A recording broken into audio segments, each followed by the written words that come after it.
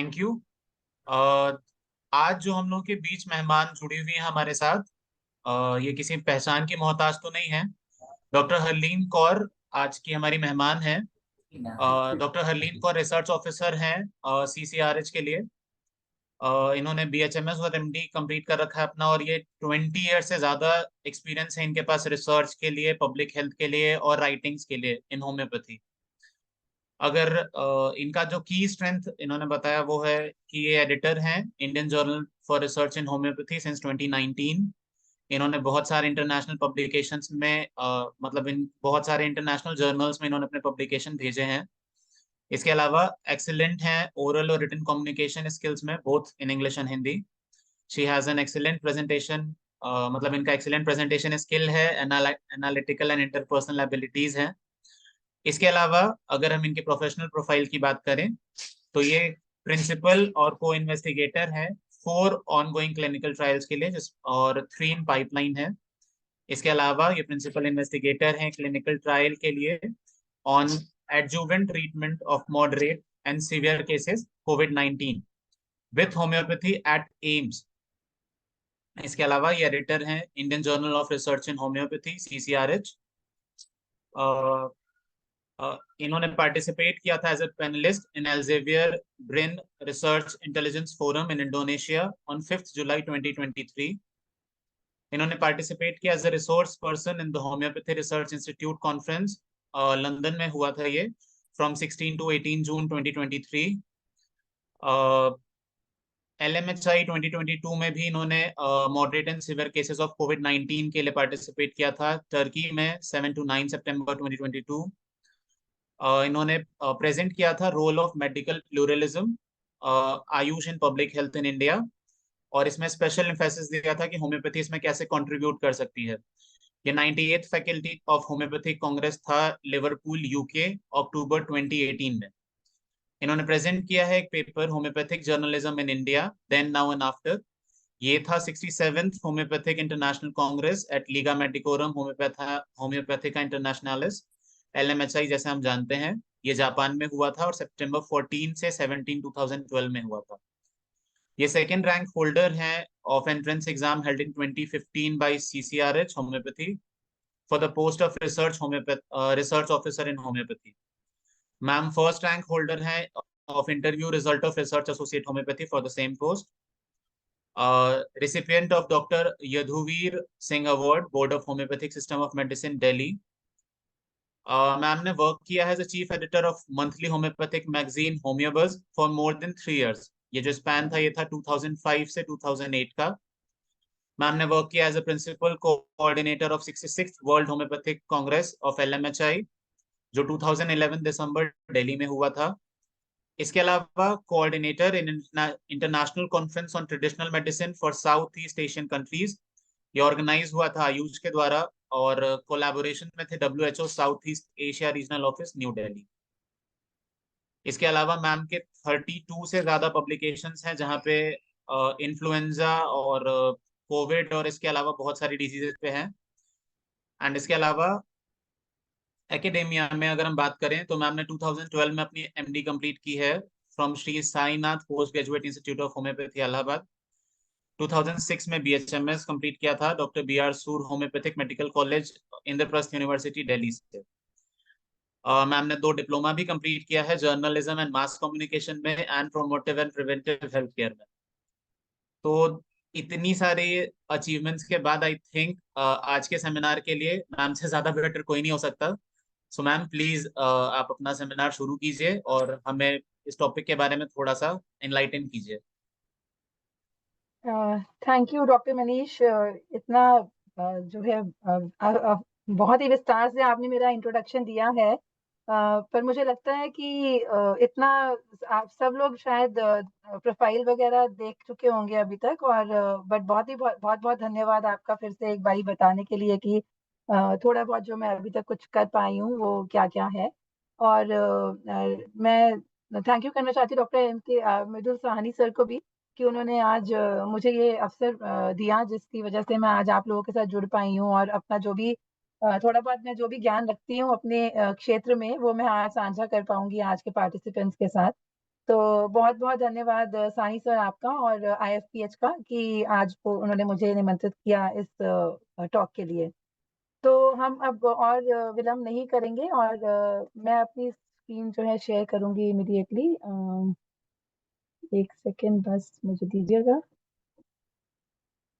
मोर में जाके ऑप्शंस आएंगे क्या, शेयर क्या? मैम नीचे ग्रीन कलर का शेयर स्क्रीन हाँ दिख हाँ, रहा राइट होगा। राइट राइट, आई गॉट हाँ मैम। इट। जी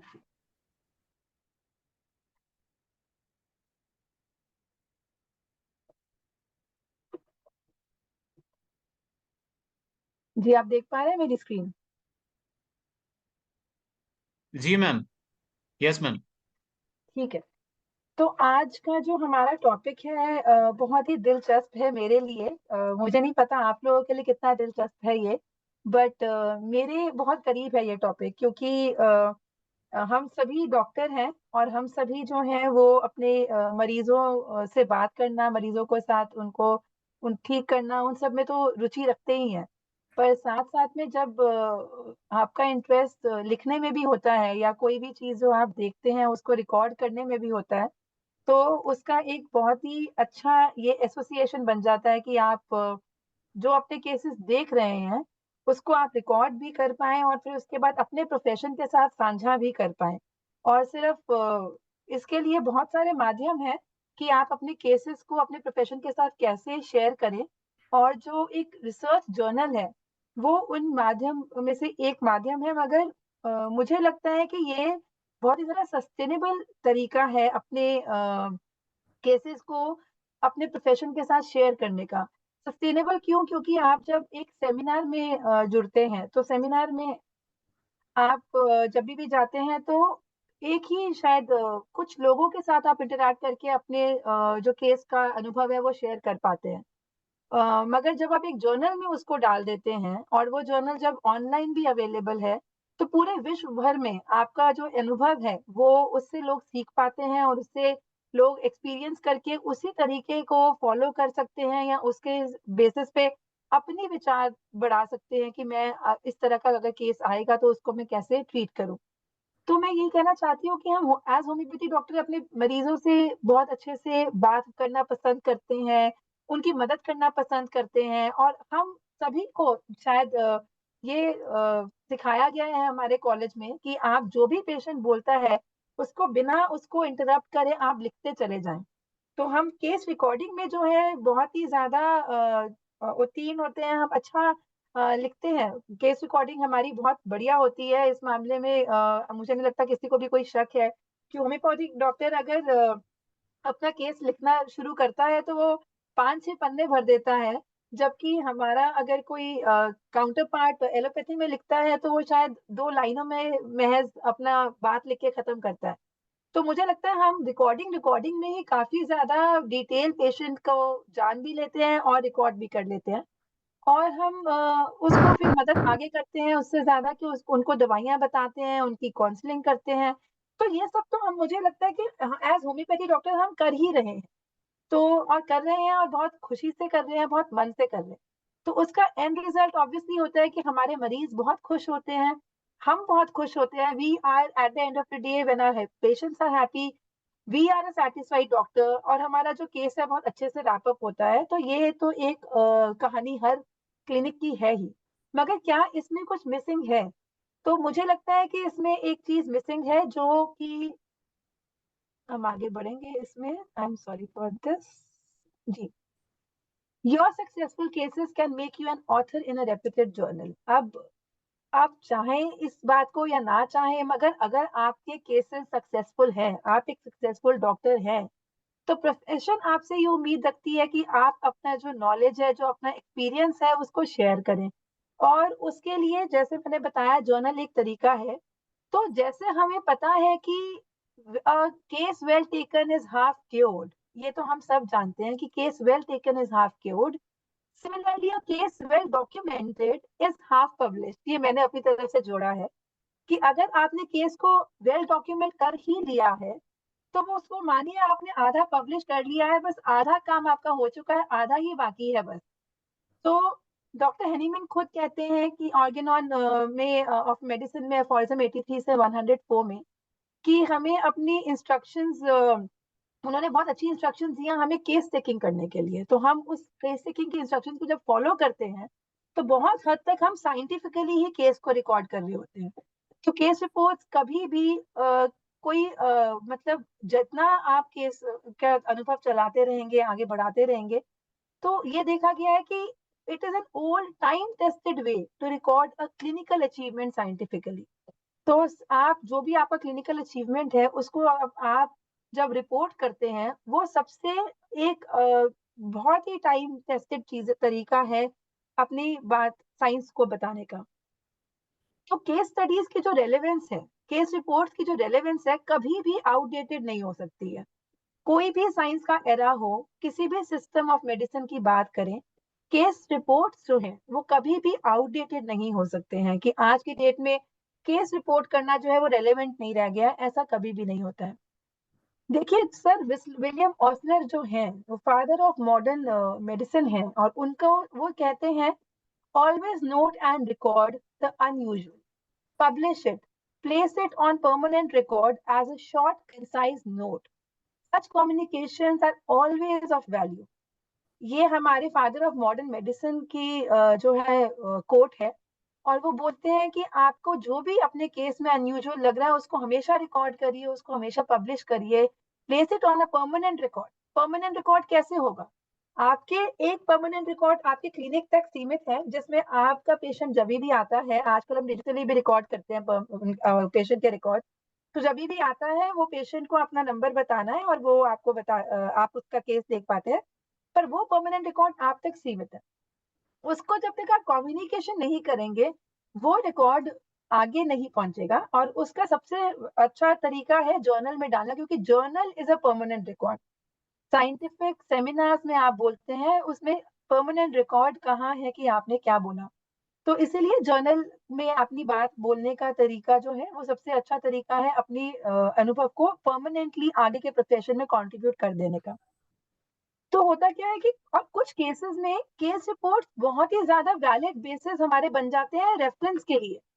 जो केसेस पर्टिकुलरली बहुत ही पेक्यूलियर है, जिसमें हमारी डिजीज मैनिफेस्टेशन जो है या उसका जो ट्रीटमेंट आउटकम है बहुत ही अलग है, नॉर्मल से अलग है, या जो केसेस बहुत ही रेयर हैं, उसको हमने तरीका अलग से हमने कोई तरीका चुना उसको ट्रीट करने का, ये सब केसेस जो है वो पब्लिकेशन में जाना डिजर्व करते हैं।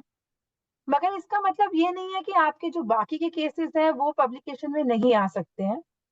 हर केस में कुछ ना कुछ यूनिक बात होती है। अगर आप वो यूनिक बात पकड़ पा रहे हैं, तो वो यूनिक बात अपना पेपर में बता पा रहे हैं, तो एडिटर भी उसको पकड़ पाएगा। और कई बारी कलेक्शन ऑफ केसेस, कई बारी क्या होता है, जब से एज ए रिसर्चर, अब मैं रिसर्च ऑफिसर हूँ, तो हमें जब कोई स्टडी का प्रोटोकॉल बनाना होता है, हम कोई स्टडी प्लान करते हैं। मान लीजिए अब मैं माइग्रेन पे कोई स्टडी करना चाहती हूँ, तो माइग्रेन पे बहुत ज्यादा लिटरेचर अवेलेबल नहीं है अगर, तो मैं क्या करती हूँ, अगर बहुत ज्यादा स्टडीज नहीं हुई हैं, तो as a researcher what we do is we look for it कि क्या केस रिपोर्ट्स में इसका एविडेंस है कि होम्योपैथी अच्छा काम करती है माइग्रेन में। क्योंकि जब तक आपका अनुभव क्लिनिक से निकलकर कागज तक नहीं आएगा, तब तक एक रिसर्चर को मालूम नहीं पड़ेगा कि आपने इस अनुभव में माइग्रेन में कौन सी दवाई से अपना पेशेंट ठीक किया। और मान लीजिए आप कहते हैं कि मैंने अपना पेशेंट जो है वो बेलाडोना से ठीक किया, दूसरा कोई केस रिपोर्ट मुझे मिलता है कि ग्रेनॉइन से ठीक किया, तीसरा मुझे कोई बोलता है कि मैंने सैंगुइनेरिया से ठीक किया। तो मुझे मेरे पास 3 केसेस आ जाते हैं, 3 केस रिपोर्ट्स आ जाती है, जो मुझे एक तो एविडेंस देती है कि हाँ, होम्योपैथी में इसका काम हुआ है। केस रिपोर्ट बताते हैं कि होम्योपैथी इफेक्टिव है इस केस में, इसलिए इस पे और रिसर्च होनी चाहिए। और इन दवाइयों को हम शायद और परख सकते हैं, क्योंकि केस रिपोर्ट ने बताया कि ये दवाई जो है कारगर साबित हुई है। सो इसी बात को दिमाग में रखते हुए हमें अपनी एक ड्यूटी जो हमारी बन जाती है, स्पेशली जो एस्टैब्लिश क्लिनिशियंस हैं उनकी, कि वो वापस प्रोफेशन को बताएं कि देखिए मैं इस केस को इस तरह से ठीक करता हूँ। आगे बढ़ेंगे, एक मिनट जी। तो होता क्या है कि होम्योपैथी में हर केस का, ये बहुत ही यूनिक बात है हमारी होम्योपैथी के लिए, कि हम हर केस में अलग तरीके से हम देखते हैं वो बात सारी हाथी वाली है कि कौन हाथी का पूंछ देख रहा है, कौन हाथी का कान देख रहा है और कौन हाथी का जो है वो टांग देख रहा है, मगर अल्टीमेटली हमने हाथी को ठीक करना होता है और हम हाथी को ठीक कर देते हैं। सबसे ज्यादा खूबसूरत बात जो होम्योपैथी की है कि हमारी अप्रोचेस अलग अलग होती हैं, मगर हम फिर भी होम्योपैथी में होम्यो ओवरऑल जो है पेशेंट को होलिस्टिकली ठीक करते हैं और उसमें हम क्योर साबित कर पाते हैं। तो देखिए, अगर एक केस मान लीजिए एक यूरोलिथियासिस का केस है, तो किसी ने उस यूरोलिथियासिस केस में ठीक किया मेंटल अप्रोच से, किसी ने कॉन्स्टिट्यूशनल ट्रीटमेंट दिया और किसी ने कंडीशन स्पेसिफिक ट्रीटमेंट दिया। तो दिलचस्प बात यह है कि ऑल थ्री केसेस दो different in their approaches and medicine prescribe report expulsion of stone. तो स्टोन जो है वो एक्सपेल होता है कि अल्टीमेटली उसको लाइकोपोडियम मिला या सीपिया मिला या क्या मिला, मगर अल्टीमेटली किस भी बेसिस पे मिला, मगर पेशेंट का स्टोन एक्सपल्जन हमें मिल जाता है। तो ये बहुत ही खूबसूरत चीज है होम्योपैथी में। तो जब हम ऐसी खूबसूरती होम्योपैथी की इतनी हमारे पास वैरायटी है ट्रीटमेंट की, और हम उसको जब इफेक्टिवली दिखा पाते हैं, तो एडिटर भी एक उसको भी बहुत खुशी होती है इस तरह के केसेस देखे कि देखिए किस तरह सिंगल डोज या किस तरह से हमने मेंटल अप्रोच से। तो ये भी एक वैरायटी है होम्योपैथी में। अगर आप सिंपली कहेंगे कि जी मैं यूरोलिथियासिस का केस रिपोर्ट कर रहा हूँ या कर रही हूँ, तो उसमें हमें कुछ न्यूनेस नहीं लगता है, कुछ यूनिकनेस नहीं लगता है। पर आप जैसे ही बोलते हैं कि मैंने यूरोलिथियासिस का केस मेंटल अप्रोच से प्रिस्क्राइबिंग से ठीक किया या कॉन्स्टिट्यूशनल ट्रीटमेंट दिया, वो केस आपका यूनिक हो जाता है। या कंडीशन स्पेसिफिक ही दिया था, मैंने ये दवाई दी थी और उससे ठीक हुआ और आपके पास एविडेंस भी है, तो ये यूनिक होम्योपैथी का केस रिपोर्ट बन जाता है। तो अब अगर आप मेरी बातों से कन्विंस्ड है या आप पहले से ही कन्विंस्ड है कि you are ready to report your cases, मगर कौन सा केस आप रिपोर्ट करें, आपका अनुभव इतना है कि आप कहेंगे कि जी मेरे पास तो बहुत सारे केसेस हैं, मगर एडिटर जो है जर्नल के, उनको क्या केस पसंद आएगा मुझे कैसे मालूम, क्योंकि आप लोगों का केसेस का जो है उसको मेजर करने का तरीका अलग है कि ये कौन सा यूनिक है कौन सा नहीं। तो आज आपको बता देते हैं कि अगर आपका केस में कुछ भी नयापन है, आपको लगता है कि जी ये आज तो जो लिटरेचर में बताया गया है उससे कुछ हटकर है, जो मेरा अनुभव है, जो लिटरेचर में जाना गया है, जो पता है, उससे कुछ हटकर है, तो डेफिनेटली आपका केस रिपोर्ट हमें भी अलग लगेगा। आप जो एज एडिटर्स भी उस केस में हम नॉवेल्टी देख पाएंगे। ऐसे ही अगर आपको लगता है कि नॉवेल्टी ऑफ ड्रग है, जैसे disease cured with usage of a lesser known drug for that condition. अब हम सभी जो है मेनोपॉज में सीपिया देते हैं, बर्सटिला देते हैं, पर अगर आप मेनोपॉज में किसी एक पर्टिकुलर कोई स्पेसिफिक ड्रग है जिससे आपको पता है कि लिटरेचर में खास इसके बारे में ज्यादा बताया नहीं गया है, मगर मैंने देखा है कि जो भी मेनोपॉजल सिम्टम्स आते थे उसमें मैंने इस तरह की ये जो है एक्सेप्शनली ये दवाई दी और उससे बहुत अच्छा रिजल्ट आया, तो आप रिपोर्ट करिए प्रोफेशन को। तो पहले हमारे जो अनुभवी डॉक्टर्स थे, होम्योपैथी डॉक्टर्स, वो अपने प्रोफेशन में ये सब चीजें रिपोर्ट करके हमारी मटीरिया मेडिका को यहाँ तक पहुंचा लाए हैं कि हमें पता है कि कौन सी दवाइयाँ कौन सी कंडीशन में कारगर साबित होती हैं। मगर बहुत सारे क्लिनिशियंस उससे हटकर भी कुछ अनुभव करते हैं, अपनी दवाइयाँ देकर देखते हैं और देखते हैं, रोज एक्सपेरिमेंट भी करते हैं कि इस दवाई से आज मैं देख के देखता हूँ कि क्या अच्छा रिजल्ट मिलता है कि नहीं, क्योंकि दूसरी दवाइयाँ काम नहीं कर रही हैं और उनको अच्छा रिजल्ट मिलता भी है। तो वो नॉलेज आपकी प्रोफेशन के साथ शेयर होनी चाहिए। उसके लिए अगर नॉवेल्टी ऑफ ड्रग आपको मिलती है किसी कंडीशन के लिए, कंडीशन रेगुलर है, अब मेनोपॉज में कुछ खास नहीं है, पर अगर menopause treated with some exceptional medicine अगर हम बोले, तो वो एक्सेप्शनल, वो न्यूनेस हो जाएगी उस केस की। Acute disease cured exceptionally quick with no relapses. क्या आपके पास ऐसा एविडेंस है कि आपने कोई बहुत ही एक्यूट कंडीशन है जिसको आपने ठीक किया है और वो उसमें कोई रिलैप्स नहीं हुआ है? अर्टिकेरिया का केस है, और अर्टिकेरिया का केस है, आपको हमें सबको मालूम है कि आधा घंटा 1 घंटा में वो वैसे ही उसमें चले जाता है, रिजॉल्व होने लगता है, और फिर 2 घंटे बाद या फिर अगले दिन दोबारा से अर्टिकेरिया रैशेज आते हैं।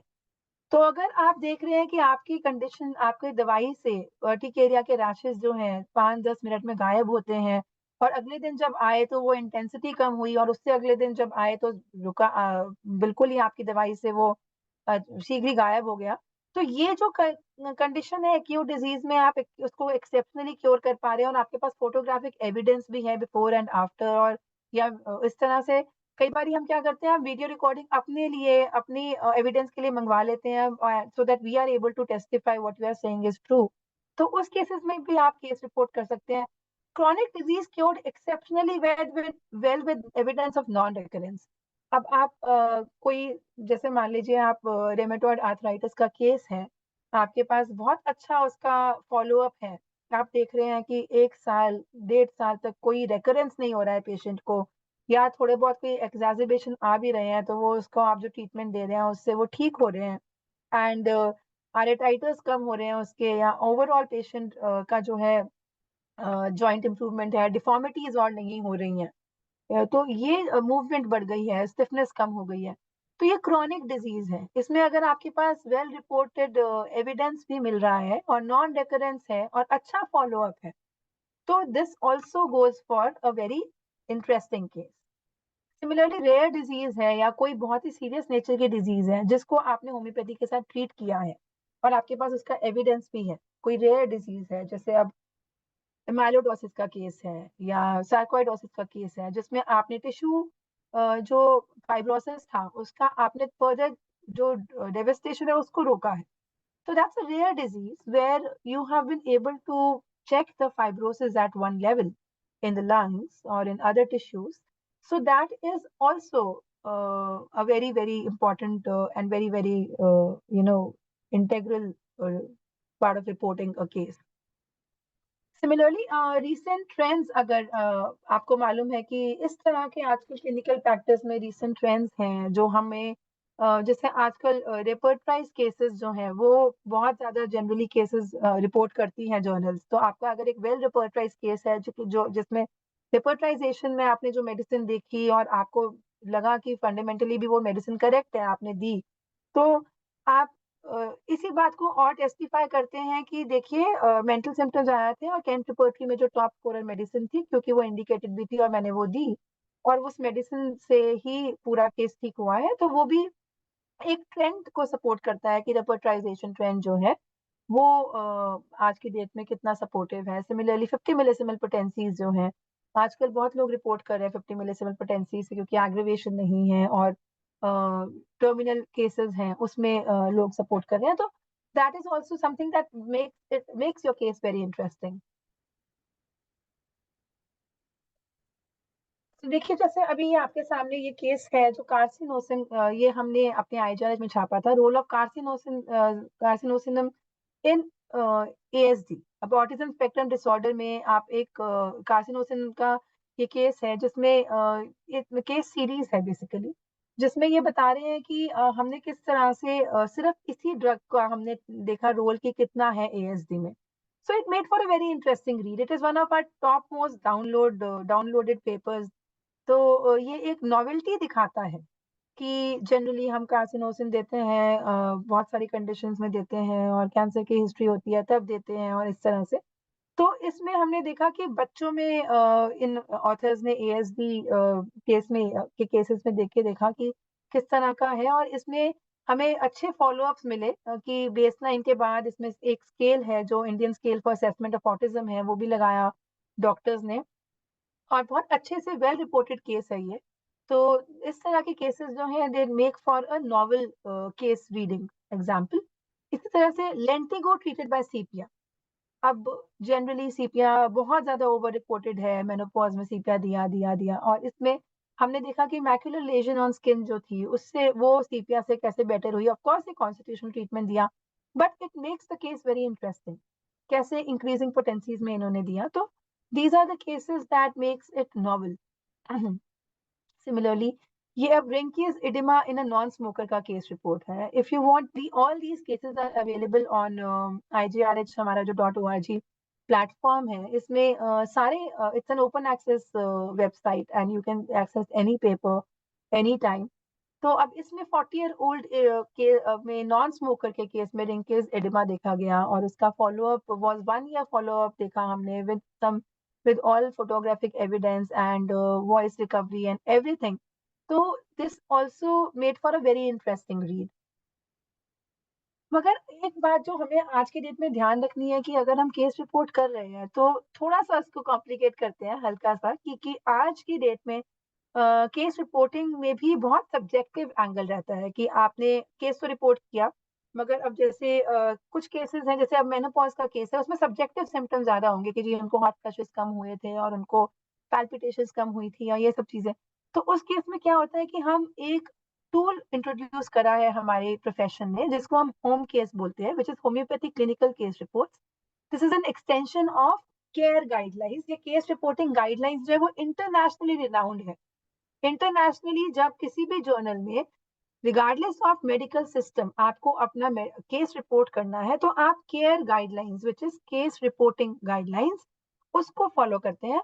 तो क्योंकि केस रिपोर्टिंग गाइडलाइंस में कुछ बातें ऐसी थी जो होम्योपैथी को सूट नहीं करती थी, या कुछ बातें ऐसी थी जो होम्योपैथी के हिसाब से मिसिंग थी, तो हमारे कुछ ऑथर्स ने homeopathy clinical case reports home case करके उसका एक एक्सटेंशन बनाया, जिसको अगर हम रेफर करें तो वो बहुत ही अच्छा एक टूल बन जाता है हमारे केस रिपोर्टिंग के लिए। तो it is a very reliable tool and it is an easy to use tool.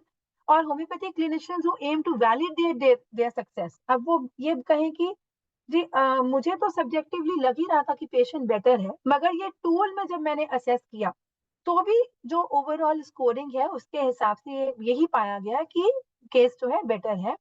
तो वो केस उससे हमारा it becomes a supporting document.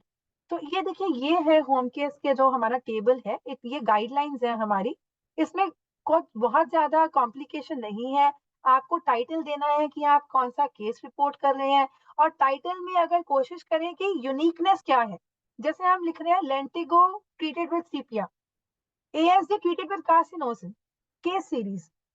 तो केस सीरीज और केस रिपोर्ट में क्या डिफरेंस है? जब आप सिंगल केस रिपोर्ट करते हैं it is just case report, और जब आप चार पांच केसेस मिलाकर का एक ही कंडीशन पे चार पांच केसेस रिपोर्ट करते हैं या उससे ज्यादा रिपोर्ट करते हैं, तो वो केस सीरीज के नाम से बोली जाती है। और इसमें आप टाइटल देते हैं जिसमें focus and case the area of focus should be there. और उसमें एक टाइटल में साथ में हम आपने अभी देखा होगा पिछले जो मैंने आपको स्क्रीनशॉट्स दिखाए, सब में हमने टाइटल दिया और उसके आगे हमने डाला अ केस रिपोर्ट। टाइटल से ही पता चल जाना चाहिए कि आप क्या रिपोर्ट कर रहे हैं। क्या आप एक केस रिपोर्ट कर रहे हैं, क्या आप कोई एक पूरी स्टडी रिपोर्ट कर रहे हैं, क्या आप एक रिव्यू रिपोर्ट कर रहे हैं। सो पब्लिश क्या हो रहा है वो टाइटल में ही आ जाना चाहिए। तो आपके टाइटल में केस रिपोर्ट होना चाहिए। कीवर्ड्स होने चाहिए 2 to 5 कीवर्ड्स हम जनरली रखते हैं उस कंडीशन, हर जो भी कंडीशन है उससे रिलेटेड। अब्स्ट्रैक्ट आपका स्ट्रक्चर्ड या अनस्ट्रक्चर्ड होता है। स्ट्रक्चर्ड अब्स्ट्रैक्ट का मतलब है कि आप बताते हैं, अलग से इंट्रोडक्शन बताते हैं, केस क्या था बताते हैं और कंक्लूजन देते हैं। और ये बेसिकली डिपेंड करता है कि जर्नल क्या मांग रहा है। जर्नल में इंस्ट्रक्शन होती है कि हमें एब्स्ट्रैक्ट स्ट्रक्चर्ड चाहिए या अनस्ट्रक्चर्ड चाहिए। फिर आप अपने केस को इंट्रोड्यूस करते हैं, ब्रीफली समराइज करते हैं कि आपके केस में क्या क्या क्यों आप ये केस आपको रिपोर्टेबल लगता है, किस कंडीशन पे आप रिपोर्ट कर रहे हैं, उसके बारे में बहुत थोड़ा सा आप ज्ञान देते हैं। बहुत ज्यादा इंट्रोडक्शन डिटेल नहीं देते हैं हम, क्योंकि केस रिपोर्ट में आप कंडीशन नहीं समझा रहे हैं, आप सिर्फ कंडीशन को इंट्रोड्यूस कर रहे हैं और बता रहे हैं कि आपके केस में क्या डिफरेंट था, आपका केस, ये रिपोर्टिंग आप क्यों कर रहे हैं इस केस में। तो अपने केस को ज्यादा इंट्रोड्यूस करते हैं और कंडीशन जो आप जिस पे रिपोर्ट कर रहे हैं उस कंडीशन को ज्यादा इंट्रोड्यूस नहीं करते हैं। उसका रेफरेंस हम लिटरेचर से जरूर देते हैं कि जैसे लेंटिगो है तो उसको क्या, वो क्या है, बेसिकली उसको एक्सप्लेन करते हैं कि अगर कोई भी रीडर इसको पढ़ता है तो उसको वापस लिटरेचर पे ना जाना पड़े समझने के लिए कि ये कंडीशन क्या होती है। इसी तरह से patient information is a very important part of case report. यहीं पे जाके हम लोग बहुत बारी बहुत सारे जो हमारे क्लिनिशियंस हैं उस वो मात खाते हैं, जबकि उनके पास सारी इंफॉर्मेशन होती है। पेशेंट इंफॉर्मेशन हमसे होम्योपैथिक डॉक्टर से ज्यादा कोई नहीं रखता है, मगर हम उसको रिपोर्ट ऑथर इंस्ट्रक्शंस के हिसाब से नहीं करते हैं।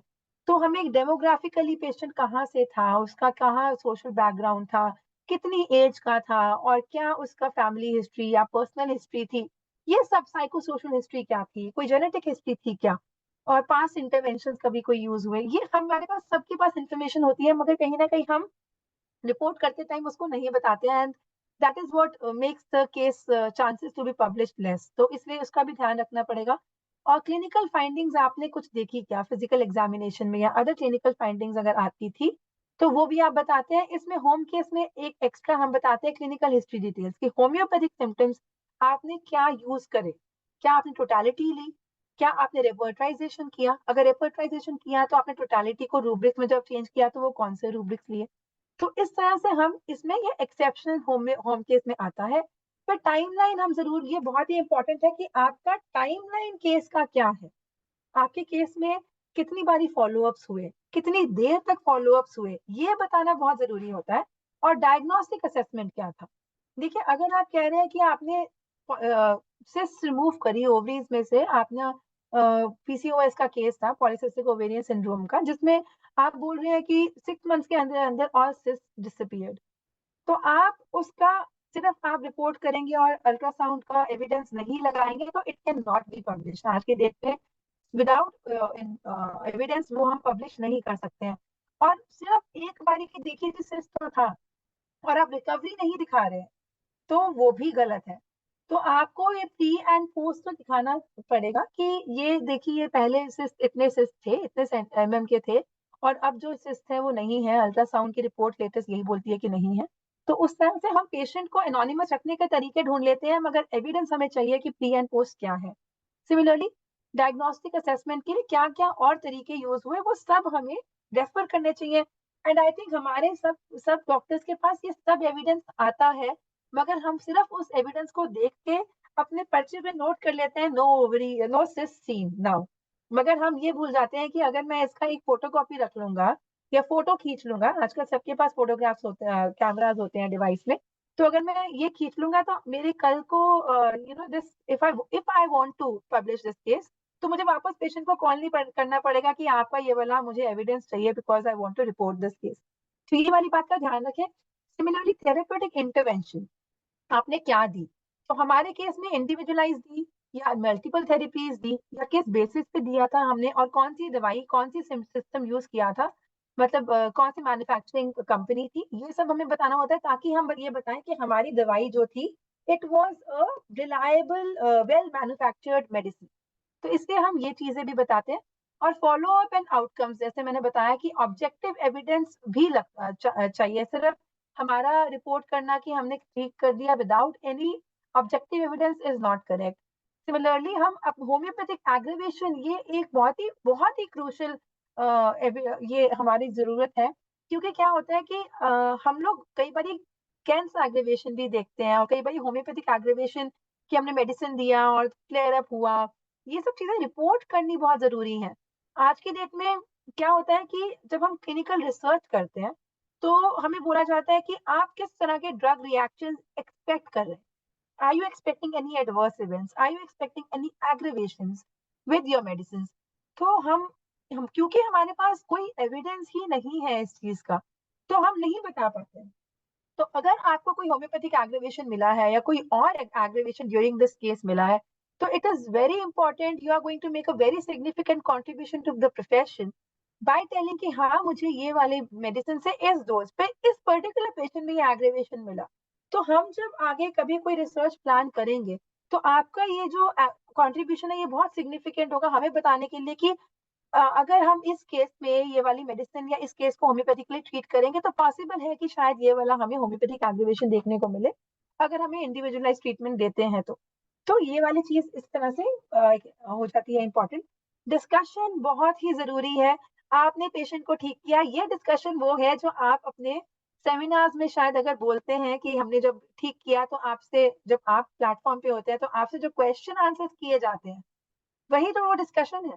जो वो बोलते हैं कि अच्छा सर, आपने ये वाली दवाई क्यों दी, अच्छा सर, हमने तो सुना था कि इस ड्रग में, इस कंडीशन में ये वाली ड्रग होती है, तो उसको देने के बारे में आपने क्या सोचा, या फिर आपने इस कंडीशन में क्या आपने इस कंडीशन में कोई रेकरेंस देखा है, रिलैप्स देखा है, या फिर आपने और इस तरह के केसेस कभी देखे हैं, तो क्या उसमें भी आपको इसी तरह का सक्सेस मिला है।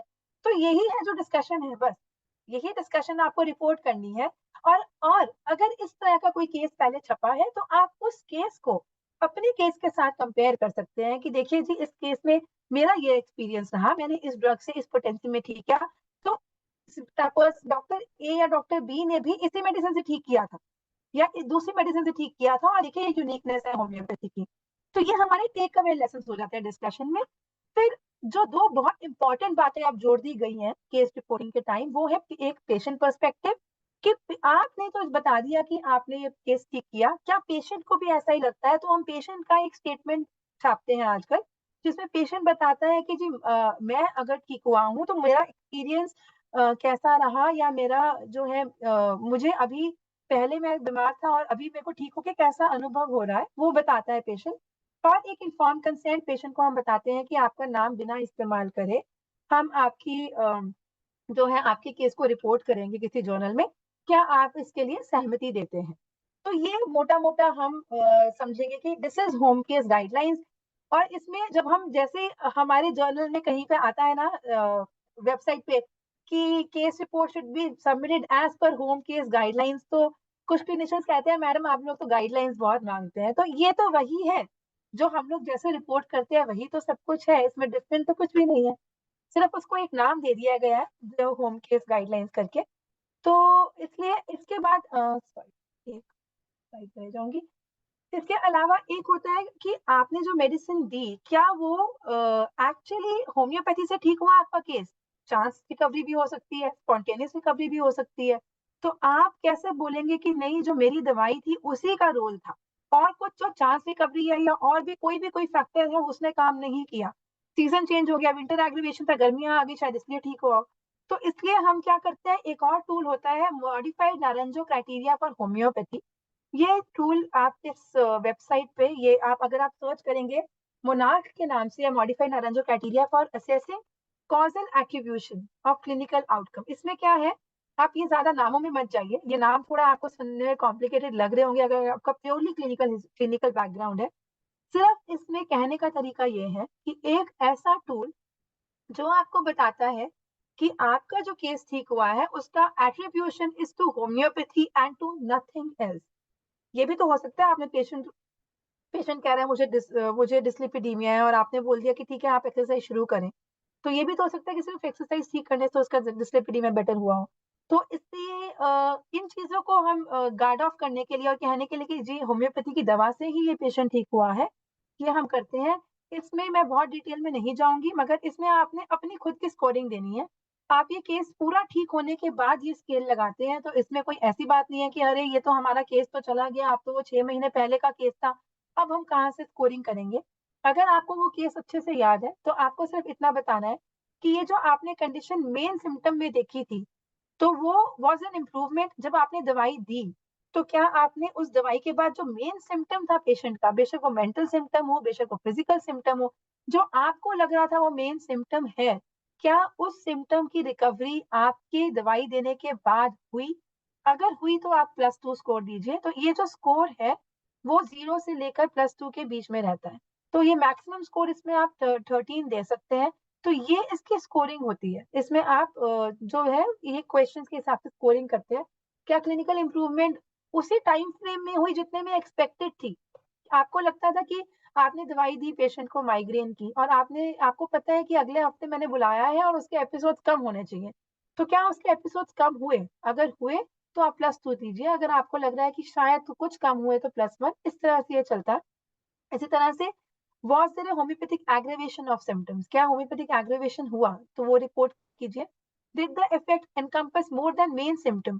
अगर आपने जो मेन सिम्टम के लिए दवाई दी थी और उसके अलावा भी बाकी के जो सिम्टम्स थे उसमें भी ये दवाई काम कर गई, तो आप उसका स्कोर दीजिए। Did overall well being improve? अगर ये भी हुआ कि ओवरऑल पेशेंट बेटर लग रहा था या उसको उसने रिपोर्ट किया, तो उसको आप स्कोर दीजिए। डायरेक्शन ऑफ क्योर क्या था? क्या हमने जो हम पढ़ते हैं हेडिंग्स ऑफ सिम्टम्स, क्या वो फॉलो हुआ? Opposite order of development of symptoms follow हुआ?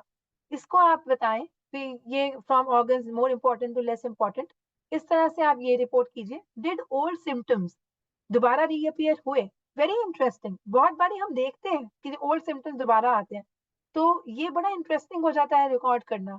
तो क्या होता है कि हम जब कभी कभी हम ये चीजें बस सुन लेते हैं, तो जब आपको पता है कि आप ये केस पब्लिश कर सकते हैं शायद आगे चल के, तो जैसे ही आपने अपने एक सक्सेसफुल केस देखा, तो आपको पता है कि मैंने इसमें 2 टूल्स लगाने हैं, मैंने एक होम केस लगाना है और एक नारंजो लगाना है, ताकि मुझे पता हो कि हाँ ये केस सक्सेसफुल हुआ है, होम्योपैथी से सक्सेसफुल हुआ है और ये रिपोर्टेबल केस है। इसी तरह से आर देयर ऑल्टरनेटिव कॉजेस? क्या कोई और वजह बनती है इसका इम्प्रूवमेंट की? क्या आपने उसके बारे में कुछ और कोई और वो काउंटर पार्ट कोई और दवाई भी खा रहा था, या वो कोई ऐसा कोर्स ऑफ डिजीज है जिसमें शायद नेचुरल रिकवरी हो गई हो? एक्ने की दवाई, एक्ने आप ट्रीट कर रहे हैं, और एक्ने शायद उसका ओवरऑल जो है केयर से या हाइजीन से या ओवरऑल उसका ठीक हुआ हो, तो that can be one of the causes, alternative causes की रिकवरी क्यों हुआ, तो वो भी हम रिपोर्ट करते हैं। Health improvement was confirmed by an objective evidence, कुछ चीजों में हमारे पास क्लिनिकल एग्जामिनेशन है तो हम देख पा रहे हैं, या फोटोग्राफ है, ऑब्जेक्टिव एविडेंस है, वॉट था और अब नहीं है, फोटोग्राफिक एविडेंस है, तो आप देख पा रहे हैं इंप्रूवमेंट, तो उसका एविडेंस अगर है तो उसमें हम फिर और +2 जोड़ते हैं। Did repeat dosing if conducted create similar improvement. अब अगर पेशेंट एक बार तो आपके पास ठीक होकर चला गया, अब 1 ईयर 2 ईयर्स फोर्थ आपके पास फिर से आ रहा है और फिर दवाई उसको वही दे रहे हैं और फिर वही क्लिनिकल इंप्रूवमेंट आप देख पा रहे हैं, तो उसके लिए आप एक्स्ट्रा पॉइंट्स देते हैं। तो टोटल स्कोर इस तरह से हमारा निकलता है। तो इस तरह के हमने बहुत सारे केसेस देखे हैं। तो आप ये देखिए कि व्हाट केसेस जो जर्नल जनरली पिक, तो हम जो जर्नल्स है, रिसर्च जर्नल्स जो है, वो जनरली कैसे होते हैं। देखो कुछ केसेस ऐसे होते हैं जिसका हम देखते ही एकदम से हमें इमीडिएटली लगता है अरे this is a very interesting case. तो जब हमें बहुत इंटरेस्टिंग केस मिलता है, जो हमें पता चलता है कि इस केस को इतना एफर्ट डाल के बनाया गया है, तो even if there are some weaknesses in the case, we know कि थोड़ी सी हैंड होल्डिंग के साथ ये केस पब्लिशेबल लेवल तक आ जाएगा। तो उस केस में हम देखते हैं एजुकेशनल कंपोनेंट क्या है, आपने उसको कैसे डिस्क्राइब किया है, क्या आपने उसमें कोई होम्योपैथी कॉन्सेप्ट ऐसा लगाया है जिससे हम प्रोफेशन को एजुकेट कर पाए। तो अगर इस तरह से कुछ हमें दिखता है तो हम उसको डेफिनेटली प्रेफरेंस देते हैं। डेटा कितना कंप्लीट है, वेरी इंपॉर्टेंट। आप बता रहे हैं कि आपका 40-year-old लेडी आई और उसको कुछ डिप्रेशन के का केस है वो, और उसके कोई एपिसोड्स हुए, डिप्रेसिव एपिसोड्स हुए, तो आप मगर उसकी पास हिस्ट्री नहीं बता रहे हैं कि उसको कभी डिप्रेशन अचानक से पहली बार हुआ या पहले भी रहता था, या फैमिली हिस्ट्री नहीं बता रहे हैं कि फैमिली हिस्ट्री में डिप्रेशन है, तो that doesn't make, even if आपने उसको क्योर किया, मगर उसका historical understanding to for a reader is very important, तो हम वो केस नहीं छाप पाते हैं। डिफरेंशियल डायग्नोसिस, आपने उसको डायग्नोस तो कर लिया, मगर आपने क्या बाकी डिफरेंशियल डायग्नोसिस कंसिडर किए थे, तो किए थे तो किस तरह से किए थे और क्या क्या कंसिडर किए थे, वो रिपोर्ट करना जरूरी है। फिर ऑफ कोर्स राइटिंग स्टाइल, कि आप सिंपल लैंग्वेज में लिखिए, we don't want you to write in jargon, jargon में मत लिखिए, सिंपल लैंग्वेज में लिखिए, क्योंकि केस रिपोर्ट पढ़ने वाले भी लोग मोस्टली क्लिनिशियंस होते हैं, तो आप उनके लिए लिख रहे हैं, आप सिंपल लैंग्वेज में लिखिए, और ट्रीटमेंट जिस तरह से किया है उसको ऑनेस्टली उसी तरीके से रिकॉर्ड कीजिए। फॉर्मल राइटिंग स्टाइल आप अपनाएं तो वो बहुत अच्छा लगता है। Good quality photographic evidence and relevant investigation, अगर ये मिल जाता है, अब मैं गुड क्वालिटी स्पेशली मेंशन कर रही हूँ क्योंकि कई बार photographic evidence is not good. आप बोलते हैं कि सिबोरिक डर्मेटाइटिस का केस है, मगर सिबोरिक डर्मेटाइटिस फोटोग्राफ में दिख ही नहीं रहा है, जब पहले ही नहीं दिख रहा है तो आफ्टर क्या देखेंगे, या फिर पहले भी दिख रहा था और आफ्टर भी इतना अनक्लियर फोटो है कि पता ही नहीं चल रहा है कि वो हुआ है रिकवर कि नहीं हुआ है, तो we can not publish that case. तो इन चीजों का ध्यान हमें रखना चाहिए। अब देखिए जैसे ये है, इसका एजुकेशनल कंपोनेंट इस केस का बहुत अच्छा है कि acute polymorphic psychotic disorder with symptoms of schizophrenia. So इसका जो एजुकेशन कंपोनेंट था, we again saw that it has a very good education component. Similarly homeopathic medicine Gettysburg water in osteoarthritis, very interestingly reported कि इसमें case series है कि कुछ एक ही तरह के केसेस ऑस्टियोआर्थराइटिस के गेटिसबर्ग वाटर से ट्रीट किए गए, तो इसका education component, Gettysburg water is not reported much in the literature, तो इसका education component is very high। इसका प्रेजेंटेशन स्टाइल आप देख के आप जाएं तो इनको आप दोबारा आईजीएच के वेबसाइट पे देखिएगा कि क्या किस तरह से इसका प्रेजेंटेशन हुआ है, कि इसका pityriasis versicolor in an infant. अब इन्फेंट में pityriasis versicolor, definitely it makes it interesting, homeopathy से उसको ट्रीट किया है, फोटोग्राफिक एविडेंस है, so that makes it a very good read. Similarly, homeopathic management of infertility due to blockage of fallopian tube. Again, a very interesting reading. तो इसमें ये case series है। अब इनफर्टिलिटी के 5 केसेस रिपोर्ट हुए हैं जिसमें वी आर सीइंग दैट सारे केसेस में ब्लॉकेज ऑफ फैलोपियन ट्यूब की वजह से इनफर्टिलिटी था, और इसमें होम्योपैथी को किस तरह से यूज किया गया ट्रीटमेंट के लिए। तो it is a very interesting reading, it is a very good presentation style photograph. This is the website I am talking to you. अब IGS.org की वेबसाइट है जिसमें actually I request you to go to this page where we actually ये सब आपका आप जब website पे जाएंगे you'll be able to see all this।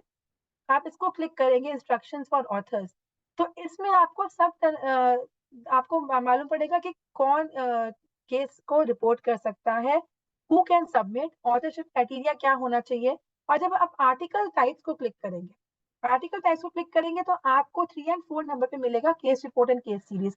अब मैं आपको ये बताना चाह रही हूँ इससे कि इट्स नॉट ओनली दिस कि हम IJRH का मैं आपको बता रही हूँ because I know IJRH better. तो इसमें आप कोई भी जर्नल में जहां भी आप रिपोर्ट करना चाहते हैं, उनके अपने इंस्ट्रक्शंस फॉर ऑथर्स हैं। सो ऐसा नहीं है कि आपने एक केस रिपोर्ट लिख दिया कि हाँ मेरा केस रिपोर्ट रेडी है, बहुत अच्छा ट्रीट हुआ, अरे ये कैसे नहीं छापेंगे, ब्रेस्ट कार्सिनोमा का केस है और मैंने इसको सिंगल डोज से या मैंने इसको 2 महीने में ठीक किया है, तो ये तो छपना ही छपना है, तो इसमें क्या है, कोई इंस्ट्रक्शंस फॉलो करने की जरूरत नहीं है। Sorry, it doesn't happen like that because publishing sector जो है, it is very different from the clinical sector. तो जब आप पब्लिश करते हैं कोई चीज, we have to follow the norms of the publication industry. तो हम होम्योपैथी को किस तरह बेस्ट फिट कर सकते हैं, ये हमारी कोशिश जरूर रहती है। पर ऐसा नहीं होता है कि anything that you send to us will be published just like that. उसको आप जब तक आप हमें देखते ही केस को खोलते ही मालूम पड़ जाता है, रिपोर्ट को खोलते ही, कि क्या आपने ऑथर्स इंस्ट्रक्शन जाके खोला भी, उसको देखा भी कि किस तरह के केसेस हम रिपोर्ट करते हैं, या उसको रिपोर्ट करने का तरीका क्या है, कौन से गाइडलाइंस फॉलो करने हैं, या उसका फ्लो कैसा होना चाहिए। और बेस्ट इसका तरीका है, ऑफकोर्स इसका इंस्ट्रक्शंस तो ऑथर्स पढ़िए, मगर इससे एक और अच्छा तरीका मैं आपको बताऊं, जिस भी जर्नल में आप छापना चाह रहे हैं, उसी जर्नल के कम से कम 5-6 केस रिपोर्ट्स पहले पढ़ी और देखिए कि ये जर्नल का टेस्ट कैसा है, इस जर्नल में आर्टिकल का फ्लो किस तरह से होता है, कैसे कंडीशन वो रिपोर्ट करते हैं, किस लैंग्वेज में ये जर्नल लिखना प्रेफर करती है, किस किस तरह के सेक्शंस हैं जिसपे ये जर्नल फोकस करती है, और क्या मेरे केस पे ये सारी बातें हैं, और अगर नहीं है तो क्या मैं ये सारी बातें रिपोर्ट कर सकता हूँ अरेंज करके। तो अगर आपको लगता है कि yes, this is matching what my case is having and what the journal wants, it has a match, तभी आप उस जर्नल को चुनिए, नहीं तो आप मत चुनिए वो जर्नल, दूसरा जर्नल चुनिए। तो मगर इंस्ट्रक्शन जरूर फॉलो करिए। अभी इंस्ट्रक्शन में देखिए हमने मेंशन किया है होम केस गाइडलाइंस, जो मैंने आपको बताया कि गाइडलाइंस और मोनार्क क्राइटेरिया। इसके बाद हमारा एब्स्ट्रैक्ट में हम बताते हैं वर्ड लिमिट की 250 वर्ड्स का एब्स्ट्रैक्ट होना चाहिए। कीवर्ड्स बेसिकली वही होते हैं जो आप बेसिकली आपको लगता है कि इस केस को अगर कोई सर्च करेगा, अगर इस तरह का कोई केस सर्च करेगा तो कौन से वर्ड्स गूगल में डालेगा, जो वर्ड्स आप गूगल में डालेंगे अपनी समझ से, वो ही आपके केस रिपोर्ट के कीवर्ड्स हैं। तो इस दीज आर द थिंग्स। और रेफरेंस दीजिए, इट्स वेरी इंपॉर्टेंट कि आप रेफरेंस दें कि पहले इस तरह के केसेस को रिपोर्ट करा गया है। अगर आप अपने लिटरेचर में थोड़ा देख पा रहे हैं तो उस तरह का reference will be very beneficial for the readers कि देखिए ये इस तरह के केसेस जो है पहले रिपोर्ट किए गए हैं, तो रेफरेंस आपकी स्टडीज में होने चाहिए। इंपॉर्टेंट पॉइंट, केस रिपोर्ट में be authored by up to 4 authors only.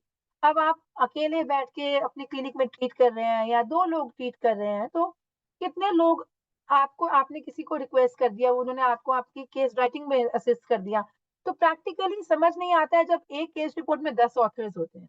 How is it possible? 1 या 2 डॉक्टर्स ट्रीट कर रहे हैं, वही केस रिपोर्ट भी कर लेते हैं, लिख भी लेते हैं, या मैक्सिमम एक डॉक्टर आपको असिस्ट कर रहा है, but we don't understand having a lineage of authors for just one case report. Case report must be submitted after seeking informed consent from the patient. तो पेशेंट से इन्फॉर्म कंसेंट लेना बहुत जरूरी है, और उसकी एनोनिमिटी, उसका नाम गुप्त रखना भी बहुत जरूरी है, उसकी आइडेंटिटी, उसका फेस कहीं नजर ना आए और उसका कोई नाम कहीं से क्लियर कहीं से बाहर ना आए, ये भी हमारी रिस्पॉन्सिबिलिटी है केस रिपोर्ट करते हुए। अब देखिए ये वाला जो केस है, इसमें हम इसमें कंप्लीटनेस ऑफ डेटा पे अगर हम फोकस करें, तो homeopathy in the management of general anxiety disorder. अब केस रिपोर्ट है जनरल एंजाइटी डिसऑर्डर के ऊपर, मगर ये केस अगर आप इसको आप गो थ्रू करेंगे, in many ways it is actually well reported, it is totally complete in all aspect.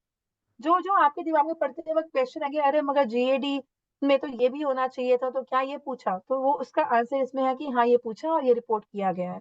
तो this is what makes it interesting. तो I think this is from my side, and if we have some questions we can take those. Thank you and happy Diwali to all of you.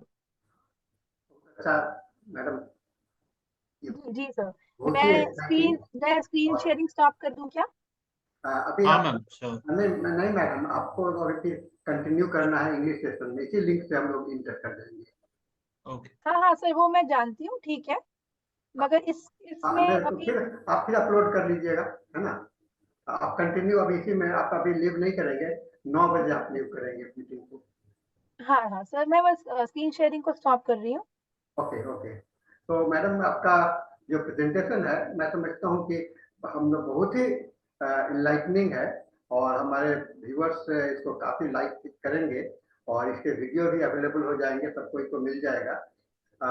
और खास करके मैं PGT students के लिए बड़ा अच्छा guidelines मैं देख रहा हूँ। मैंने आपको पहले भी कई एक जगह पर सुना हूँ, लेकिन ये अभी प्रेजेंटेशन आपका बहुत ही बढ़िया है।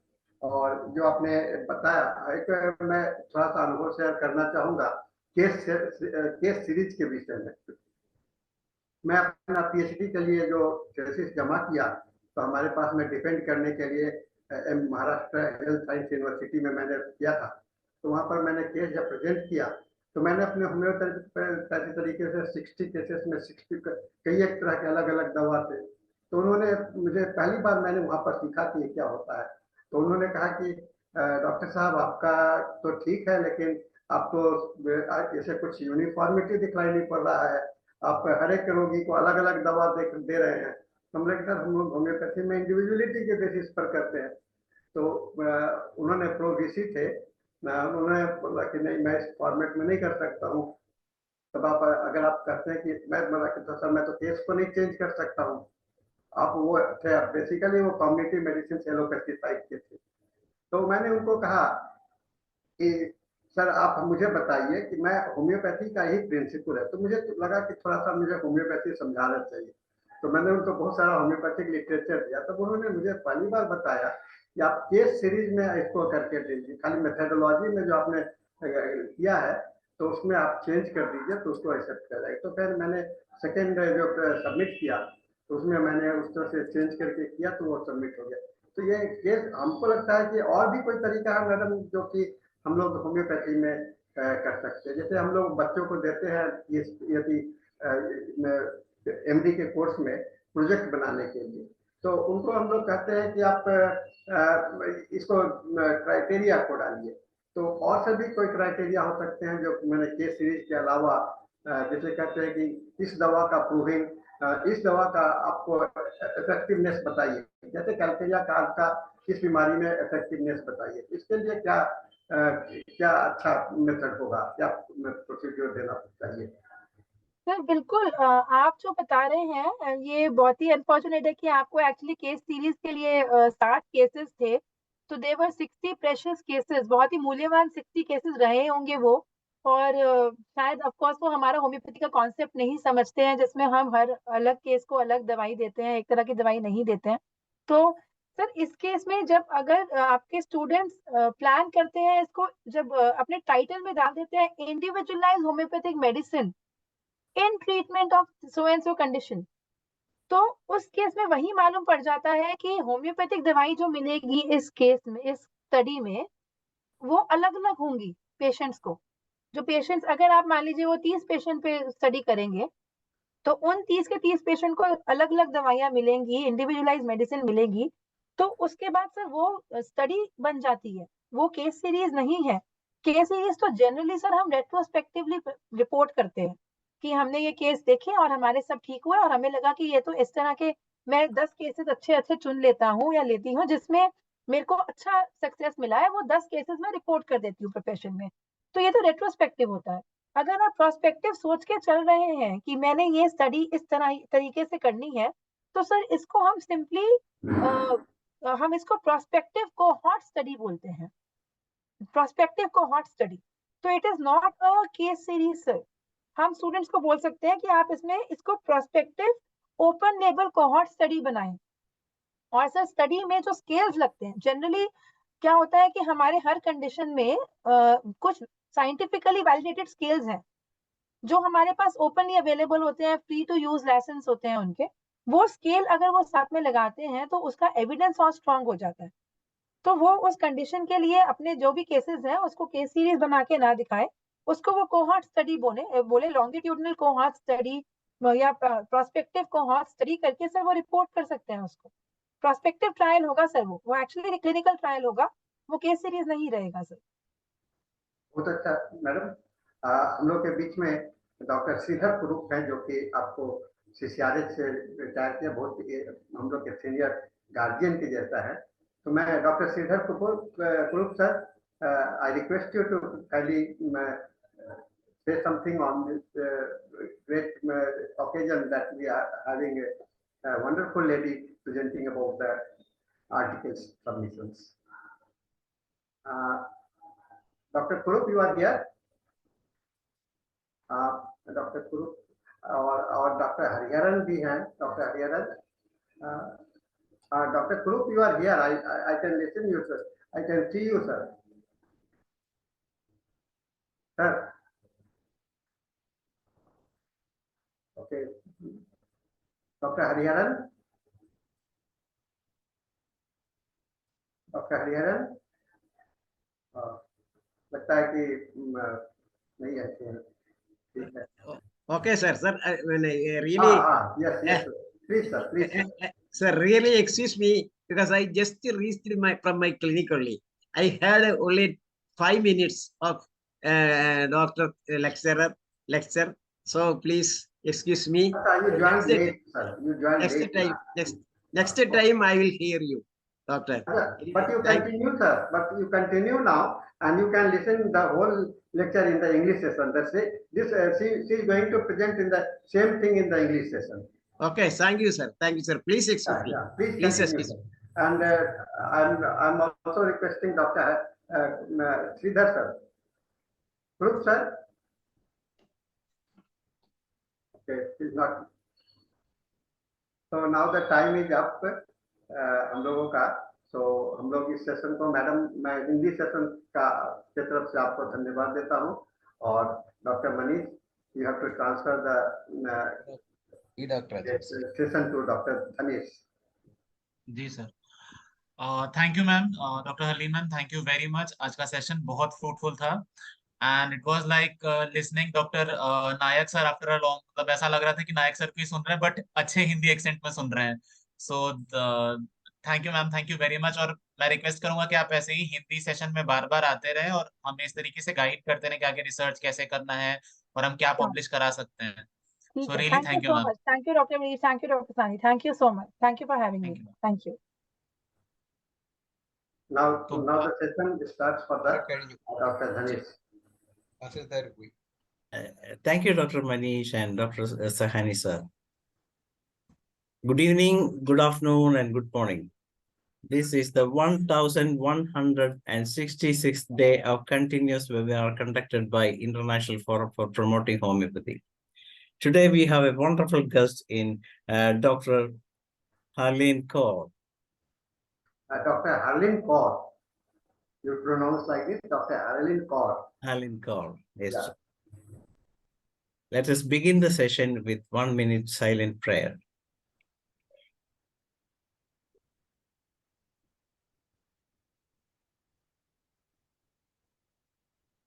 Thank you all. As you all know, we have 3 sessions daily, 7 to 8 p.m. Hindi session, 8 to 9 international session, and 9 to 10 our local language session in Malayalam in Kerala.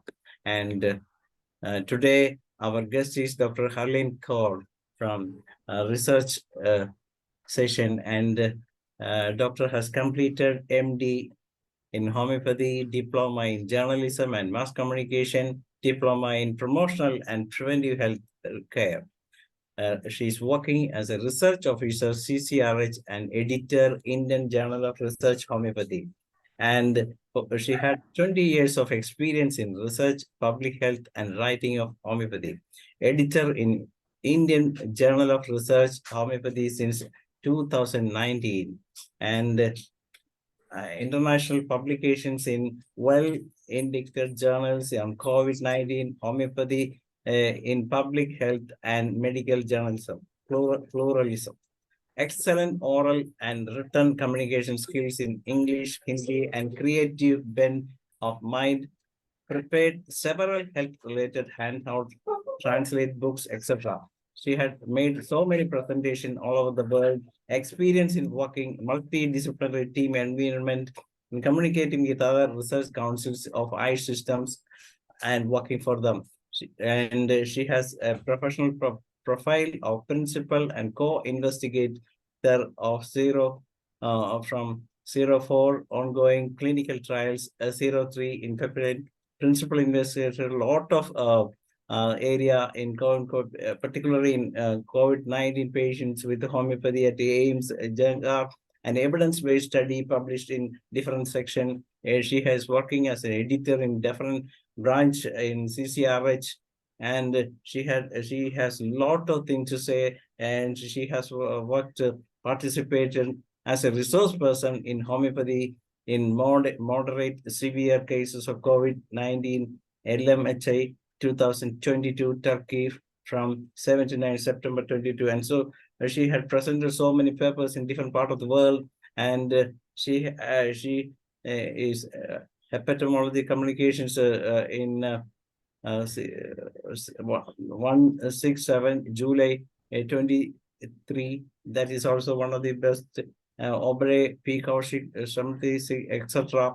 Randomized, double blind. So many, more than 20 case studies were there in this list. Or you can see all these things in our brochure. And anyway, we have a wonderful person in Dr. DRHARLEEN KAUR, and she will be presenting an excellent session tonight with the journey of your cases from clinic to journals.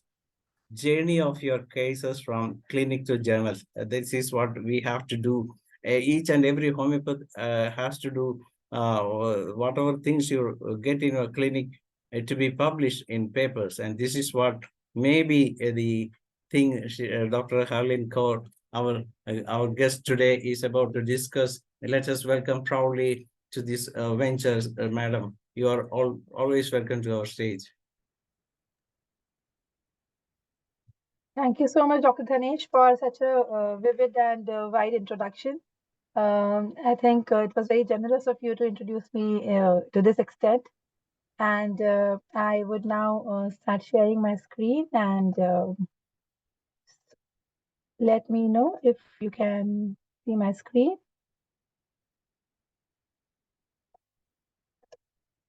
Is my screen visible? Yes, yes, yes. Great. Right, so welcome all viewers for this talk on journey of your cases from clinic to journal.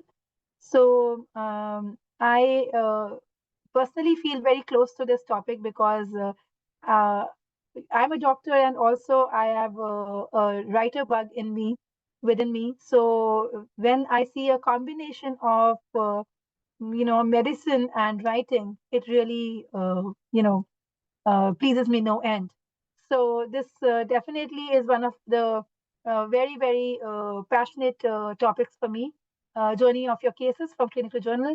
And my aim remains that I can convince the clinicians of homeopathy that their journey to journals or publishing in journals is not at all a difficult one, and definitely not as tedious or as demanding as it might just seem, with the level of evidence that scientific journals report.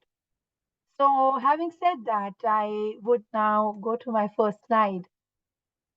So that's my email ID. If you want to know that, dr.harleenkaur@gmail.com. You can reach out to me for any query regarding publications in journals you want to have.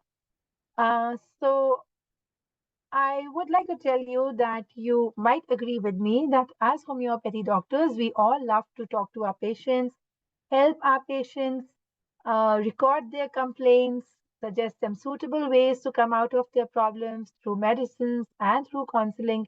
Of course, we all love to do all that, don't we?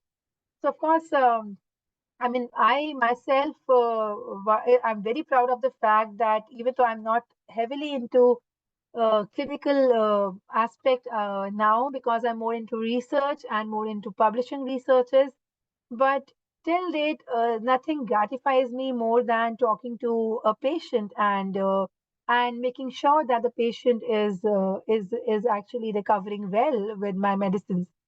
So of course, the end result when we do that is happy patients, a satisfied doctor, and a well-wrapped case. But then, is anything missing after we have all we have had all of that? I really think that something is amiss when we are going through all this, and that would be, of course, reporting that case. Your successful cases can make you an author in a reputed journal, and even if you think that's something that you can make see as an optional feature of yourself, I think we owe it to the profession when we are a successful clinician and one after another we are having successful cases. Somehow or the other, it's time for us to give back to the profession. And there are several ways for giving back to the profession. Of course, we are benefiting the mankind by giving them the best of our knowledge and best of our skills by treating them well. But to the profession, we are giving them back by being on the stage at various seminars and telling about our successful cases at that platform. But I still feel that the most impactful and the most permanent ways of reporting your cases or of sharing your cases with the profession is when you report those in a journal, because journal, nothing is as permanent as a record that goes in a journal. So we all know that a case well taken is half cured, but I would like to add to that a case well documented is also half published. So we might all just think that, I am a clinician. My job really ends when my patient is recovered. So I am a happy person. But then what happens? I mean, you are already halfway into publishing your case, because your case, once you are, as homeopaths, we all are very good at documenting our cases. We all are very good at reporting our cases, at recording our cases. So we are already halfway through. You must have seen your counterparts from allopathy treating a patient, and they're done in like 1 minute, 2 minutes. But what you are doing is that you're taking all sorts of history. You're taking sort of medical history, personal history, past history, family history, to the extent that is needed in a case report, but that might not be needed for an allopathic doctor to treat, but it is needed for you to treat your patient. So you're anyway half through with your documentation of cases. And of course, Dr. Henneman, he himself in Organon of Medicine Aphorism 83 to 104 has given valuable instructions regarding the methods of case taking. So we all have the habit of detailing our cases to great detail, and actually catching those aspects of the cases that makes our cases unique. And when you know that your case is unique, it's definitely something that is reportable, because in journals, the case reports that are reported, are published, are basically unique in nature. And I think for us, for homeopaths, we all understand what is the uniqueness of our case that we have treated. So you definitely know, after treating so many cases, which of your cases deserve publication. So the only thing stopping you is maybe a feeling that, that reporting a case is a very tedious job. So, but case reports have been an old time-tested way to record a clinical achievement scientifically. Our forefathers, our homeopathy forefathers have done it. They have reported their cases. Yes, they have reported their cases in their book.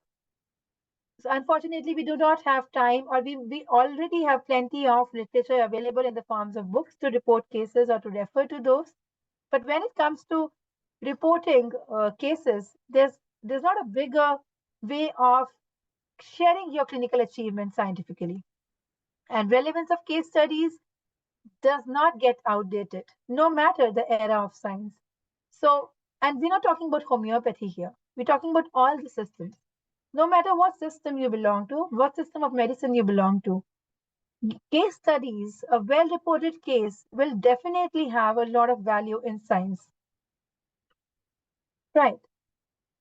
So, and see what Sir William Osler, who's the father of modern medicine, see what he has got to say. He says, always note and record the unusual and publish it. Place it on permanent record as a short, concise note. Such communications are always of value. Of course, they're always of value. And if you're just permanently recording it in a journal, you're not only sharing it with your profession, but also sharing it with people, with researchers who want to really build up further on what you have experienced as a clinician. So, for example, if you're reporting recovery of, say, uh, maybe a migraine case with sanguinaria, then your case is in a very unique way presented, and that will really be a very good reference point for a researcher who wants to do a study on sanguinaria, and maybe he wants to do a study on migraine. So that can make a very good reference point for those researchers who want to really do a study on that. So in some instances, it is only the case reports that become a valid basis for reference. Sometimes what happens is that we, as researchers, want to do study on a case, on a condition, and we don't have much evidence for it that, okay, homeopathy is effective in this particular condition. So all that we have in that scenario are the case reports. So if even those are not existing, then what would be our reference points? So when you have to build up your study, the anecdotal experiences stand no value. It stands no value to say that, see, it is known that since time immemorial, people are using this particular medicine for treating this condition, doesn't stand good. If we have 3 or 4 case reports talking about that condition getting better with homeopathy, definitely it makes the case in point for researcher to build further their study on. So the cases that are peculiar in disease manifestation or its treatment outcomes, cases with rare incidents, or those with novel approach of treatment definitely deserve emphasis through publication. That we all know. But that does not mean that outcomes of other successful clinical stories must go down the drain. A collection of cases is of paramount importance for a researcher who wants to explore the path and conduct higher level of evidence. So, of course, for that, if there's a collection of cases, if there are 4 or 5 cases reported on a condition, it is of paramount importance for a researcher who has to build up a study on it. So, we as clinicians can actually be a small contributor in research in homeopathy by publishing our successful cases. Now, in homeopathy, every single case has a homeopathic interpretation, apart from what may be termed as its diagnostic interpretation. For example, we all 3 doctors, Dr. A, B, and C, may just say that we are treating urologic cancers, but Dr. A would want to treat the patient with mental approach. Dr. B would want to treat it with a constitutional medicine, and Dr. C would want to treat it with condition-specific symptoms alone. But the beauty is that in all 3 cases, we see expulsion of stones. That is how beautiful and how unique homeopathy is. So, and this is how, if we can report each of these 3 cases, and if at one point in time somebody asks us that, how is homeopathy unique and how is homeopathy holistic in nature, we can always tell them, see that you have evidence that no matter how you start with the treatment, the end result is the same. Because ultimately, if it was to be lycopodium or it was to be some other condition specific medicine, ultimately it was homeopathic to that case. And that is how the case got treated and the stones got expelled. And we have evidence for that. But for building that evidence, we need to have case reports in all 3 aspects of treatment. So that is how we can report our homeopathy cases and show the uniqueness of homeopathy to the profession. So now if I have been able to convince you that you should be reporting your cases, or you were already interested to report your cases, but we're always confused that which ones you would say that, okay, I'm an experienced clinician and I have several of cases. You can ask me to start reporting one odd case. I don't know which one do you want and which one would journal prefer. Then I have some, leads for you here. Of course, if you have a novel condition that you are treating, that generally people would not think of treating with homeopathy, say, for example, a CA case, of course, with the well-reported evidence, then it definitely makes the cut. It is worthwhile to make a meaningful contribution to the existing literature. So that really makes a cut. Novelty of drug. If you're treating a particular disease with a lesser known drug for that condition, nobody has probably thought of treating, maybe you can say maybe treating maybe a case of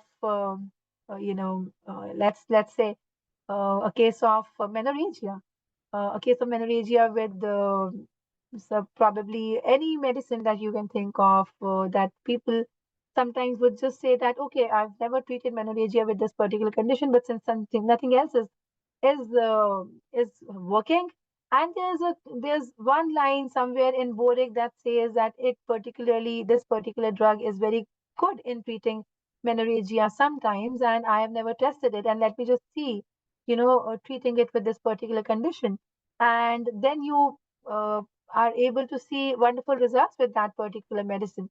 Then that goes in for a novelty of drug that you can report to the profession.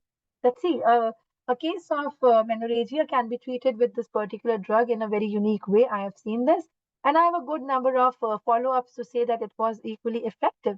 So that is how you can actually report a condition which is a regular condition. Menorrhagia is not a condition that is a new condition, but of course, the new drug that you might have used that is generally not used makes it a very unique case. Acute disease cured exceptionally quick with no relapses.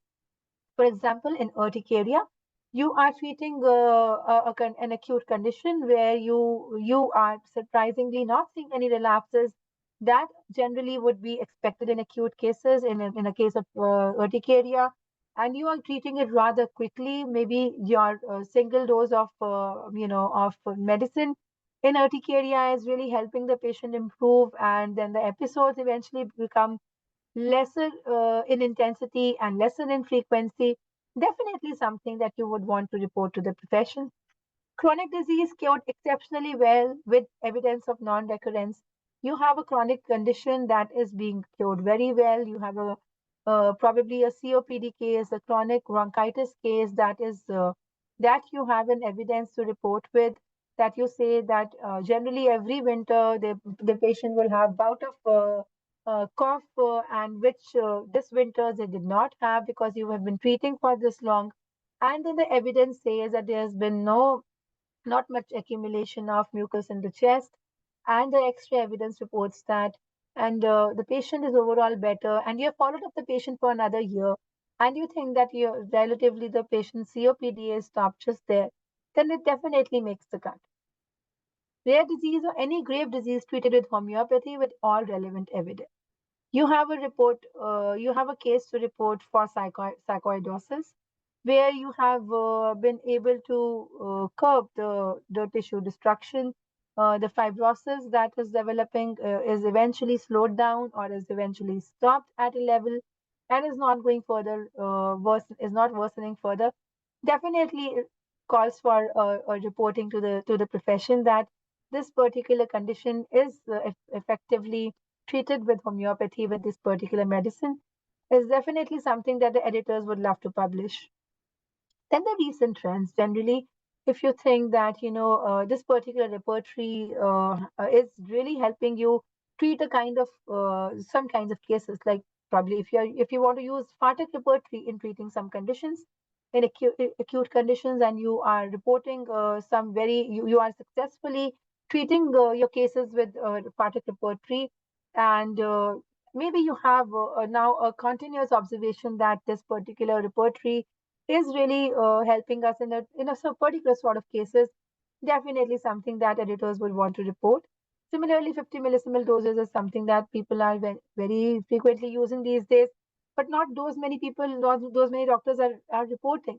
So if you are one of the clinicians who are frequently giving 50 millisimilar doses and really treating the patients without aggravation, treating chronic conditions, life terminal cases, and treating them with some exceptional ways in homeopathy, being experimental in homeopathy, then it's definitely something that the editors would also want to publish. So here you have an example which we would, as editors, we saw it as a novel case. We were talking about novelty of the condition and novelty of the medicine. You can see both here. You can see the carcinosin in ASD, in autism spectrum disorder. So we had a case series of, of ASD cases here, which are very well reported. This is definitely novel. And if you look at the overall presentation of the case, you will see that it's not only novel, the title is not only novel, but the way they are reporting it and the kind of scale that they're using to report it, it definitely makes it's one of the most read cases that the readers, that the clinicians would also want to read and understand that on what guidelines or on what prescription, what indications was carcinosin given to ASD patients. So it makes for a very interesting read for the readers. Similarly, this is a case where you are treating lentigo with sepia. Now, here you see that we have over-reported role of sepia in menopause symptoms, and we have tremendous of literature on that. But what about, of course, this was an individualized treatment that was given to the patient, but ultimately what was treated was lentigo. So we're not saying that lentigo is the condition for sepia. We are actually, by reporting this, we are saying that if you are going for individualized homeopathy, lentigo can also be treated with a drug that you would never think of otherwise. So this is what the message is, and of course, it makes the case unique. So this is how the editors would want to pick their cases, because I mean the case reports are the most abundant submissions that happen in any journal, because they're definitely the simplest form of publications, and many people like to report their cases. But at the same time, editors have to really make a choice of what cases should be publishable. So obviously, this kind of a title definitely deserves a notice. Now, here you see a case of homeopathic management of ring case edema in a non-smoker. That's again a very interesting case. So you have a non-smoker, you have a patient who is not able to speak and has lost his voice, and is a teacher in profession as is not able to speak. Definitely something that makes the case very, very interesting to see what really happens. And then you have a very good follow-up of 1 year in this. So it makes for a very interesting read, and also has a very good follow-up record. So which makes the case very interesting. Now, when we say that we are reporting a case, now it's not for you to get intimidated by this slide. Definitely, it's something that for an out-and-out clinician not having any research background might just say that this is why I do not like to report. This again, you have these guidelines, those guidelines, these tools. But believe you me, homeopathic clinical case reports, or home case as we call it, is the simplest way of just telling what you're already doing. There's nothing new in it. There's nothing complicated in it. I mean, by virtue of the way we take our case, the way we record our case, you're already having most of the components that this guidelines actually wants. And it is a very reliable tool to say that your treatment was effective and to validate your success. Now you can actually go to this particular study. It is available. You have the link, and this is how the study is titled. You can see on the slide. And so what we're saying is that for reporting, it's just for you to kind of, let me take you to the table. This is how the home case guidelines would actually look, and there's nothing very specific about it. You just have to obviously, if you're reporting a case, you have to give a title to your case. So this is the title of your case. The case report should that you must have seen in the previous screenshots that all the case report titles you had actually the words case report with it. Nowadays the publication guidelines include the method that the what you are reporting. What article is it? That type of article should be mentioned in the title itself. And that is why you have the area of focus and also the worst case report going right in the title. then the keywords is something that you just, if you have to look for a condition of what you are thinking to report, if you have to look for in the internet, what are the words that you're going to type to find for that condition, or to find for a condition, for a case report on that condition, on that disease. The keywords that the Google words that you're going to type in the search engine are your keywords actually. So there's nothing more about it. Now, abstract is just a summary of what your case is going to tell. So it can be structured or unstructured. It is not for you to decide whether your abstract should be structured or not structured. It's for the journals to decide. So the journals generally would tell you in their guidelines what kind of abstract would they need. Generally, the structured abstracts have some divisions in it, some sections in it, and the structured ones just have a paragraph. So structured abstract is introduction of what is unique about your case, why is your case so important to be reported, what are the main concerns in your case, what is the diagnosis, and what are the takeaway lessons. That is all that structured abstract would mean. Now, introduction, you have to briefly summarize why your case is unique. Now, you just imagine telling about a condition to no extent. Like if you are treating a case of acne in acne vulgaris in your report. So of course you will just very briefly tell about what acne vulgaris is. But rest of it all has to be about your case. The introduction is not about the condition in a case report. It is more about what what kind of case it is. So you have to introduce your case more here, and just a little bit of introduction about the condition would do. And then the patient information. Of course, as homeopaths, we have detailed patient information. Also, I think if we are going in for a detailed case taking generally that we do for chronic cases, we do have the demographic condition, the demographic information of the patient, where does the patient belong, whether he is working on a homemaker, or the patient's the personal history or the family history, smoking history. These are the sorts of things that are required in demographics. And then, of course, the main concerns and symptoms of the patient. What was it that was most concerning in the patient, and what was it that the patient complained with? What was his psychosocial history like, or maybe the genetic history or the family history? And of course, the past interventions and their outcomes, whatever he has suffered in the past and the outcomes of it. So this is the basic thing that we already generally record. And then the clinical findings, of course, the physical examination is, if it is significant, then should be reported. And other clinical findings, if there's an X-ray to refer to, or if there are other photographic evidence, or if there's a USG ultrasonography report, of course, all that should be there. But with that, you also add as home case part to the basic guidelines is the clinical history details homeopathically, which means that you have collected the homeopathic symptoms or the symptoms that you have elicited for homeopathic for homeopathic prescription. Those should be mentioned here. So if you are using a repertory for this, then probably how did you change your totality of symptoms to the rubric? So the rubric building of your symptoms should also be mentioned. And that is all of it that you already have that needs to be reported in home case. Of course, with after that, you have to just tell the follow-ups, the relevant data from the timelines when you followed up the patient. What were the findings in the follow-ups? How was he sequentially improving? So it should not be like if you are following up a patient for 1 year, you're just saying that the patient came on so and so date on 2020 in 2022, and then you're giving us a lost follow-up where you're saying that okay, see, everything was improved in 2023 when the patient came.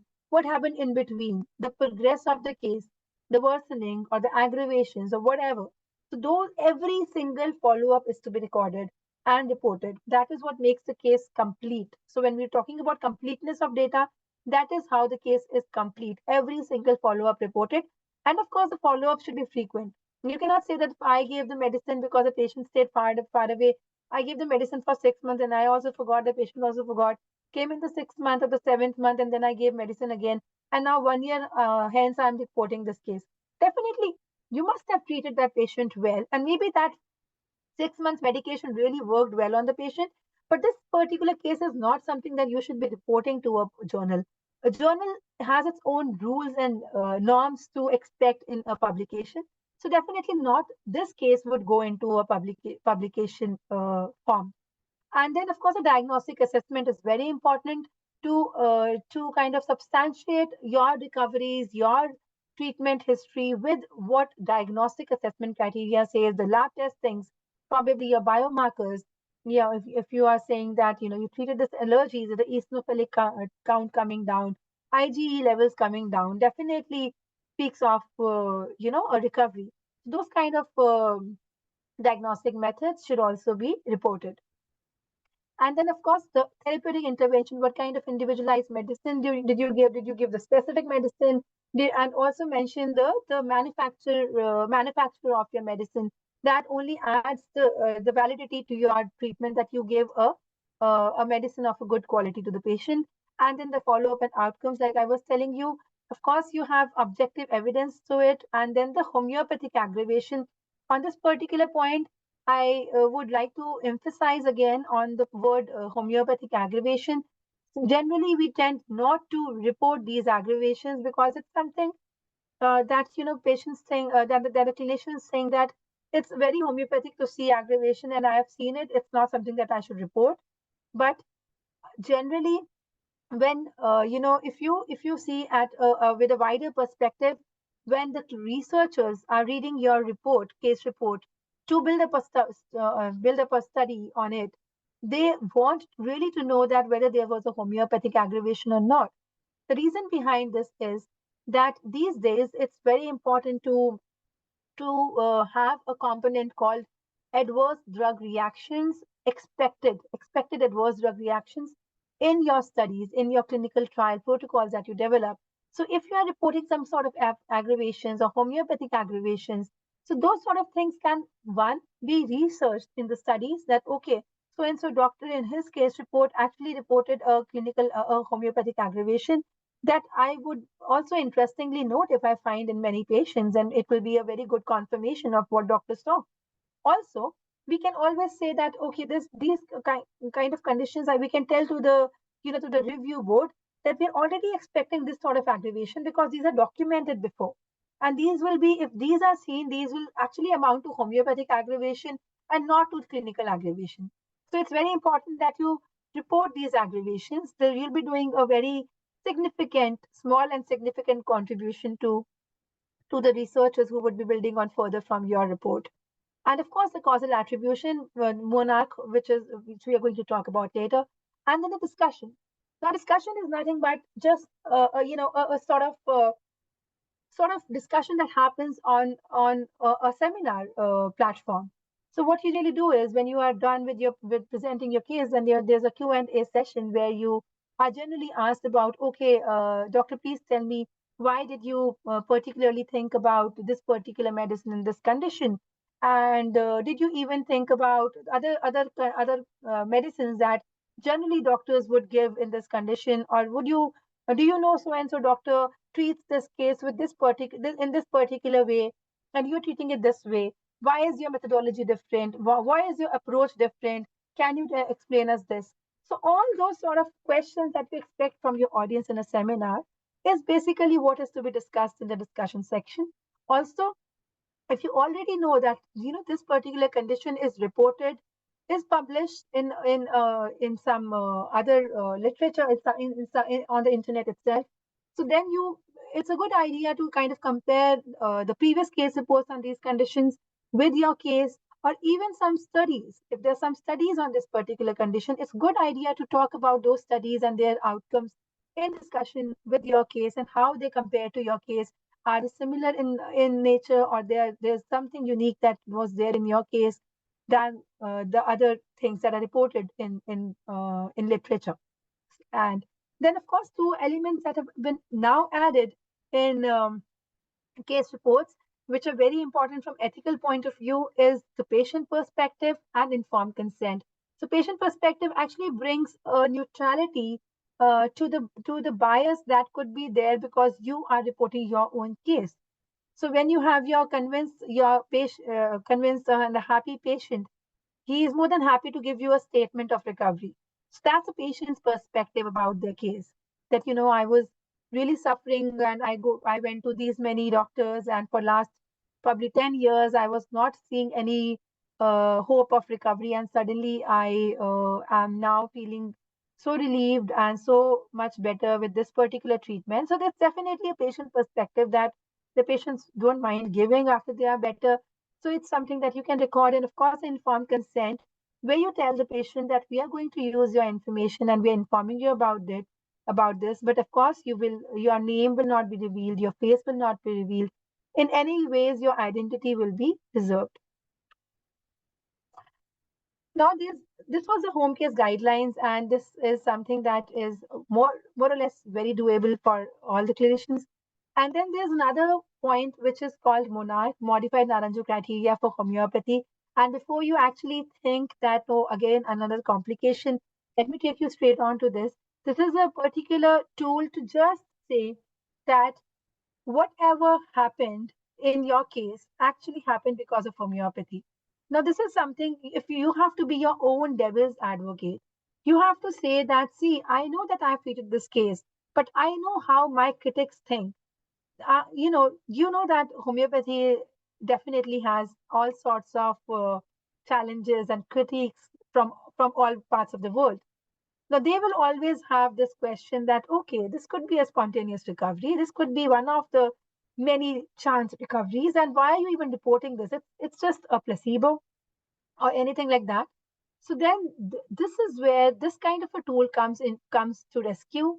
So modified Naranjo criteria for homeopathy, this is a paper where it is published, is about telling that my treatment is what has relieved the condition and nothing else. That's basically an attribution scale where you actually just simply score what you have seen, and you don't have to do it side by side. It's just that after you're done with your case, maybe after 1 year down the line, you have treated this case 1 year. You've been seeing this case for every like 1 month, 2 months, and you remember this case like back of your hand. So all you have to do is, when you think of reporting this case, you say, okay, I've really done well in this case. And after you pat your back, you think, okay, let me also report it for the profession. So then this is where you actually give marks to your case. So the first question goes like, was there an improvement in the main symptom or condition for which the homeopathic medicine was prescribed? So when you gave the medicine, there was a main symptom that the patient was complaining.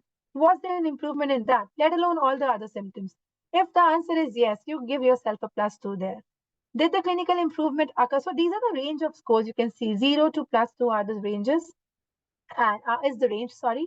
And did the clinical improvement occur within a plausible time frame relative to the medicine intake?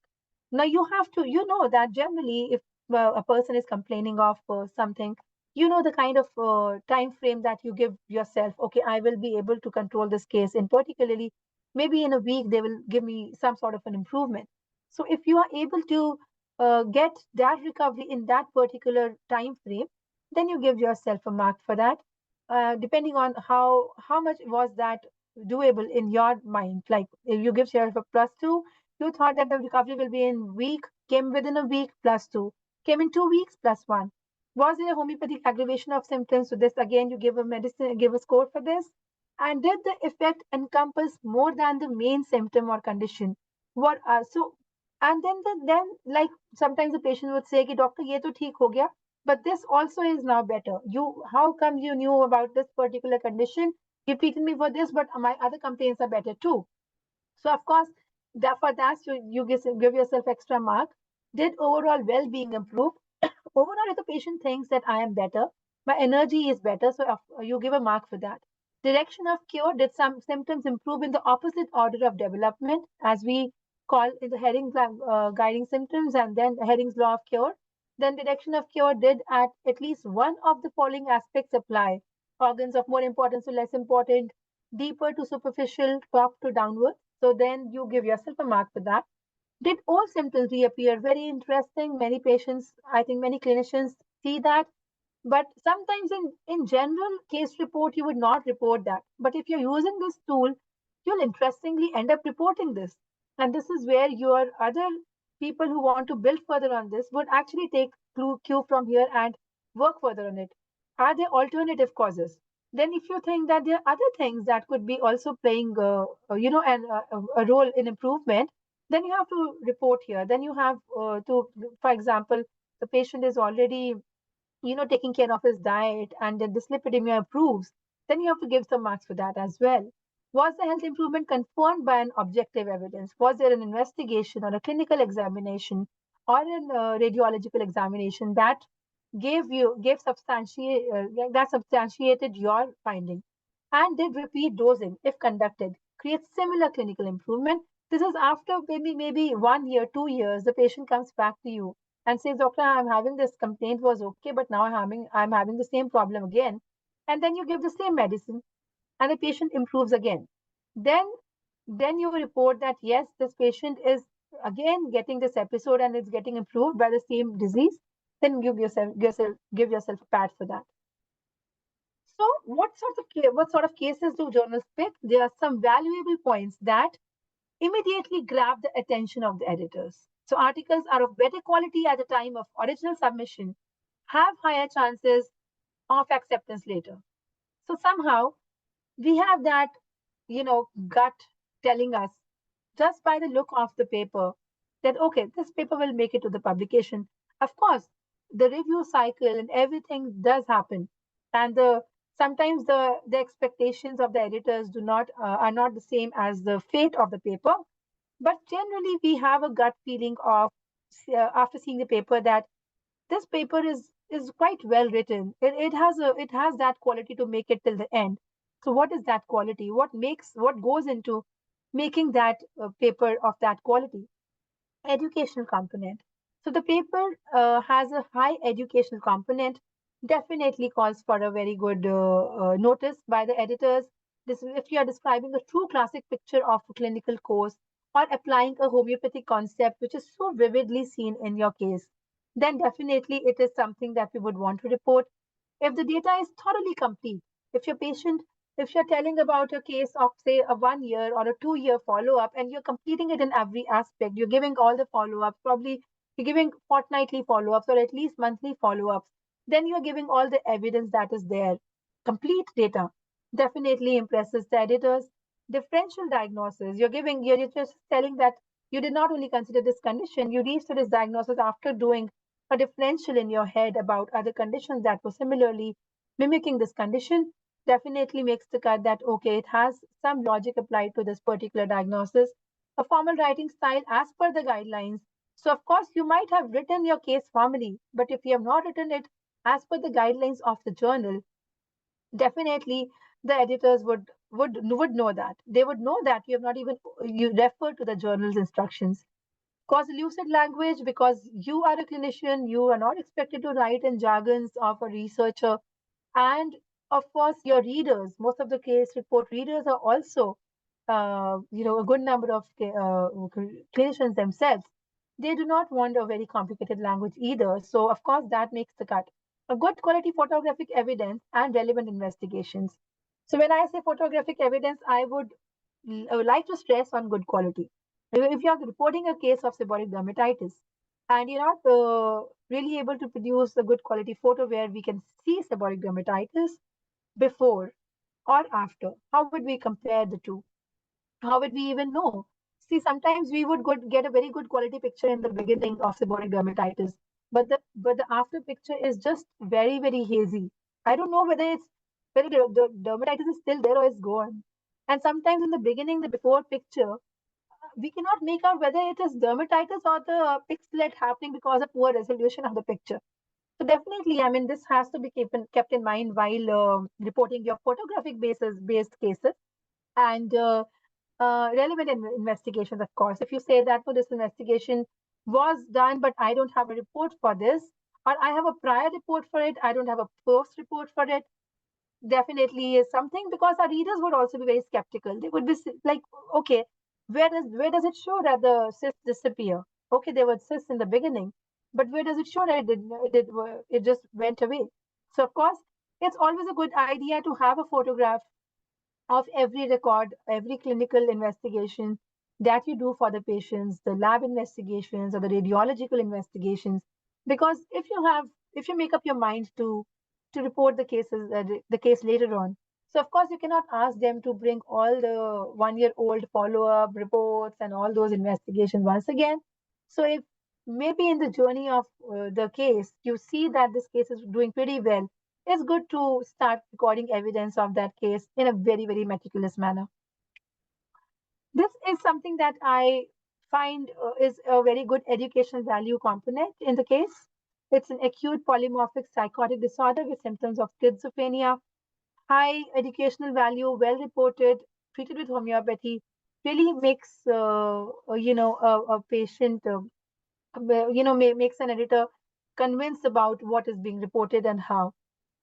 Again, Gettysburg water, not a very well reported medicine in the published literature in homeopathy, definitely grabs attention and is well reported, so makes the cut. Good presentation style. So pityriasis versicolor in an infant treated with homeopathy grabs attention in first moment. It's an infant. Photographic evidence was good. The presentation style was good. The follow-ups were very good. The Naranjo criteria was used. So definitely makes the cut. And then the homeopathic management of infertility due to blockage of fallopian tube makes it's actually a very well report of 4 cases treated with homeopathy, all of blockage of tubes, and treated in a very a systematic manner, reported systematically. So it has a very good presentation style. So convinces the editor in that sense. So this is what I was talking to you about, idrh.org. Now, I'm sorry. So this is the website of the Indian Journal of Research in Homeopathy. All I want to tell you is that every journal would have something called like this: instructions for authors. So please click this one. You would end up to on some links that will take you to article types, where you will tell what kind of article you want to publish with them. And then the article types would actually report something like this. They will tell you, the journals will tell you. Now, this is something that all the journals talk about. Follow instructions for authors, buy a journal for submitting case reports. IGL.org is just the case in point. You can pick your journal that you like. But under 3 and 4 numbers of case reports, article types, you will see that we have given you this instruction already, that what kind of cases do we like, and what kind of abstract should be there, how many words should be there in the abstract, what guidelines you should preferably follow, what kind of references you should do. So we're already telling you what kind of cases you will report. Definitely a good idea to, once you have your case with you, you're thinking of starting to write it. Just know that, if you have a journal on your mind, go to that journal's website and just read what are the instructions there. And even a better idea is to read at least 5 to 6 case reports of that particular journal, published case reports. You would know the kind of language this journal prefers, the kind of cases this journal prefers, the kind of flow this, their cases have, the components these cases generally have. And you would have a fair enough idea of whether your case that you are having in your head is suited to this journal's taste or not. So this is how you generally pick your journal when you want to report a case. And trust you actually sometimes we get the cases where we are not really able to make out that why would a person even submit their case to us without going through the guidelines of the journal. We can make out from the manuscript that this manuscript has just come straight to us without referring to the author's guidelines. So it's very important. You might have written it very well, but if they're not as per the guidelines, you might face rejection or you might face a redo based on what case you're telling. But that you will lose substantial time in doing that, even if you're not rejected. So why not go for it first? And of course, it's an important point to notice that a case report cannot have more than 4 authors. I mean, if you think logically also, would you even think that, maybe one or at the max 2 doctors are treating a case, and then maybe there's another third doctor who's assisting in writing that case? But we don't imagine any more than 4 authors, probably 10 authors writing a case, reporting a case. Definitely doesn't make sense. And the case report must be submitted after seeking informed consent from the patient. So of course you have to take informed consent from the patient, assure them the anonymity, and only then submit the case. So this is another case where you have general anxiety disorder reported very well, and it shows how complete the data was. They had a good way of presenting the case. And I think that's from my side today. If there are no questions, I am done. Over to IFHP now. Yes, thank you, Dr. Harleen KAUR, sir. It's really, madam, it's really a very good session to motivate all the homeopathic doctors to know how to go into research work, how to publish all these things, and why some of your publications are not accepted because it is not full of content. That's what you rightly point out. We need a lot of this kind of presentation to our junior doctors as well as seniors, because most of the seniors doctors have a lot of cases working. They are having wonderful cases with them, but unfortunately, they are not able to upload into the session. I would like to add some points here. That what I want to say is that since all these presentations are doing in all English, naturally, common people are not aware about all these things. But I have a suggestion to you people, because we have to publish all these things in our local language in all part of India, because people never go for this all this what is happening in and around the world in homeopathy like this. But if we talk write all these things in our local language, definitely people have an attention on that, give more attention to that.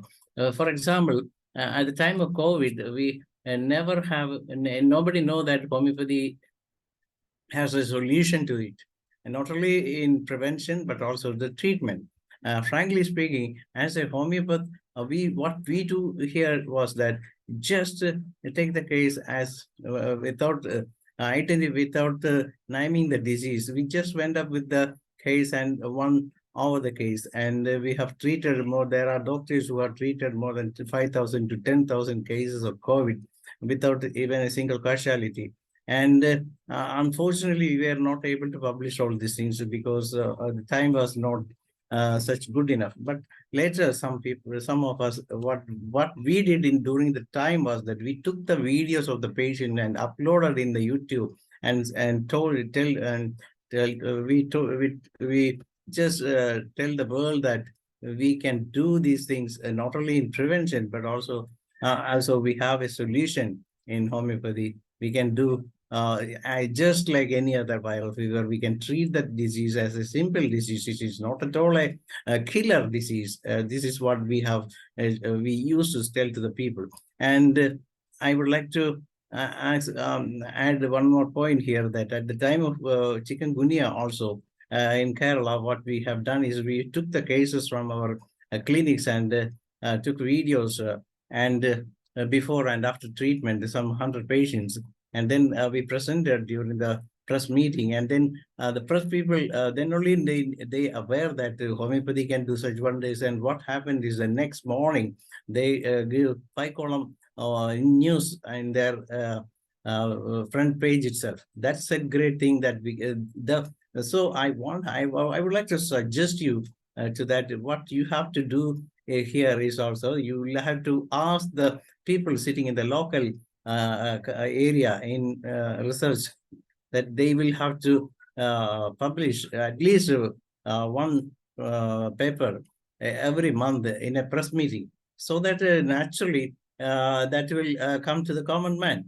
For example, today we have heard that some people have worked on chikungunya and they have found out a vaccine for that. Unfortunately, this is a big nonsense as far as we people are concerned.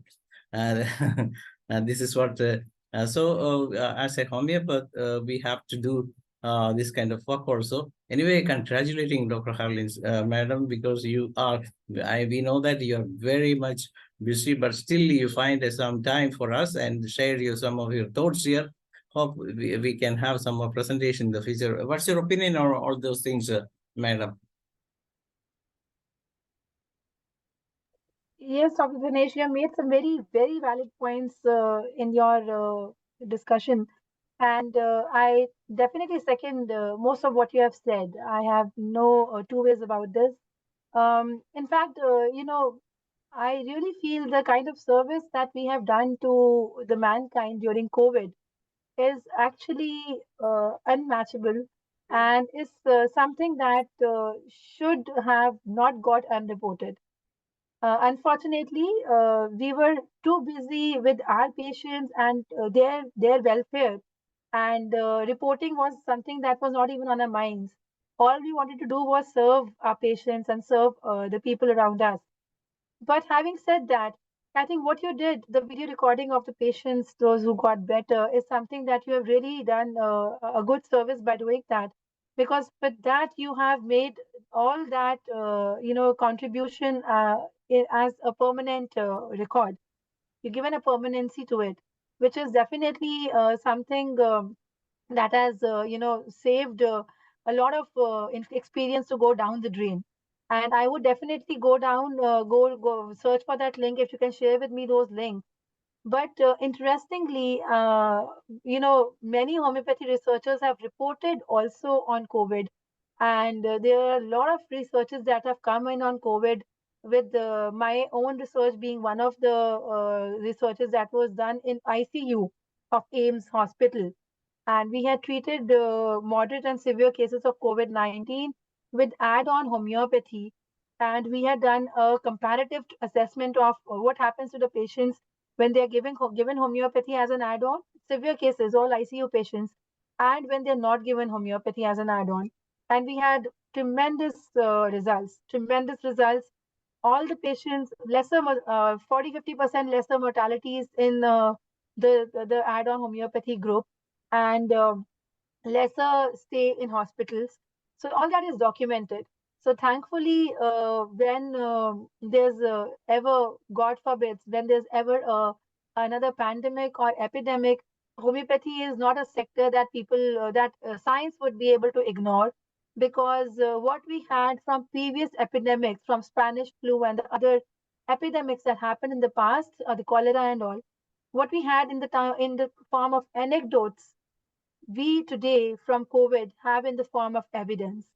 So I think we have really not let this opportunity pass us by without producing some really great amount of evidence and even greater amount of service. So there's history is not going to forget us for what we have done in COVID. I'm sure about that. Madam, as the time is running out and just 1 minute to finish, and I invite Dr. Sridhar sir to have a chat and then say a vote of thanks to the session also. Sir, please. Unmute. Yes, sir, we can hear you, sir. Okay. Dr. Arlene Kaur, whether you are not knowing me or not, I was in 2004, I was in headquarters. Whether you are there or not, I was not remembering. And what Dr. Dinesh said, and you said that CCRH was regularly, quarterly bulletin, it is coming, that I was talking in a seminar in 2008 in Mother and Child Project. I was a nodal officer for that. That time that I went and talked to one association, I don't like to mention them, and then immediately few people immediately asked that, what the CCRH done? We are not doing anything. But of course, we are doing so many things. But the thing is that every house to house, we cannot go and to give these things. You must have to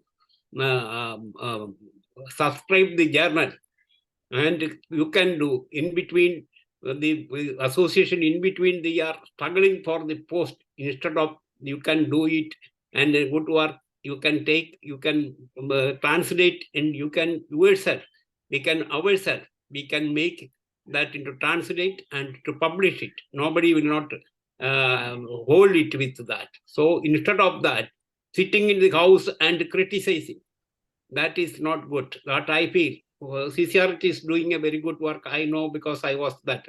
When 2009, there was one Trivandrum, Mother and Child that time we are supposed to present some few papers. That time we saw that even so protocols were not maintained and no proper case taking was not done, no evidence-based was not there.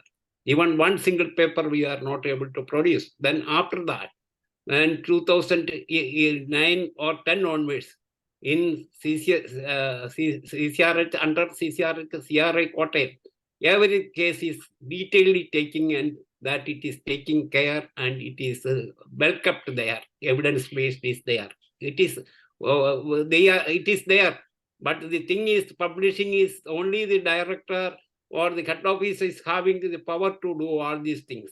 Not to the regional wise, it is not, otherwise there is delegation power. So many, because of lack of time, it is 9:02. So I am not going to explain so much. Thank you very much, madam. It is very nice and very effective. And please come again. And also you tell your colleagues to, so many efficient doctors are there, I know, who can present the seminar, that the webinar. You ask them also to present. I called a few people, they are not to even, they couldn't pick up even the phone. I don't feel bad that it is there, that I know when we are in CCRH, there is a hectic work there. They don't, with that only it can promote. So thank you very much, one and all. In my side, I thank you one and all for to hearing that such a nice webinar. Thank you one and all. Before you end, Dr. Dhanesh, if I can convey my sincere regards on behalf of CCRH to Dr. Kurup.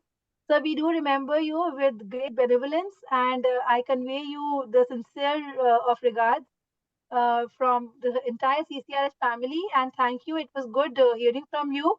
And just before I conclude, I would like to tell you that CCRH is now kind of changing its reporting standards and all.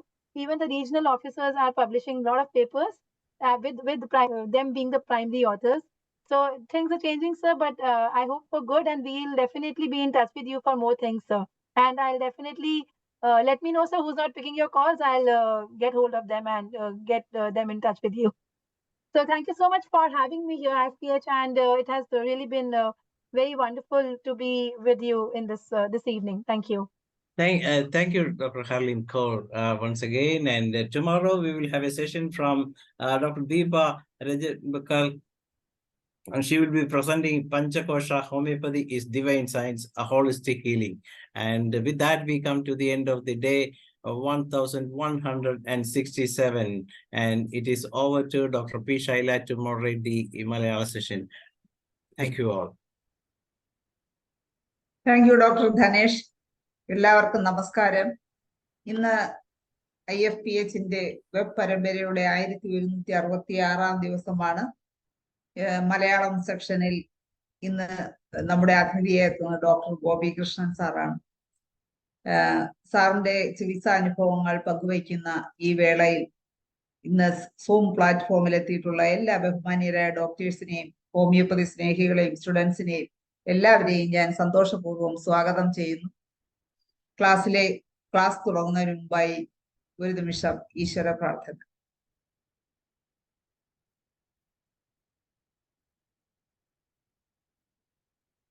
നന്ദി. Gopikrishnan sir ഇപ്പൊ നമുക്ക് 2-3 നേരത്തെ എടുത്തിട്ടുണ്ടോ എന്ന് എനിക്കറിയില്ല. എന്നാലും 2 class ഇപ്പൊ ഞാൻ വന്നതിന് ശേഷവും കഴിഞ്ഞു. സാറ് ബാഷ് റെമഡിയെ കുറിച്ചായിരുന്നു 2 ക്ലാസ് ഇപ്പോൾ എടുത്തു കഴിഞ്ഞത്. എന്തായാലും ഇന്നത്തെ സബ്ജക്ട് സാർ എന്താണ് സെലക്ട് ചെയ്തിരിക്കുന്നത് നമുക്ക് നോക്കാം.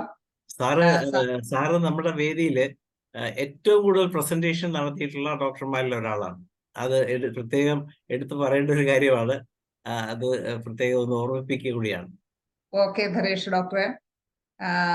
സാറ് പാലക്കാട് ജില്ലാ മെഡിക്കൽ ഓഫീസർ ആയിരുന്നു. ഇപ്പോൾ പാലക്കാട് ഒരു കോപ്പറേറ്റീവ് ഹോമിയോ ഹോസ്പിറ്റലിൽ CMO ആയിട്ട് ഇപ്പോഴും വർക്ക് ചെയ്യുന്നു.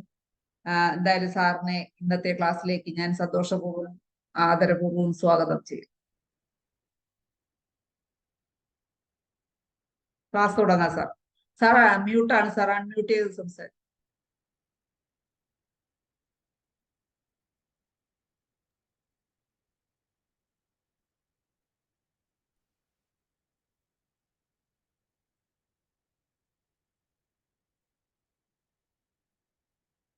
അൺമ്യൂട്ട് ആയിട്ടില്ലല്ലോ.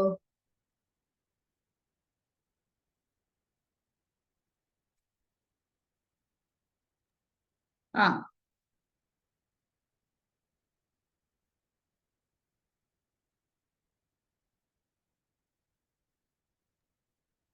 സാറേ, ക്ലാസ് തുടങ്ങി.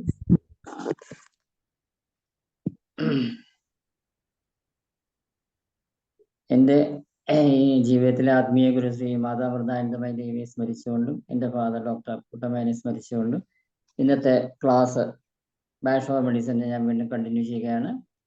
അമേരിക്കയിലെ ഡോക്ടർമാരല്ലെങ്കിൽ അമേരിക്കയിൽ ബാച്ചലർ മെഡിസിനെ കുറിച്ച് പറയുന്ന വാചകത്തോട് കൂടിയിട്ടാണ് ഞാൻ പോകുന്നത്. Always have the rescue remedy at hand, the life you save may be your own. എപ്പോഴും നമ്മുടെ കയ്യിൽ ഒരു ചെറിയ ബോട്ടിൽ റെസ്ക്യൂ റെമഡി കരുതി വയ്ക്കുക. അത് ഒരു പക്ഷേ നമ്മുടെ ജീവിതത്തെ തന്നെ രക്ഷിക്കാൻ ഇടവരുത്തുന്ന ഒരു സന്ദർഭം ഉണ്ടായിരിക്കുന്ന പറയുന്നത്. അമേരിക്കയിൽ ഒരു കാര്യം പറയുന്ന ഒരു വാചകമാണ് ഞാൻ കോട്ട് ചെയ്തിരിക്കുന്നത്. അത് ഫിലിപ്പം ചാൻസലറുടെ ബുക്കിൽ നിന്ന് എടുത്ത വാചകമാണ് റെസ്ക്യൂ റെമഡിയെ കുറിച്ച്. ഞാൻ കഴിഞ്ഞ ക്ലാസ്സിൽ പ്ലാന്റ്സിന്റെ അതുവരെ എടുത്തു തുടങ്ങാനായിട്ട് ആരംഭിച്ചപ്പോഴാണ് നമ്മൾ ക്ലാസ് അവസാനിപ്പിക്കുന്നത്. അപ്പോൾ പ്ലാന്റ്സിന് നമ്മൾ ബാച്ചലർ ഓഫ് മെഡിസിന്റെ ആക്ഷൻസ് എങ്ങനെയാണ് പറയുന്നത്. ഈ നമ്മൾ ചില ചെടികളൊക്കെ നമ്മളെ വീട്ടിൽ അരുമയായിട്ട് വാങ്ങി വളർത്തി അല്ലെങ്കിൽ അത് കൊണ്ടുവന്നു കഴിഞ്ഞാൽ അത് നമ്മുടെ കൈ തട്ടിയിട്ടോ അല്ലെങ്കിൽ ഇൻസെക്ട്സിന്റെ കൊണ്ടോ അല്ലെങ്കിൽ ബാക്ടീരിയ ഇൻഫെക്ഷൻ കൊണ്ടോ ചെറിയ ചെറിയ പ്രോബ്ലംസ് കണ്ടെത്താം. ചെടിയുടെ ഇലകൾക്ക് ചുരുണ്ടു പോകുന്നതിനും അപ്പോൾ അവ അനുഭവിക്കുന്ന മാനസിക വിതയ്ക്കും അഗ്രമണി ക്രാബ് ആപ്പിൾ എന്ന റെമഡി കൊടുക്കുക. ഇങ്ങനെ ട്വിസ്റ്റ് ചെയ്ത് നിൽക്കുന്ന പ്ലാന്റ്സ് ചിലത് ശരിക്കും പറഞ്ഞാൽ അവർ വേദന അനുഭവിക്കുക. ശരിക്കും പറഞ്ഞാൽ അവരുടേതായ കാരണം കൊണ്ടല്ല. ചുരുണ്ടിങ്ങനെ ഇതാക്കുന്ന ഇലകൾ അല്ലെങ്കിൽ ചുരുണ്ട ചെടി തന്നെ അതിൻ്റെ ബോഡി തന്നെ ഷേപ്പ് മാറിയിരിക്കുന്ന പ്രകൃതത്തിലാണ് വളരുന്നതെങ്കിൽ അതിൻ്റെ മാനസിക ഒരു പ്രശ്നം കാരണമാണെന്ന് പറയുന്നത്.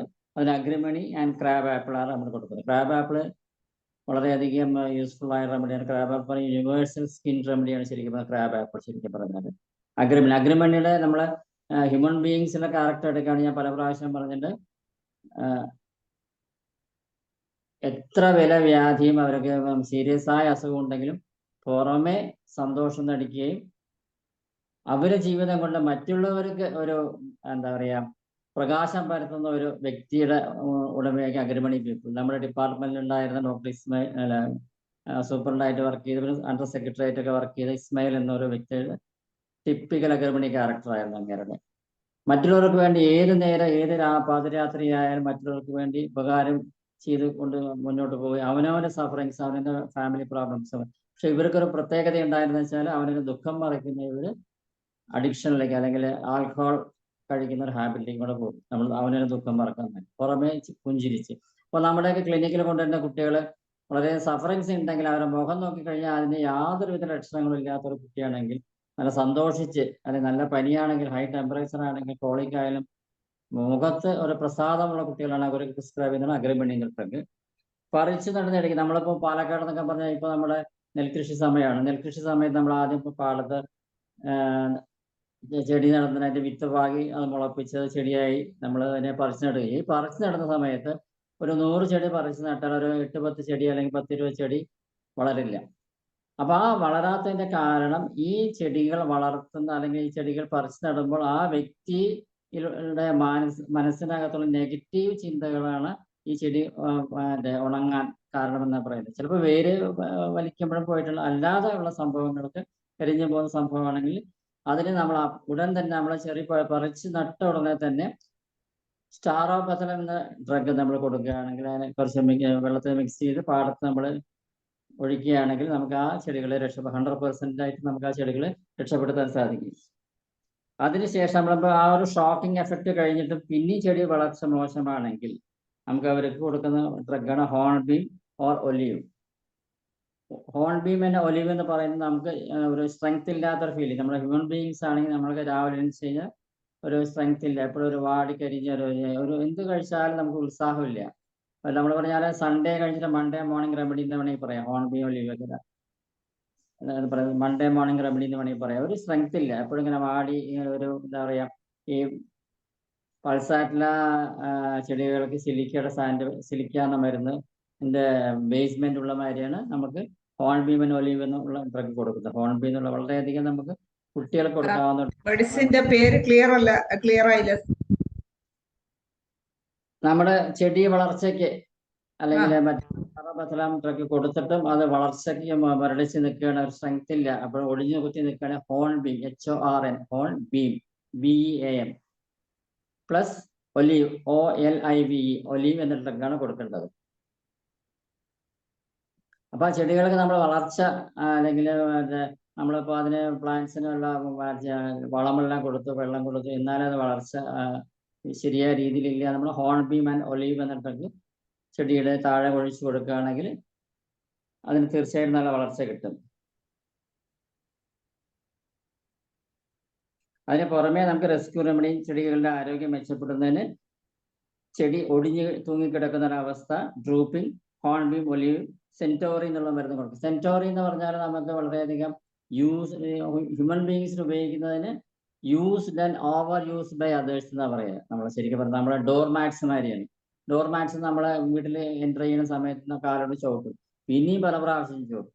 Use and over use by others, ഇതാണ് സെന്റോറി എന്നുള്ള ഡ്രഗിന്റെ പ്രത്യേകത ശരിക്കും പറഞ്ഞാൽ. അപ്പൊ ചിലവരൊക്കെ നമ്മളെ ഒരു പാലക്കാട് ഒരു ഡോക്ടർ ഉണ്ടായിരുന്നു, അങ്ങേരെ സർവീസ് കയറുന്നൊക്കെ വലിയ ആഗ്രഹത്തോട് നടന്നിരുന്നു. നമ്മുടെ ഡിപ്പാർട്ട്മെന്റിലെ ഉദ്യോഗസ്ഥന്മാരൊക്കെ വരുന്ന സമയത്ത് അദ്ദേഹത്തിന്റെ കാറാണ് സ്വയം ഡ്രൈവ് ചെയ്ത് നമ്മുടെ ഡയറക്ടറേക്ക് അന്നത്തെ കാലം 10 കൊല്ലം മുമ്പ് പല സ്ഥലത്തും കൊണ്ടുപോയിട്ട് വിസിറ്റിങ്ങിനെ കൊണ്ടുവരുന്നത്. വഴിയിൽ കടന്നാൽ അങ്ങേരെ തന്നെ കാറിന് ടയറെല്ലാം മാറ്റി പുതിയ ടയറിട്ട് വീണ്ടും അവരെ കൊണ്ടുപോകും.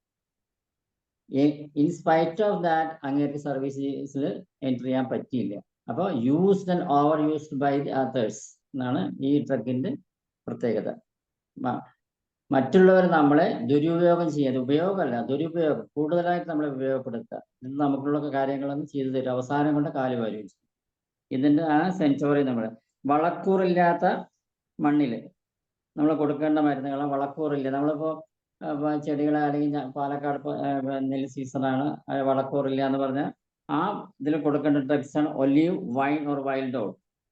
Olive, wine or wild out, ഈ 3 ഡ്രഗിനെ കുറിച്ച് നമ്മൾ ഡീറ്റെയിൽ സ്റ്റഡി നടത്തി വളക്കൂറില്ലാത്ത മണ്ണിലേക്ക് ഈ 3 ഡ്രഗ് കൊടുക്കുക. ഇത് പ്രിപ്പറേഷൻ 30 ml കുപ്പിയുടെ വെള്ളത്തിൽ 2 തുള്ളി ആവശ്യമുള്ള മരുന്ന് ചേർക്കുക. ഇതിനെ 4 ലിറ്റർ വെള്ളത്തിൽ ചേർത്ത് ചെടിക്ക് സ്പ്രേ ചെയ്യുകയോ വേരിലേക്ക് ഒഴിച്ചു കൊടുക്കുകയോ ചെയ്യാം. ഇങ്ങനെ ചെയ്യേണ്ടത്. നമ്മൾ 2 തുള്ളി ആദ്യം ഒരു 1 ounce ഇതിൽ മിക്സ് ചെയ്യുക, അതിനെ 4 ലിറ്റർ വെള്ളത്തിലേക്ക് വീണ്ടും മിക്സ് ചെയ്യുക, എന്നിട്ട് ചെടിയുടെ വേരിലേക്കോ അല്ലെങ്കിൽ സ്പ്രേ ചെയ്യുകയോ ചെയ്യുകയാണ് നമ്മൾ പ്ലാന്റ്സ് ഉപയോഗിക്കുന്നത്. ഇനി പൂപ്പൽ രോഗം, ഫംഗസ് ഇൻഫെക്ഷൻ വരെയാണ് നമ്മൾ കൊടുക്കേണ്ട ഇതാണ് ക്രാബ് ആപ്പിൾ എന്ന് പറഞ്ഞത്. ക്രാബ് ആപ്പിൾ ആൻഡ് പൂപ്പൽ രോഗം വരുന്ന ചെടികൾക്ക് നമ്മൾ കൊടുക്കുന്ന മരുന്നാണ് ബ്രാഷോ റെമഡീസ് ആണ് ക്രാബ് ആപ്പിൾ ആൻഡ് അഗ്രമണി. അഗ്രമണി എന്ന് പറഞ്ഞാൽ നേരത്തെ നമ്മൾ പറഞ്ഞിരുന്നു, അത് അതിൻ്റെ ഇന്റൻസ് ആങ്സൈറ്റി ഉള്ളിൽ അമർത്തി പിടിക്കുന്ന രീതിയിലുള്ള ക്യാരക്ടറുള്ള ഒരു ഡ്രഗാണ് അഗ്രമണി എന്നുള്ളത്. സ്പ്രേ ചെയ്ത് വീക്കിലി 1 സ്പ്രേ ചെയ്ത് കഴിഞ്ഞാൽ ആ ഒരു ഫംഗൽ ഇൻഫെക്ഷൻ മാറ്റാം. വാടി തൂങ്ങിക്കിടക്കുന്ന ചെടിക്ക് ഹീലിംഗ് ഹെൽത്തി ആയി ഗ്രോ ചെയ്യാൻ സാധിക്കും. ഈ നമ്മൾ അഗ്രമണി ആൻഡ് ക്രാബ് ആപ്പിൾ സ്പ്രേ ചെയ്യുകയാണെങ്കിൽ ചെടികളുടെ ഫംഗൽ രോഗം മാറ്റി അതിനെ ഹെൽത്തി ആയിട്ട് കൊണ്ടുവരാൻ സാധിക്കും. വാടിപ്പോയ ഒരു ഫ്രൂട്ട് ചെടിക്ക് പൂച്ചക്കയറി തൊലി ഉലിഞ്ഞ് rescue remedy and hornbeam spray fruit ചെയ്ത് കൊടുത്തിരുന്നു. ഡോക്ടർ ബാഷ്മിന്റെ ഒരു എക്സ്പീരിയൻസ് ആണത്. വാടിപ്പോയ ഒരു ഫ്രൂട്ട് ചെടിക്ക് പൂച്ചക്കയറിന്റെ തൊലി ഉരിഞ്ഞു പോയതിന് rescue remedy and hornbeam spray ചെയ്ത് കൊടുത്ത് അത് ഹെൽത്തി ആയിട്ട് കൊണ്ടുവരാൻ സാധിച്ചു. നാം എഴുന്നേറ്റ് ഉടനെ ഞാൻ കഴിഞ്ഞ ക്ലാസ് പറഞ്ഞതാണ്, നമ്മൾ ഡെയിലി നമുക്ക് നമ്മളെ തന്നെ ഒരു ഉന്മേഷമാക്കാനും ഒരു പോസിറ്റീവ് തിങ്കിങ് ആക്കാനും ഒരു ദിവസം മുഴുവൻ ഹാപ്പി ആയിട്ട് ഇരിക്കുന്നതിന് നമ്മൾ ഡെയിലി രാവിലെ ഇംപേഷ്യൻ്റ് എന്ന ഡ്രഗ് കഴിക്കുകയാണെങ്കിൽ അന്നത്തെ ദിവസം മുഴുവൻ ചെയർഫുൾ ആയിരിക്കും എന്ന് പറയും. നാം എഴുന്നേറ്റുള്ള ഒരു ഡോസ് ഇംപേഷ്യൻ്റ് കഴിച്ചാൽ അന്നത്തെ ദിവസം ഹാപ്പി ബ്രേക്ക്ഫാസ്റ്റ് കഴിക്കാം, ദിവസത്തിന് നല്ലൊരു തുടക്കമായിരിക്കും. സ്വഭാവ രൂപീകരണത്തിന്, ആത്മവിശ്വാസം വളർത്താൻ, നല്ല ആരോഗ്യം ലഭിക്കാനും ബാഷോ റെമഡീസ് വളരെയധികം യൂസ്ഫുൾ ആണ്.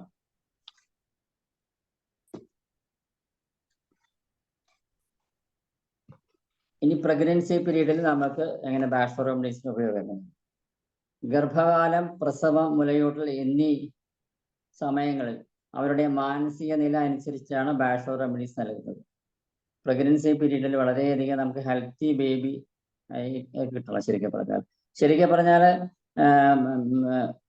പ്രകൃതിദത്തമായ പ്രസവത്തിന് അല്ലെങ്കിൽ നല്ലൊരു പോസിറ്റീവായ ഒരു കുട്ടി ലഭിക്കുന്നതിന് ആയുർവേദത്തിലൊക്കെ പറയുന്നത് 25 വയസ്സായ ശേഷമേ ഒരു സ്ത്രീ പ്രസവിക്കാൻ പാടുള്ളൂ. അവരുടെ ഗർഭപാത്രത്തിന്റെ വളർച്ച ആ സമയത്തെ നല്ല ഒരു ഹെൽത്തി ആയിട്ട് മാറുള്ളൂ. നമ്മളൊരു മറ്റേ വയലൊക്കെ ഒരു ചെടി മറ്റേ നെൽച്ചെടിയൊക്കെ വളർത്തുന്നതിന് മുമ്പ് നമ്മൾ 5 കാര്യങ്ങൾ മിനിമം ചെയ്തിരിക്കും. കാലാവസ്ഥ നന്നായിരിക്കണം, നമ്മൾ നിലം നല്ലോണം ട്രാക്ടർ കൊണ്ട് ഉഴുതു മറിക്കണം, ആവശ്യമായ വളം, അങ്ങനെ മിനിമം 5 കാര്യങ്ങൾ എങ്കിലും നമ്മൾ നോക്കിയ ശേഷം ഒരു നെൽച്ചെടി പാലക്കാടെല്ലാം ചെയ്യും. ഇതേമാതിരിയാണ് നമ്മൾ മറ്റേ കുഞ്ഞുങ്ങളെ പ്രസവിക്കുന്നതിന് മാരേജിനെ കുറിച്ച് നമ്മൾ പറയുന്നത്. നമ്മൾ അതിന് അച്ഛനും അമ്മയും മാനസികമായി തയ്യാറാണോ? ഒരു അതിഥിയെ സ്വീകരിക്കാൻ നമ്മൾ തയ്യാറാണോ?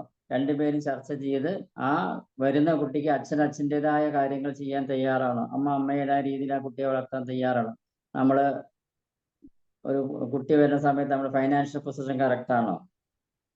സ്ത്രീയുടെ ഗർഭപാത്രത്തിന് പൂർണ്ണ വളർച്ച എത്തിയിട്ടുണ്ടോ? എന്നീ ഘടകങ്ങളെല്ലാം അന്വേഷിച്ച് child should be born in the mind of the parents എന്നാ പറയുന്നത്.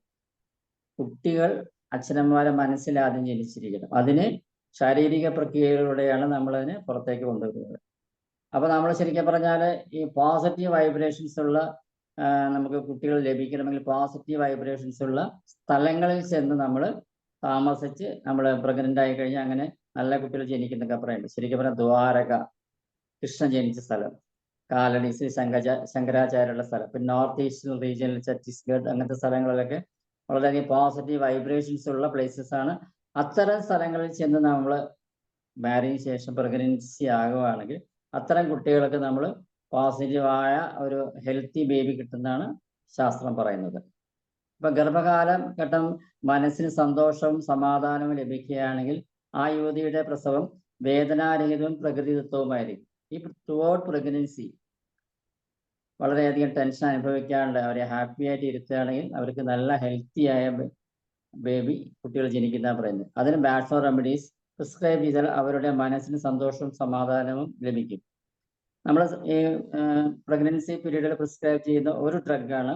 നമുക്ക് ഈ കാലഘട്ടത്തിലല്ലേ നമ്മൾ പ്രഗ്നന്റ് ആയി കഴിഞ്ഞാൽ ഡോക്ടർമാരെ പറയാം, അല്ലെങ്കിൽ നമ്മളെ സ്വയം നമ്മൾ അയ്യോ ഞാൻ പ്രഗ്നന്റ് ആയി, ഇനി ഞാൻ കട്ടിൽ കയറി മിണ്ടാണ്ടിരിക്കാം, എനിക്കതിനെ കുറിച്ച് വലിയ പേടിയാണ് പ്രഗ്നൻസി എന്നുള്ള കാര്യം. ഇപ്പൊ ഈ ഒരു പുതിയ ജനറേഷൻ എന്താ പറയുന്നത്, അവര് കുട്ടികൾ തന്നെ വേണം ഇല്ല എന്ന കാലഘട്ടത്തിലേക്ക് പോയിക്കൊണ്ടിരിക്കുന്ന സമയമാണ് ശരിക്കും പറഞ്ഞത്. അപ്പൊ എനിക്ക് വേണ്ട കുട്ടി, ഞാൻ തന്നെ കുട്ടി, എൻ്റെ ഒരു ഹാപ്പിനെസ് എൻ്റെ ലൈഫിലേക്ക് കളയുന്ന ഒരാളെ കൊണ്ടുവന്ന് നമ്മുടെ ജീവിതം മുഴുവൻ അവർക്ക് വേണ്ടി ഒഴിഞ്ഞു കളയുന്നത്.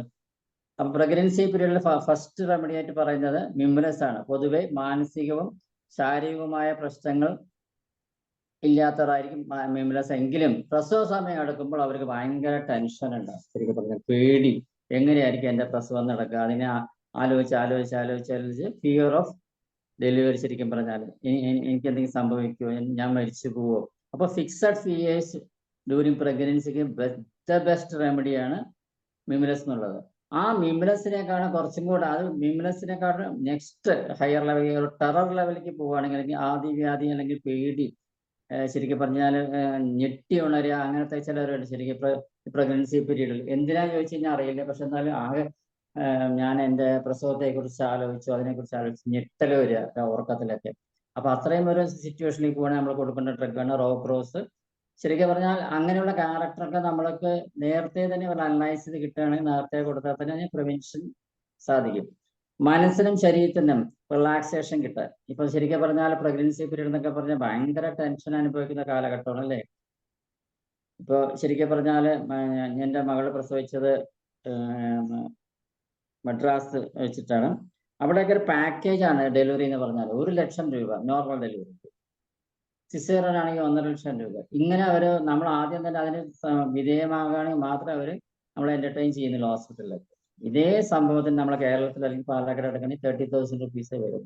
അപ്പൊ ഇതൊരു ബിസിനസ്സായി മാറി കഴിഞ്ഞു. അപ്പൊ ബിസിനസ് ലെവലിലേക്ക് നമ്മൾ ഒരു സിറ്റി ലൈഫിലൊക്കെ പോകുന്ന ആൾക്കാർക്ക് ഇതിനെ കുറിച്ച് കേൾക്കുമ്പോൾ ആദ്യം വ്യാധിയൊക്കെ വന്നു കഴിഞ്ഞാൽ അവരുടെ മനസ്സ് ഫുൾ ടെൻഷനായിരിക്കും. അല്ലെങ്കിൽ ഞാൻ എൻ്റെ പ്രസവ സമയത്ത് ഇത്രയും പൈസ ഉണ്ടാക്കാൻ ഞാൻ എത്ര ബുദ്ധിമുട്ട്, അങ്ങനെയൊക്കെ ഒരു ടെൻഷൻ കൂടെ പോകുന്ന ഒരു സ്ത്രീയാണെങ്കിൽ റിലാക്സേഷൻ കിട്ടാനായിട്ട് ബാഷ് മെഡിസിൻ നമുക്ക് കൊടുക്കാം. Vervain and impatiens, VERVIAN, vervain and impatiens. പിന്നെ നമുക്ക് കൊടുക്കാവുന്ന മരുന്നാണ് റെസ്ക്യൂ റെമഡി. റെസ്ക്യൂ റെമഡി ശരിക്കും പറഞ്ഞാൽ പ്രസവ കാലഘട്ടത്തിൽ കൊടുത്താൽ അത് അവർക്ക് വളരെ പ്രയോജനപ്പെടും. പ്രസവ ദിവസത്തിന് കുറച്ച് ദിവസങ്ങൾ മുമ്പ് ഇത് നൽകി തുടങ്ങണം.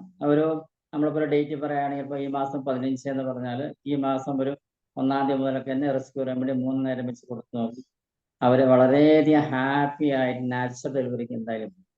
ഞാൻ ഇയേഴ്സ് ബാക്ക് ഒരു കപ്പിൾസ് എൻ്റെ അടുത്ത് വന്നിരുന്നു. അവർക്ക് റിപ്പീറ്റഡ് ഇതായിരുന്നു, അബോർഷൻ നടക്കുന്ന സമയമായിരുന്നു. അപ്പോൾ അവസാനം വീണ്ടും പ്രഗ്നൻ്റ് ആയ സമയത്ത് ഹോമിയോ മരുന്ന് കഴിക്കാമെന്ന് പറഞ്ഞു. അപ്പോൾ ഞാൻ പറഞ്ഞു ശരി ഹോമിയോപ്പതി മരുന്ന് കഴിക്കാമെന്ന് പറഞ്ഞു.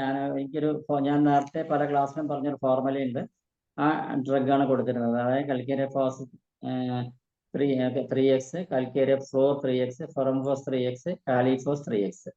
ഈ ഡ്രഗ് ഫസ്റ്റ് മന്ത് അല്ലെങ്കിൽ 3rd മന്ത് തൊട്ടിട്ട് ടിൽ ഡെലിവറി ആവുന്നവരെ അല്ലെങ്കിൽ 9th മന്ത് വരെയും കൊടുക്കുകയും 7th മന്തിൽ സോറിനൻ 10 എന്നൊരു ഡ്രഗും ഡെലിവറി ആവുന്ന സമയത്ത് പൾസായിരിക്ക 30, TDS, BDS, HS ആയിട്ട് കൊടുത്തിട്ടാണ് ഒരു ഫോർമുലമാര് നമ്മൾ പ്രഗ്നൻസി പീരീഡിലൊക്കെ എൻ്റെ അടുത്ത് വരുന്ന പേഷ്യൻസ് ഞാൻ കഴിപ്പിച്ചിരുന്നു. അവരൊക്കെ എല്ലാം ഇപ്പോൾ ബാഷ് റെമഡീസ് കൊടുക്കുന്നതിന് മുമ്പുള്ള കാലഘട്ടമായിരുന്നത്.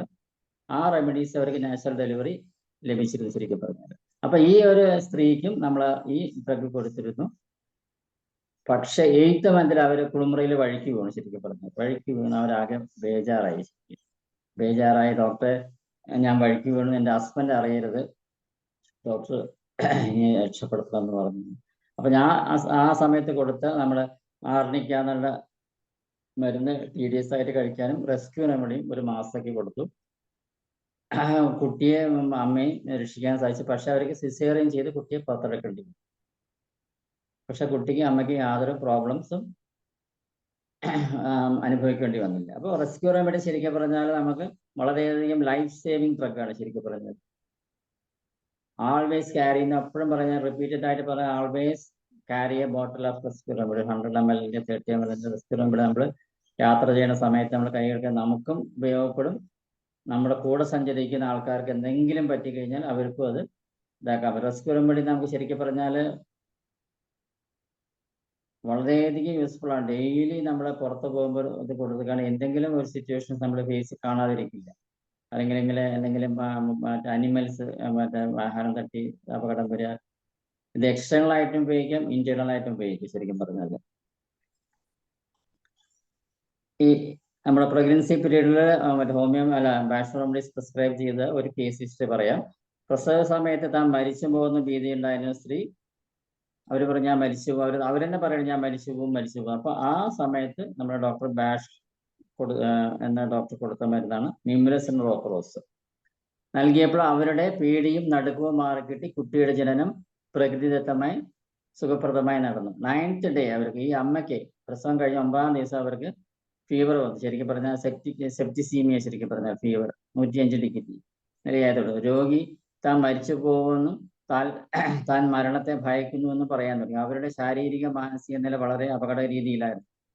ഫാമിലി മെമ്പേഴ്സിന് അഭ്യർത്ഥന പ്രകാരം സ്പെഷ്യലിസ്റ്റ് ഡോക്ടർ വന്ന് സ്ട്രെപ്റ്റോകോക്സിൻ സെറം അവർക്ക് കൊടുത്തു. നെക്സ്റ്റ് ഡേ ഫീവർ 104 ഡിഗ്രി ആയി കുറഞ്ഞുവെങ്കിലും മുഴുവനായിട്ട് നോർമൽ ആയില്ല. അപ്പൊ അവർ പറഞ്ഞ ഒരു ഇമ്പോർട്ടൻറ്റ് സിംറ്റം, എൻ്റെ മനസ്സിലെ ആദിയും വ്യാധിയും പേടിയും ടെൻഷനും മാറ്റിത്തന്നാൽ എനിക്ക് ഗുണമാകും എന്നൊരു സെന്റൻസ് ബൈസ്റ്റാൻഡേഴ്സിനോടും ഡോക്ടേഴ്സിനോടും പറഞ്ഞു. അപ്പോൾ ഡോക്ടർ ബാഷ് എന്ന കൊടുത്തത് ആ സമയത്ത് ആസ്പൻ മരുന്ന് every half an hour 2 drops വീതം കൊടുത്തിരുന്നു. അന്ന് വൈകുന്നേരം 9 മണിയാകുമ്പോഴേക്കും അവരുടെ ടെമ്പറേച്ചർ നോർമലൈസ് ചെയ്യുമെന്ന് പറഞ്ഞു. അപ്പം മെന്റൽ ക്യാരക്ടറിന് വെച്ച് പ്രിസ്ക്രൈബ് ചെയ്ത് ആ സെപ്റ്റിസീമിയ കണ്ടീഷനിൽ നിന്ന് അവരെ രക്ഷപ്പെടുത്താൻ സാധിച്ചു. 9 മണിയാകുമ്പോൾ അവർക്ക് ഈ പ്രസവം കഴിഞ്ഞാൽ സ്ത്രീകൾക്ക് പോകുന്ന ഡിസ്ചാർജിലൊക്കെ പുറത്തേക്ക് വന്നു. അതോടുകൂടിയിട്ട് അവർ നോർമലൈസ് ചെയ്ത് അവരെ ഹെൽത്തി ആയിട്ട് പിന്നെ ജീവിതം മുന്നോട്ട് കൊണ്ടുപോകാൻ സാധിച്ചു. ഇനി നമുക്ക് സ്വയം ചികിത്സയ്ക്ക് നമുക്ക് സെൽഫ് ട്രീറ്റ്മെന്റ് നമുക്ക് എങ്ങനെ ചെയ്യാമെന്ന് നമ്മൾ പറഞ്ഞത്. ആദ്യം നമുക്ക് എപ്പോഴും ആദ്യം ഈ ബാഷ് റെമഡീസ് 85 85 85 ഞങ്ങൾ ബാച്ചിലർ ഓഫ് മെഡിസിൻ ഞാനും ഫാദറും ഒക്കെ പുസ്തകം വാങ്ങിച്ച സമയത്ത് നമ്മൾ വെച്ച് ആദ്യം സെൽഫ് എക്സ്പെരിമെന്റ് ചെയ്ത് നോക്കാം. അല്ലാണ്ട് നമുക്ക് ഒരാൾക്ക് എങ്ങനെ കൊടുക്കാൻ സാധിക്കും? ഇതൊരു സാധനം വാങ്ങി നല്ലതാണ്, ഞാൻ ആദ്യം ഉപയോഗിക്കട്ടെ എന്ന് പറഞ്ഞ് അപ്പൊ ആദ്യം സ്വയം നമ്മൾ ഇതിൽ മറ്റേ ഫിലിപ്പം ചാൻസലർ ബുക്കിൽ how to use for self prescription എന്നൊരു ചാപ്റ്റർ ഉണ്ട്.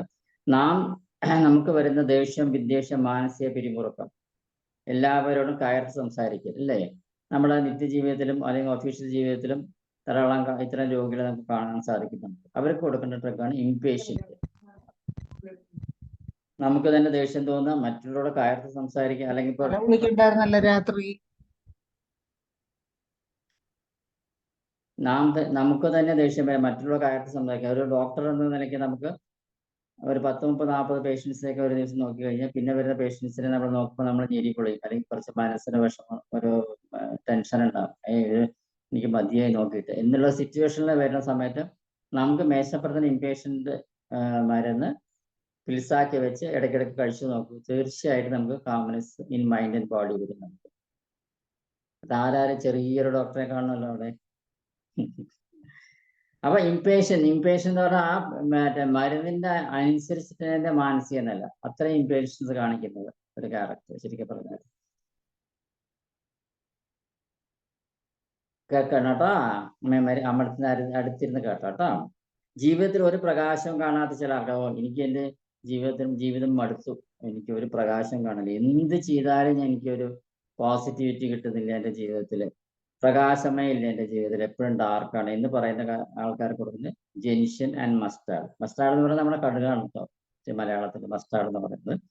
ജീവിതത്തിലെ പ്രകാശം കാണാൻ, മൂകത മാത്രം, ഡിപ്രഷനിൽ കൂടെ പോകുന്ന, അല്ലെങ്കിൽ മുഖം നോക്കി തന്നെ നമുക്ക് ഡിപ്രഷൻ പേഷ്യൻസിനെ കാണാൻ മുഖത്തൊരു സന്തോഷമേ ഇല്ലാണ്ട് മുഖത്തിൻ്റെ കരിവാളിച്ച മുഖത്തോട് കൂടിയിട്ട് എപ്പോഴും ചിന്തിച്ച് അങ്ങനെ ഒരു ഡിപ്രഷനിൽ കൂടെ പോകുന്ന പേഷ്യൻസ് നമുക്ക് പ്രിസ്ക്രൈബ് ചെയ്യാൻ പറ്റുന്നതാണ് ജെൻഷൻ ആൻഡ് മസ്റ്റാർഡ്. പുറമേ സന്തോഷവും പാട്ട് പാടുകയും ചിരിക്കുകയൊക്കെ ചെയ്യുന്ന ക്യാരക്ടറുള്ള ആൾക്കാരാണെങ്കിലോ, പക്ഷെ ഉള്ളിൽ അവർ ഭയങ്കര ഡിപ്രഷൻ കൂടെ. അത് ഞാൻ റിപ്പീറ്റഡ് നേരത്തെയും പറയും, അഗ്രിമണി എന്നുള്ള മരുന്ന് mental torture. They suffer themselves, but externally they will be happy, they help others, always cheerful. അഗ്രിമണി എന്നുള്ള മരുന്ന് അവരെപ്പോഴും ഡ്രിങ്ക്സ് ഉപയോഗിക്കുന്നവർ, അവരുടെ വിഷമങ്ങൾ മറക്കാനായിട്ട് ഡ്രിങ്ക്സ് ഉപയോഗിക്കുന്ന കൂട്ടത്തിലായിരിക്കും.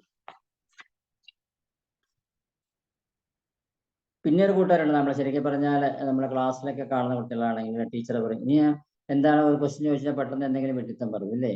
അപ്പൊ അവർ ആബ്സെന്റ് മൈൻഡ്നെസ് കാണിക്കുന്ന കുട്ടികൾ. നമ്മുടെ ചുറ്റും നടക്കുന്ന കാര്യങ്ങൾ ശ്രദ്ധിക്കാതെ നാം ഒരു സ്വപ്ന ലോകത്ത് ജീവിക്കുന്ന പ്രകൃതിയുള്ള ക്യാരക്ടറാണെങ്കിൽ എന്ത് ചോദിച്ചാൽ ഒരു ഞെട്ടലമാര് ചോദിക്കും. അപ്പോൾ അവിടെ ഇവിടെ ഈ ലോകത്തിലല്ല, വേറെ ഏതോ ലോകത്തിൽ, സ്വപ്ന ലോകത്തിന്, പാസ്റ്റിലാണ് ഫ്യൂച്ചറിലാണ് ചിന്തിക്കുന്നത് വെച്ചാൽ അറിയില്ല. എന്തിനാ വെച്ചാൽ ഒന്നും പറയാൻ, എന്തിനാ വിളിച്ച് ചോദിക്കൂ. അപ്പൊ എപ്പോഴും ഈ ക്ലിമാറ്റിക്സ് ഉറക്കം തൂങ്ങികളായിട്ട് ശരിക്കും പറഞ്ഞാൽ. ഞാൻ നേരത്തെ ക്ലാസ്സിൽ എടുത്തിരുന്നു, ഒരു 10th പഠിക്കുന്ന ഒരു കുട്ടിയെ പാരൻസിൻ്റെ അടുത്ത് വന്നിട്ട് പറഞ്ഞു, ഇങ്ങനെ കുട്ടിക്ക് നല്ലോണം പഠിക്കുന്ന കുട്ടിയാണ്, പക്ഷെ കുട്ടി പുസ്തകം എടുത്ത് കഴിഞ്ഞ് കുട്ടിക്ക് ഉറങ്ങുന്നു. രാവിലെ 4 മണിക്ക് കഴിഞ്ഞെങ്കിൽ പക്ഷെ പുസ്തകം നമ്മൾ കിടന്നു, ആൾവേസ് സ്ലീപ്പി. അവരുടെ മാർക്ക് കുറയും. അപ്പൊ ഞാൻ കുട്ടിക്ക് കൊടുത്ത ഏക ഡ്രഗ് ക്ലിമാറ്റിക്സ് ആയിരുന്നു. വിതിൻ വീക്സ് അല്ലെങ്കിൽ വിതിൻ ഡേയ്സ് തന്നെ അവർക്ക് ഇമ്പ്രൂവ്മെന്റ് ഇതാക്കി നന്നായി പഠിച്ച് നല്ല മാർക്ക് വാങ്ങി 10th സ്റ്റാൻഡേർഡ്. ക്ലിമാറ്റിക്സ് ഉറക്കം തൂങ്ങികൾക്ക് കൊടുക്കുന്ന അല്ലെങ്കിൽ ആബ്സെന്റ് മൈൻഡ്നെസ്സിന് കൊടുക്കുന്ന ഡ്രഗാണ് ക്ലിമാറ്റിക്. ഇത് റെസ്ക്യൂറോമെഡിയിൽ ഒരു ഡ്രഗും കൂടിയാണ്. ക്ലിമാറ്റിക്സ് റെസ്ക്യൂറോമെഡിയുടെ ഡ്രഗാണ്. ഇംപേഷ്യൻ്റ് അതിൽ വരുന്നതാണ്. വേറെ ഡ്രഗ് സ്റ്റാറോപ്പത്തിലും അതിൽ വരുന്നുണ്ട്, റോക്രോസ് വരുന്നുണ്ട്, മിമിലസ് വരുന്നുണ്ട്. നമ്മുടെ ജീവനം നമ്മെ വളരെ ബുദ്ധിമുട്ടിക്കുന്നുവെങ്കിൽ, ഒരു പ്രകാശം കാണാത്ത വരികയാണെങ്കിൽ വില്ലോ എന്ന നമുക്ക് ജീവിച്ചിട്ട് ഒരു കാര്യമില്ല. ഞാൻ എത്ര കാലമായിട്ട് വയസ്സാം കാലമായിട്ട് എനിക്ക് ജീവിതത്തിൽ ഒരു അർത്ഥമില്ല, ഞാൻ എന്തിനാ ഇങ്ങനെ ജീവിച്ചിരിക്കുന്നത്, ഒരു ഹാപ്പിനെസ്സും ഇത്രയും കാലമായിട്ട് എനിക്ക് ജീവിതത്തിൽ അനുഭവിക്കാൻ സാധിച്ചിട്ടില്ല. ഈശ്വര, എന്തിനാ എൻ്റെ ജീവിതം ഇങ്ങനെ പാഴ് ജീവിതമായിട്ട് മാറിയല്ലോ ഈശ്വര എന്നൊക്കെ പറയുന്ന ഒരു കൂട്ടരാണെങ്കിൽ നമുക്ക് അവരെ ഒരു പുതുജീവിതത്തിലേക്ക് കൊണ്ടുവരാനായിട്ട് നമുക്ക് കൊടുക്കാൻ വില്ലോ എന്ന് പറയും. WILLO വില്ലോ എന്നുള്ളത്. നമ്മുടെ മനസ്സ് കൂളായും ഒരു അലലും പ്രകടിപ്പിക്കാതെ നമ്മുടെ അടുക്ക് ഇരിക്കാത്ത ക്യാരക്ടർ. നമ്മുടെ എപ്പോഴും കൂളാണ്, ഒരു ടെൻഷനും അവർക്കില്ല. അപ്പൊ നമ്മുടെ അതിന് പറയുന്നത് അടുക്കള കത്തുമ്പോഴും അവർക്കൊരു പ്രശ്നമില്ല, അത് നോക്കിയിരിക്കും, ഒരു ടെൻഷനും ഇല്ല. സ്വന്തം വീട്ടിലെ അടുക്കള കത്തണം, അവർക്ക് കൂൾനെസ്സും ഇല്ല. അതിനിപ്പോ എന്താ കത്തട്ടെ, അപ്പൊ അത് ശരിയാക്കാനല്ലോ, വെള്ളം ഒഴിച്ച് ഇതാക്കിയാൽ ഫയർഫോഴ്സ്. പക്ഷെ നമ്മൾ ചിലവരാണ് ആങ്സൈറ്റി ടെൻഷനുള്ള ഇൻപേഷ്യന്മാരെ അയ്യോ ആകെ ബഹളം വെച്ചതാക്കും. അങ്ങനെ കൂൾ ആൻഡ് കാം ആയിട്ട് ഏത് സിറ്റുവേഷൻസ് ഒരു ഗ്രേവ് സിറ്റുവേഷൻസ് വന്നാൽ അതിന് കൂളായിട്ട് അതിനെ കൈകാര്യം ചെയ്യുന്ന പീപ്പിളാണ് വൈൻ എന്നുള്ളത്. വൈൻ എന്നുള്ള പേപ്പറിലൊക്കെ പറയുമ്പോൾ പ്ലാറ്റിന പേഷ്യന്റുമാരെ തന്നെ ഡോമിനേറ്റിംഗ് ക്യാരക്ടറാണ് ബേസിക്കലി. മറ്റുള്ള അടിച്ചമർത്താനുള്ള സാമർഥ്യം അവർക്കുണ്ട്. ഉറച്ച തീരുമാനമെടുക്കാൻ പറ്റാത്ത സ്ഥിതിവിശേഷം സ്ക്ലിറാന്തസ് എന്നുള്ളതാണ്. നമുക്കിപ്പോൾ നമ്പൂതിരി ശങ്ക റോഡ് ക്രോസ് ചെയ്യണം വേണ്ട, റോഡ് ക്രോസ് ചെയ്യണം വേണ്ടെന്നുള്ള ഏത് കാര്യത്തിന് രണ്ടഭിപ്രായം വേണോ വേണ്ട. അപ്പൊ തീരുമാനം എടുക്കാൻ പറ്റാത്ത സ്ഥിതിയിൽ പോണേ സ്ക്ലിറാന്തസ്. നമ്മൾ 10th കഴിഞ്ഞ് കഴിഞ്ഞാൽ നമ്മുടെ മക്കൾ 10th കഴിഞ്ഞ് നമ്മൾ +2 എന്ത് പഠിപ്പിക്കണം, അല്ലെങ്കിൽ +2 കഴിഞ്ഞാൽ മെഡിസിന് പോകണോ, എഞ്ചിനീയറിംഗ് പോകണോ, അല്ലെങ്കിൽ കോമേഴ്സ് എടുക്കണം, ഒരു സ്ഥിരം മനസ്സ് നമുക്ക് തന്നെ ഇല്ല, മക്കൾക്കും ഇല്ല എന്ന് പറയുകയാണെങ്കിൽ യു ട്രൈ സ്ക്ലിറാന്തസ്. ഒരു 12th കഴിഞ്ഞ് കഴിഞ്ഞാൽ പാരൻസും കഴിയുക, കുട്ടികളും കഴിച്ചു നോക്കും. You will enter in a correct ഡിസിഷനിലേക്ക് എത്തുമ്പോൾ. പെട്ടെന്ന് തീരുമാനമെടുക്കാതെ മറ്റുള്ള വളരെ കാര്യത്തിൽ നമ്മുടെ ആണെങ്കിൽ ഇംപേഷ്യൻ്റ് പെട്ടെന്ന് തീരുമാനം എടുക്കുന്ന ആൾക്കാർ, ഒരു വീണ്ടും വിചാരം ഇല്ലാണ്ട് പെട്ടെന്ന് തീരുമാനം. അപ്പൊ നമ്മൾ പറയും എന്തെങ്കിലും ഒരു കാര്യം നടക്കുമ്പോൾ തീരുമാനം എടുക്കുമ്പോൾ ആലോചിച്ച് എടുക്കണം പറയും. നേരെ വെച്ച് ഇംപേഷ്യൻസ് പേഷ്യൻ്റ് അപ്പം തന്നെ ഓൺ ദ സ്പോട്ട് നമ്മൾ ഈ ക്വസ്റ്റ്യനൊക്കെ ചോദിക്കുമ്പോൾ യെസ് ഓർ നോ പറയുക, നമുക്ക് അങ്ങനത്തെ ക്യാരക്ടറുള്ള അതാണ് ഇംപേഷ്യൻ എന്നുള്ളതാണ്. വീണ്ടും വീണ്ടും പറയുകയാണ് ഇംപേഷ്യൻ. എടുത്ത തീരുമാനം ശരിയല്ല. നമ്മൾ ഒരു തീരുമാനം എടുത്തു, എൻ്റെ മകനെ എഞ്ചിനീയറിംഗ് ചേർത്ത അല്ലെങ്കിൽ മെഡിസിൻ ചേർത്ത, പക്ഷെ കുറച്ച് കഴിഞ്ഞാലോ അയ്യോ എൻ്റെ തീരുമാനം ശരിയായില്ല, അത് സംബന്ധിച്ച ഭയം നമുക്ക് മനസ്സിൽ വരികയാണെങ്കിൽ ആ തരം രോഗികളെ നമുക്ക് രക്ഷപ്പെടുത്താൻ പറ്റുന്ന ഡ്രഗാണ് മിമിലസ്. എല്ലാവരോടും അഭിപ്രായം ചോദിക്കുകയും വേണ്ട ഒരു എക്സ്പെർട്ടിന്റെ അഭിപ്രായം ചോദിക്കാതിരിക്കുകയും ചെയ്യുന്ന വ്യക്തി. ചിലപ്പോൾ നമ്മൾ ചെയ്യും, ഞാൻ ആ എക്സിനോട് ചോദിക്കട്ടെ അഭിപ്രായം, വൈനോട് ചോദിക്കട്ടെ, സെറ്റിനോട് ചോദിക്കട്ടെ, എല്ലാവരുടെയും അഭിപ്രായം അവസാനിച്ചു. പക്ഷേ ഇതിന് കറക്റ്റായിട്ട് നമ്മളെ ഹെൽപ്പ് ചെയ്യാൻ പറ്റുന്ന ഒരു വ്യക്തി ഉണ്ടെങ്കിൽ അവരോട് ചോദിക്കാണ്ട് ഇവർ 100 ആൾക്കാരോട് ചോദിച്ചിട്ട് ആകെ കൊളാക്കുന്ന പാരൻസ് ആണെങ്കിൽ അല്ലെങ്കിൽ വ്യക്തികളാണെങ്കിൽ അവർ കൊടുക്കുന്ന സിറാറ്റോ എന്ന ഡ്രഗ് ശരിക്കും പറഞ്ഞാൽ നമുക്ക് ഇതിൽ കൊടുക്കുന്ന അല്ലെങ്കിൽ ഈ കുട്ടികൾക്ക് പഠിക്കാൻ ഉപയോഗിക്കുന്ന ഇതിൽ കൊടുക്കുന്ന ഒരു മരുന്നാണ് ശരിക്കും പറഞ്ഞാൽ. ADHD ആ ഒരു ക്യാരക്ടറിലേക്ക് വരുന്നത് അല്ലെങ്കിൽ ബുദ്ധിശക്തി വികസിക്കുന്ന കുട്ടികൾക്ക് കൊടുക്കാവുന്ന ഒരു ഡ്രഗാണ് സിറാറ്റോ എന്നുള്ളത്. ചിലർ പറയും അങ്ങനെ വലിയ വലിയ ഓഫീസിലൊക്കെ വർക്ക് ചെയ്യുന്ന ആൾക്കാർ എന്നും ടെൻഷനിൽ കൂടാല്ലേ, രാവിലെ മദ്രാസാണെങ്കിൽ വൈകുന്നേരം ബോംബെ അല്ലെങ്കിൽ രാത്രി കാശ്മീർ അങ്ങനെ സഞ്ചരിക്കുന്ന ആൾക്കാർക്ക് എപ്പോഴും ഒരു ടെൻഷനിൽ കൂടെ പോകുന്ന ഒരു ക്യാരക്ടറായിരിക്കും വലിയ വലിയ എക്സിക്യൂട്ടീവ്സിന്. ഈ എക്സിക്യൂട്ടീവ്സിനൊക്കെ നമ്മൾക്ക് എപ്പോഴും ക്യാരി ചെയ്യേണ്ട ഡ്രഗാണ് ശരിക്കും പറഞ്ഞാൽ ഇംപേഷ്യൻ എന്നുള്ളത്. വീണ്ടും നമ്മൾ പല പ്രാവശ്യം പല ഘട്ടങ്ങളായി പറയുന്നത്, പക്ഷെ അവരുടെ പ്രാക്ടിക്കൽ യൂസ് പറയുന്നത് എക്സിക്യൂട്ടീവ്സിന് ഉപയോഗിക്കുന്ന drug always carry impatiens with them. എപ്പോഴും മനസ്സിലേക്ക് ടെൻഷൻ അടിച്ച് ഓരോ തെറ്റുകൾ ആവർത്തിക്കുകയാണ് അവർക്ക്. The need for relaxation impatient. അപ്പൊ നമുക്ക് ചില വ്യക്തി ജീവിതത്തിൽ അല്ലെങ്കിൽ ഓഫീഷ്യൽ ജീവിതത്തിൽ ചില വ്യക്തികളോട് നമുക്ക് യോജിക്കാൻ പറ്റില്ല. അയാളെ കണ്ട് യോജിക്കാൻ പറ്റും, അയാളെ കാണുമ്പോൾ എനിക്ക് നിയന്ത്രിക്കാൻ പറ്റും. അങ്ങനെ ഒരു ക്യാരക്ടറുള്ളവർക്കാണ് നമ്മൾ പ്രിസ്ക്രൈബ് ചെയ്യുന്നത് വില്ലോ എന്ന ഡ്രഗാണ് കൊടുക്കുന്നത്. ശാരീരികം മാനസികമായ ഷോക്ക് നമുക്ക് ലഭിക്കുകയാണെങ്കിൽ ശരിക്കും പറഞ്ഞാൽ ചിലപ്പോൾ നല്ല മഴക്കാലമാണ് അല്ലേ, ശരിക്കും പറഞ്ഞാൽ നമ്മൾ ചിലപ്പോൾ അറിയാണ്ട് മിന്നിലൊക്കെ ഏറ്റ് നമ്മൾ ഇതായി കഴിഞ്ഞാൽ കുറച്ച് ദിവസമൊക്കെ ആ ഒരു ഫീലിംഗ് ഉണ്ട്. അവർക്കൊക്കെ നമുക്ക് കൊടുക്കാം സ്റ്റാറോബത്തലം എന്നുള്ള മരുന്ന് ഉടനെ കൊടുക്കാം, അല്ലെങ്കിൽ ലേറ്റ്സ് ആയിട്ട് വന്നാലും കൊടുക്കാം. സ്റ്റാറോബത്തലം വളരെയധികം ഷോക്ക് അനുഭവിക്കുന്ന അല്ലെങ്കിൽ മെന്റൽ ഇതിന് നമ്മൾ ഏതൊരു സൈക്കാട്രിക് കേസ് എടുക്കുമ്പോഴും നമ്മൾ സ്റ്റാറോബത്തലം തിങ്ക് ചെയ്യേണ്ടി വരും. എന്തെങ്കിലും ഒരു കാരണം ഇല്ലാണ്ട് ഒരാൾ സൈക്കാട്രിക് പേഷ്യൻ്റ് ആയിട്ട് മാറില്ല. അപ്പൊ അവരെ ഹിസ്റ്ററി നമ്മൾ ചകഞ്ഞ് നമ്മൾ മനസ്സിലാക്കേണ്ട എവിടെയെങ്കിലും ഒരു ബാഡ് ഇൻസിഡന്റ് അവരുടെ ജീവിതത്തിൽ നടന്നിട്ടുണ്ടാകും. അതിനെ റിവീൽ ചെയ്ത് കഴിഞ്ഞാൽ തന്നെ നമുക്ക് അവരെ രക്ഷപ്പെടുത്താൻ സാധിക്കും. അത്തരം ഒരു ഇൻസിഡന്റ് അങ്ങനെ പറയുകയാണെങ്കിൽ അവർക്ക് അത് ഞാൻ നേരത്തെ ക്ലാസ്സിൽ പറഞ്ഞ ഒരു ഇൻസിഡന്റ് വീണ്ടും പറയുകയാണ്. പാലക്കാട് അമ്പലപ്പാറ എന്ന സ്ഥലത്ത് ഒരു പെൺകുട്ടിയെ ഞാൻ അച്ഛനെ ചികിത്സിക്കാൻ പോയ സമയത്ത് ആ കുട്ടി ഒരു മേശരടിയിൽ ഇങ്ങനെ ഒളിച്ചിരിക്കുകയായിരുന്നു. അപ്പൊ അവരുടെ ഹിസ്റ്ററി എല്ലാം മനസ്സിലാക്കി നമ്മൾ. അപ്പൊ ഒരു ചങ്ങാതി ട്രെയിനിന്റെ മുമ്പിൽ ചാടി മരിക്കുകയും ആ ഒരു ഇൻസിഡന്റ് കാണാൻ പോയി വന്ന ശേഷമാണ് ഇങ്ങനെ തുടങ്ങിയെന്നും പറഞ്ഞ് പല സൈക്കാട്രിസ്റ്റിനെയും കാണിച്ചിട്ടും അവർക്ക് ഈ കുട്ടിയെ രക്ഷപ്പെടുത്താൻ സാധിച്ചില്ല. നമ്മൾ അവർക്ക് കൊടുത്ത ഡ്രഗില് മെയിൻ ഡ്രഗ് സ്റ്റാറോബത്തലമാണ്, പിന്നെ കൊടുത്തത് മിമിലസ് എന്നുള്ള ഡ്രഗ്. അങ്ങനെ ഫിയർ എന്നുള്ള ഒരു ഇതിലും ഷോക്ക് എന്നുള്ള ഡ്രഗ് മാത്രമേ നമ്മൾ കൊടുത്ത് അവരെ രക്ഷപ്പെടുത്തി ആ പെൺകുട്ടി വീണ്ടും മേഴ്സി കോളേജിൽ തുടർന്ന് പഠിച്ച് വീട്ടമ്മയായിട്ട് സുഖമായി ജീവിക്കുന്നുണ്ട് ഇപ്പോഴും. 19 കൊല്ലം മുമ്പുള്ള ഒരു കാലഘട്ടത്തിൽ ഇതാണ്. പിന്നെ ഒരേ കാര്യം തന്നെ മനസ്സിനെ വീണ്ടും വീണ്ടും അലട്ടുന്നുവെങ്കിൽ നമ്മൾ ചിലർ അയ്യോ എനിക്ക് ഉറക്കേ ഇല്ല, ഞാൻ എൻ്റെ മറ്റേ വയസ്സായ മുത്തശ്ശനും മുത്തശ്ശിക്കാണ് എൻ്റെ മക്കളെ കുറിച്ച് ആലോചിച്ച് പേരക്കുട്ടികളെ കുറിച്ച് ആലോചിച്ച് എനിക്ക് ഉറക്കമേ കിട്ടാൻ, അവർക്ക് എന്തെങ്കിലും പ്രശ്നങ്ങളുണ്ടോ? Persistent unwanted thoughts. Gramophone plate വരും, ഗ്രാംഫോൺ പ്ലേറ്റ് ഓൺ ചെയ്ത് കഴിഞ്ഞാൽ അതിങ്ങനെ റൗണ്ട് ചെയ്തുകൊണ്ടിരിക്കും. അപ്പൊ അത്തരം ക്യാരക്ടർ അല്ലെങ്കിൽ മനസ്സിനെ അലട്ടുന്ന പ്രശ്നങ്ങൾ, മനസ്സിന് എന്ത് ചെയ്ത റബ്ബർ എടുത്ത് വായിച്ചാൽ നമ്മൾ പെൻസിൽ കൊണ്ട് റബ്ബർ എടുത്ത്, പക്ഷെ നമ്മുടെ മനസ്സിനെ എല്ലാ വിഷമങ്ങൾ മാറ്റാൻ നമുക്ക് മറ്റേ എറൈസ് ചെയ്യാൻ പറ്റും. എറൈസർ റെമഡിയാണ് ശരിക്കും white chestnut. Persistent unwanted thoughts, white chestnut.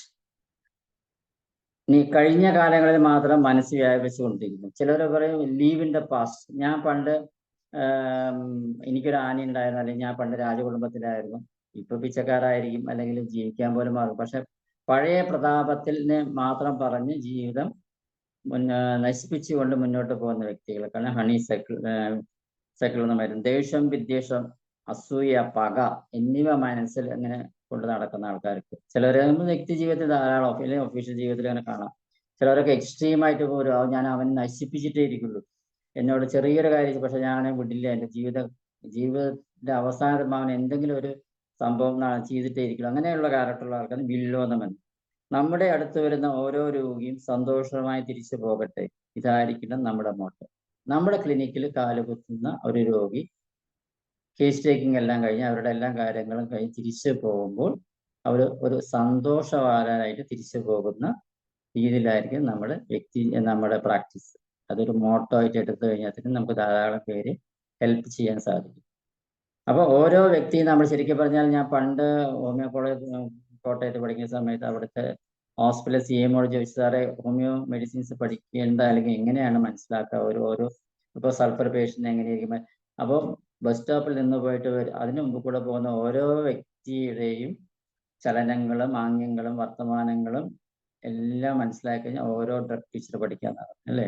ഇപ്പോൾ ഫോസ്ഫറസ് സൾഫർ പേഷ്യൻ്റ് ആണെങ്കിൽ ബസ് സ്റ്റാൻഡിൽ നിൽക്കുമ്പോൾ കാല് പുറകോട്ട് മടക്കി സപ്പോർട്ട് ചെയ്ത് നിൽക്കുന്ന ക്യാരക്ടറാണ് അല്ലേ. അപ്പൊ ബസ് സ്റ്റാൻഡിൽ നിന്ന് കഴിഞ്ഞാൽ അങ്ങനെ സൾഫർ നമ്മൾ പഠിക്കും. പിന്നെ ഫോസ്ഫറസ് ആണെങ്കിൽ എപ്പോഴും അവർക്ക് ദയവാണ്ട് മാഗ്നറ്റൈസ് ആൾവേസ്, എപ്പോഴും ഇങ്ങനെ ഒഴിഞ്ഞുകൊണ്ടിരുന്ന അവരുടെ അസുഖങ്ങളൊക്കെ കുറയും. ദയവാണ്ട് മാഗ്നറ്റൈസ് എന്നാണ് ഫോസ്ഫറസ് ഉള്ളത്. അങ്ങനെ പല കാര്യങ്ങളും നമുക്ക് ബാച്ചലർ മെഡിസിൻ്റെ നമുക്ക് ഉപയോഗിക്കാൻ സാധിക്കും. ഇനി നിത്യേന ഉള്ള സ്ട്രെസ്, സ്ട്രെയിൻ, മാനസിക വിഷമങ്ങളൊക്കെ നമ്മൾ ഹോമിയോ മെഡിസിൻസ് വീണ്ടും ആവർത്തിക്കുകയാണ്. മാനസിക പിരിമുറുക്കം അനുഭവിക്കുന്ന അഗ്രമണി എന്നുള്ള ഡ്രഗ് വളരെയധികം നല്ലതാണ്. എക്സ്ക്രൂസിയേറ്റിംഗ് മെന്റൽ ടോർച്ചർ എന്നാണ് പറയുന്നത്. നമുക്ക് താങ്ങാൻ പറ്റാത്ത വിധത്തിലുള്ള ടെൻഷൻ, എനിക്ക് താങ്ങാനേ പറ്റില്ല, എനിക്ക് ചത്തുപോകും, എൻ്റെ തല പൊളിഞ്ഞു പോകും എന്ന് പറയുകയാണെങ്കിൽ അവരെ കൊടുക്കേണ്ടത് മരുന്നാണ് അഗ്രമണി എന്നുള്ളത്. അനാവശ്യ ചിന്തകൾ, ഞാൻ വീണ്ടും പറഞ്ഞത് think of whiteness, persistent unwanted thoughts പറഞ്ഞു. എൻ്റെ ആദിവ്യാധികൾ എനിക്ക് താങ്ങാൻ പറ്റുന്നില്ല, അധികമായി എനിക്ക് ഇനി താങ്ങാൻ പറ്റില്ല, എനിക്ക് ഒരിക്കലും പറ്റില്ല, ഞാൻ ഇനി എന്താ ചെയ്യേണ്ടത്, ഞാൻ ഇവിടെ എണീറ്റ് പോവുകയാണ്, ഞാൻ ഈ വീട് വിട്ട് ഇറങ്ങി പോവുകയാണ്, അല്ലെങ്കിൽ ഓഫീസ് ഞാൻ റിസൈൻ ചെയ്ത് പോവുകയാണ്, എനിക്കിതൊന്നും എന്നെ കൊണ്ട് സാധ്യമല്ല. സ്വീറ്റ് ചെസ്റ്റ്നട്ട് എന്നുള്ള ഡ്രഗ് അതിനുണ്ട്. They have reach the limit of entrance. ഭൂമിയോളം ക്ഷമിച്ചു കഴിഞ്ഞ് എനിക്ക് താങ്ങാൻ പറ്റില്ല എന്ന് ആരെങ്കിലും, ഈ സെന്റൻസുകൾ ഇങ്ങനെ തന്നെ ഉപയോഗിക്കണം, അവർ പറയണം. അത്തരം ഒരു സ്വഭാവമുള്ള ക്യാരക്ടറുകൾ കൊടുക്കുന്നതാണ് നമ്മൾ സ്വീറ്റ് ചെസ്റ്റ്നട്ട് എന്നുള്ളത്. അസൂയ, വെറുപ്പ്, കുശുമ്പ്, വിദ്വേഷം, anger, envy, rage, jealousy. Another drug is holly. Holly എന്ന് പറഞ്ഞാൽ ശരിക്കും പറഞ്ഞാൽ നമ്മൾ വീട്ടില് നമ്മളെ ടീം 2 കുട്ടികളുണ്ടായെങ്കിൽ അവർ തമ്മിലുള്ള സിബ്ലിംഗ് റൈവലറിക്ക് നേരത്തെ ഞാൻ പറഞ്ഞിട്ടുണ്ട് കൊടുക്കുന്ന ഡ്രഗാണ് ഹോളി. HOOLL, ഹോളി എന്നുള്ള ഡ്രഗ്. അകാരണമായി മൂകതയായി പോകുന്നവർ, കാരണമൊന്നുമില്ല, ജീവിതത്തിൽ ഇനി ഒരു അർത്ഥവുമില്ല, എൻ്റെ മനസ്സാകെ ഒരു ഇരുട്ട് ബാധിച്ചിരിക്കുന്നു, ഒരു വെളിച്ചവുമില്ല ജീവിതത്തിൽ എന്ന് പറയുന്ന അല്ലെങ്കിൽ വ്യക്തിയെ നമുക്ക്, അല്ലെങ്കിൽ നമ്മുടെ ഫിസിക്കൽ എയിൽമെന്റ്സ് നമ്മുടെ ക്ലിനിക്കിൽ വരെ അവർ കൊടുക്കേണ്ട ഡ്രഗ് വീണ്ടും പറയുന്നു മസ്റ്റാർഡ്. തീരുമാനങ്ങൾ എടുക്കാൻ പറ്റുന്നില്ല, ഒന്നിനെക്കുറിച്ച്, അത് ഞാൻ വീണ്ടും പറഞ്ഞു. സ്ക്ലറാൻഡസ് എന്നുള്ള ഡ്രഗ് അഗാധമായ നിരാശ, മരണത്തിലേക്ക് ചിന്തകളിലേക്കുമായി നമ്മെ നയിക്കുന്നു. അനിയന്ത്രമായ ചിന്തകൾ, നമ്മുടെ ചിന്തകൾക്ക് നമുക്ക് കടിഞ്ഞാൻ പറ്റുന്നില്ല. സൂയിസൈഡ്, ഞാൻ ചില പേഷ്യൻസ് പറഞ്ഞു എനിക്ക് സൂയിസൈഡൽ തോട്ട്സ് വരുന്നുണ്ട്, ഞാൻ എപ്പോഴാണ് ചെയ്യാന്നറിയാം. ഞാനൊരു മണ്ണാർക്കാട് നിന്ന് അടുത്ത് വന്നിരുന്നു. അപ്പോൾ അയാൾ പറഞ്ഞു ഇങ്ങനെ പോയിന്റഡ് തിങ്സ് കണ്ടു കഴിഞ്ഞാൽ എനിക്ക് അതിനെടുത്ത് ആരെയും കുത്തിക്കൊല്ലാൻ തോന്നും, അല്ലെങ്കിൽ കുട്ടികളെ കണ്ടു കഴിഞ്ഞാൽ കിണറ്റിൽ എറിയാൻ തോന്നും. ഞാൻ ഇതുവരെ അങ്ങനെ ചെയ്തിട്ടില്ല, പക്ഷെ നാളെ അറിയാണ്ട് ചെയ്ത് കഴിഞ്ഞാലോ. അപ്പോൾ പെർസിസ്റ്റന്റ് അൺവാണ്ടഡ് തോട്ട്സ് വൈറ്റ്നസ്റ്റും പിന്നെ ഈ ചെറിയ പ്ലമാണ് അവരെ രക്ഷപ്പെടുത്തിയത്. സ്വയം നിന്ദ, നമ്മളെ തന്നെ കുറ്റപ്പെടുത്തൽ. പൈനുള്ള ട്രക്ക്, പൈനുള്ള ശരിക്കും പറഞ്ഞാൽ ഈ നമ്മളെ ജീവിതത്തിന്റെ സായാഹ്നത്തിലൊക്കെ നമ്മളൊരു ആശ്രമത്തൊക്കെ ചെല്ലുമ്പോൾ പറയും, ശരി നിങ്ങൾക്ക് ഇനി ഇത്രയും കാലം നിങ്ങൾ ജീവിച്ചു കഴിഞ്ഞു, ഇനി നിങ്ങൾക്ക് ആധ്യാത്മത്തിലേക്ക് വരാം. അപ്പോൾ ചില ആൾക്കാർക്ക് അയ്യോ ഞാൻ ഇത്രയും കാലം എൻ്റെ ജീവിതം മുഴുവൻ ശരി നല്ല രീതിയിലല്ല, മറ്റുള്ളവരെ ദ്രോഹിച്ചും അല്ലെങ്കിൽ മറ്റുള്ളവരെ പണാപകരിച്ചും ഒക്കെ ഞാൻ ഇതിന് യോഗ്യതയാണ് ഉള്ള ആളല്ലല്ലോ, എനിക്ക് എങ്ങനെ ആധ്യാത്മത്തിലേക്ക് വരാം, മെഡിറ്റേഷൻ ചെയ്യാൻ വിചാരിക്കും, അല്ലെങ്കിൽ എനിക്ക് എങ്ങനെ എൻ്റെ ജന്മത്തിൽ മോക്ഷം ലഭിക്കും എന്ന് പറയുന്ന ആൾക്കാർക്ക് സ്വയം അവനവൻ്റെ ജീവിതത്തെക്കുറിച്ച് പഠിച്ചു മോക്ഷമാർഗത്തിലേക്ക് എത്താൻ പറ്റുന്നില്ല എന്ന് പറയുന്ന ഒരു സ്വയം നിന്ദിക്കുന്ന കൂട്ടരെ കൊടുക്കുന്ന ഡ്രഗാണ് പയ്യുന്നുള്ളത്. ആത്മവിശ്വാസമില്ലായ്മ നമുക്ക് ലാർക്ക് കൊടുക്കാം.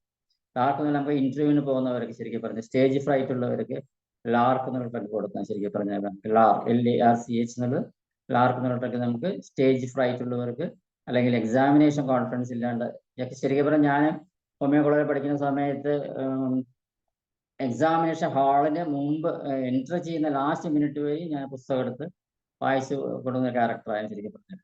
അപ്പൊ അങ്ങനെയുള്ള ക്യാരക്ടർ കോൺഫിഡൻസ് ഇല്ലായ്മ അല്ലെങ്കിൽ നമ്മൾ പഠിച്ചത് പോരായ്മ തോന്നുന്നുണ്ട് ആ ക്യാരക്ടറാണ് LARCH എന്നുള്ള ഡ്രഗ് കൊടുക്കുന്നത്. ഇത്രയാണ് ഇന്നത്തെ ക്ലാസ്സിൽ ഞാൻ പറയാൻ ഉദ്ദേശിച്ചിരിക്കുന്നത്. ഇനി നിങ്ങൾക്ക് ഇന്ററാക്ട് ചെയ്യാം, എന്തെങ്കിലും സംശയം ഉണ്ടെങ്കിൽ ചോദിക്കും.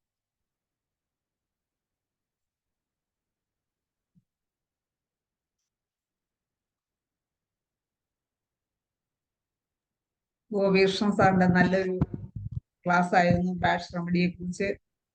ഇനി പാർട്ടിസിപ്പൻസിന് ഇന്ന് ഇവിടെയുള്ള ഡോക്ടർമാർക്ക് ഇതിനെ കുറിച്ച് അഭിപ്രായങ്ങളോ അല്ലെങ്കിൽ എന്തെങ്കിലും സംശയങ്ങളോ സാറിനോട് ചോദിക്കാം. ചോദിക്കേണ്ടവർ ഓരോരുത്തരായി ഹാൻഡ് റൈസ് ചെയ്യുക. എന്തായാലും കുട്ടു സാർ ആദ്യം തന്നെ ഹാൻഡ് റൈസ് ചെയ്തിട്ടുണ്ട്. സാറിൽ നിന്ന് തുടങ്ങാം. സാറേ സംസാരിച്ചോളൂ.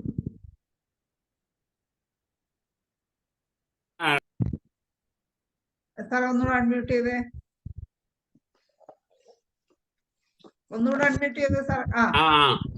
പണ്ടൊക്കെ ആദ്യകാലങ്ങളിലൊക്കെ ഉപയോഗിച്ചു, പിന്നെ അത് കഴിഞ്ഞിട്ട് കോട്ടയത്ത് റിസർച്ച് വന്നു കഴിഞ്ഞാൽ പിന്നെ അത് ഉപയോഗിച്ചിട്ടില്ല. കാരണം മരുന്നെല്ലാം പറ്റിപ്പോയി. കാരണം അവിടെ പ്രൈവറ്റ് പ്രാക്ടീസ് ചെയ്യരുതെന്നാ, ഗവൺമെന്റിൽ ഇതിന് സപ്ലൈ ഇല്ലല്ലോ. അന്നേരം അതെല്ലാം ഇത് പറ്റിപ്പോയി. പിന്നെ വീണ്ടും ഈ IFPHന്റെ ക്ലാസ് വന്ന് താങ്കളുടെ ക്ലാസ് കഴിഞ്ഞാൽ പിന്നെ ഞാൻ വീണ്ടും യൂസ് ചെയ്യാൻ തുടങ്ങി. വളരെ എഫക്റ്റീവാണ്. അപ്പം വളരെ നന്ദി. എനിക്കൊരു ചോദ്യം കൂടെ ഉണ്ട്. സ്കിസോഫ്രീനിയയ്ക്ക് ഡോക്ടറെ ഇതിൽ ഏത് മെഡിസിനാണ് ഏറ്റവും നല്ലത്? ഷീസോഫ്രീനിയ കൊണ്ട് അവർക്ക് എന്തൊക്കെ സിംറ്റംസ് കാണിക്കുന്നവർക്ക് മെമ്മറീസ് ക്യാരക്ടറാണോ, ഇംപേഷൻ ക്യാരക്ടറാണോ, ചെറിയപ്ലം ക്യാരക്ടറാണോ, അല്ലെങ്കിൽ അവരെന്താ ആ ഷീസോഫ്രീനിയെ കൊണ്ട് ചെയ്യുന്ന കാര്യങ്ങൾ, അല്ലെങ്കിൽ അവർക്കൊന്നും ഓർമ്മയില്ലായ്മ വരികയാണെങ്കിൽ ഒരു ആബ്സെന്റ് മൈൻഡ്നെസ് ആണെങ്കിൽ ലിമാറ്റിസ് എന്ന ഡ്രഗിലേക്ക് പോവുക, അങ്ങനെയൊക്കെ.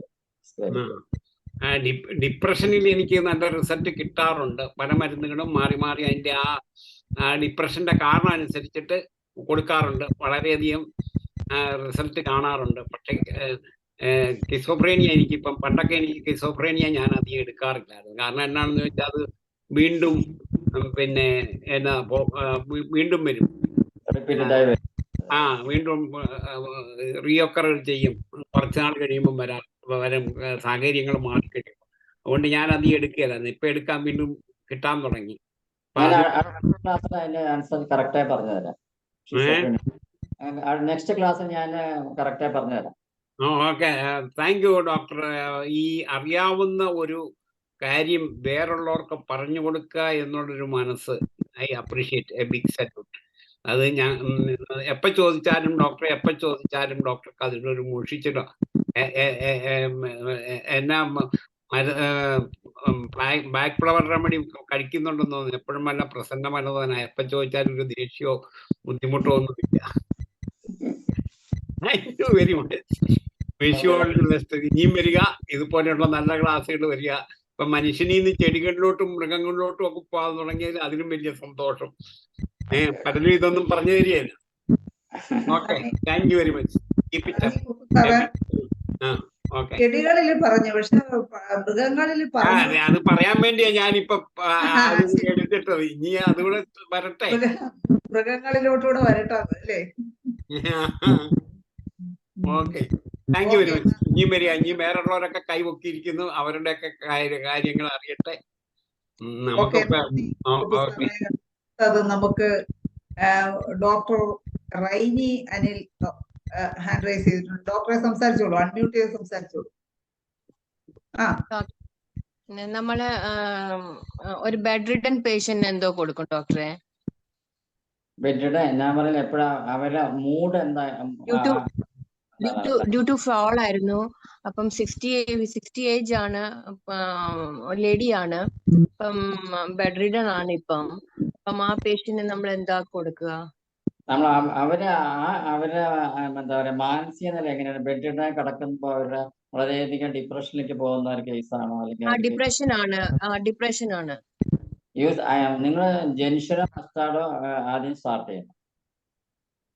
പിന്നെന്താ വെച്ചാൽ ഈ ബെഡ് റിഡൻ പേഷ്യന്റെ റൂം നമ്മൾ എപ്പോഴും വളരെയധികം ആക്റ്റീവ് ലൈവായിട്ട് വെക്കണം. ജീവിതത്തിനൊരു അർത്ഥം വേണം അവർക്ക്. നമ്മളെയൊക്കെ വീട്ടിൽ രോഗികൾ അല്ലെങ്കിൽ വയസ്സായവരെ കിടക്കുന്ന റൂമുകളൊക്കെ ഏറ്റവും മറ്റെന്താ പറയാ വൃത്തിഹീനമായ ഒരു റൂമായിരിക്കും ഈ രോഗികൾ കിടക്കുന്നത്. അത് മാറ്റിയെടുക്കണം. ജീവിതത്തിന് അർത്ഥം ഉണ്ടാകുക, പ്രകാശം വരുത്തണം. അവർ ജനലും വാതിലൊക്കെ തുറന്ന് സൂര്യപ്രകാശം ലഭിക്കുന്ന ഒരു റൂമിലായിരിക്കണം ജീവിക്കുന്നത്. ധാരാളം പേര് അവരെ പോയിട്ട് ഡെയിലി ഇന്ററാക്ട് ചെയ്യണം. അങ്ങനെയൊക്കെയുള്ള ഒരു ലൈഫ് ആ രോഗികൾക്ക് വീട്ടുകാർ പറഞ്ഞു കൊടുക്കണം. ജെൻഷനോ മസ്റ്റോടോ തീർച്ചയായിട്ടും കൊടുക്കുക. റെസ്ക്യൂ റെമഡി TDS ആയിട്ട് 1 മാസം കൊടുക്കുക ആദ്യം. അപ്പൊ അങ്ങനെ കൊടുത്തു കഴിഞ്ഞാൽ എന്താ വെച്ചാല് നമ്മൾ ജീവിക്കണം ആഗ്രഹം വരും ശരിക്കപ്പെടുന്നത്. അപ്പൊ ഞാൻ പറയാം, നമ്മൾ ആശുപത്രിയിൽ കിടക്കുന്ന രോഗികളൊക്കെ ഒരു 2 മാസം കിടക്കുന്ന രോഗി 6 മാസം കിടക്കുകയാണെങ്കിൽ അതിന്റെ കാരണം എന്താ വെച്ചാല് അവർക്ക് ഹോപ്പില്ല.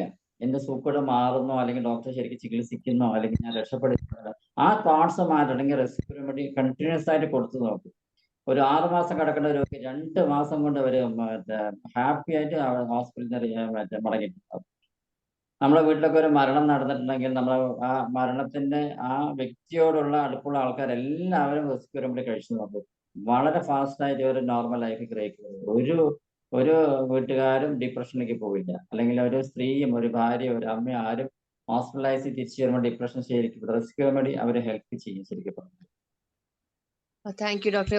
ഒരു ചോദ്യം കൂടെ ഡോക്ടറെ. ഒരു 25 ഇയർ ഏജ് ഒരു കുട്ടിക്ക് ഇപ്പോഴും കൊച്ചു കുട്ടികളുടെ പോലാണ് ഇപ്പോഴും അവരുടെ. പണ്ടൊന്നും ഇതിന് മെഡിസിൻ കൊടുത്തിട്ടില്ല, അവർക്ക് അറിയത്തില്ലായിരുന്നു. ഇപ്പൊ ക്ലിനിക്കിൽ വന്നപ്പോ അവിടെ അമ്മ ചോദിച്ചു, ഇങ്ങനെ ഈ എന്റെ കൊച്ചു നോർമൽ ആക്കാൻ പറ്റുമോ എന്ന് എന്നോട് ചോദിച്ചു. 25 ഇയർ ആണ് ഇപ്പം.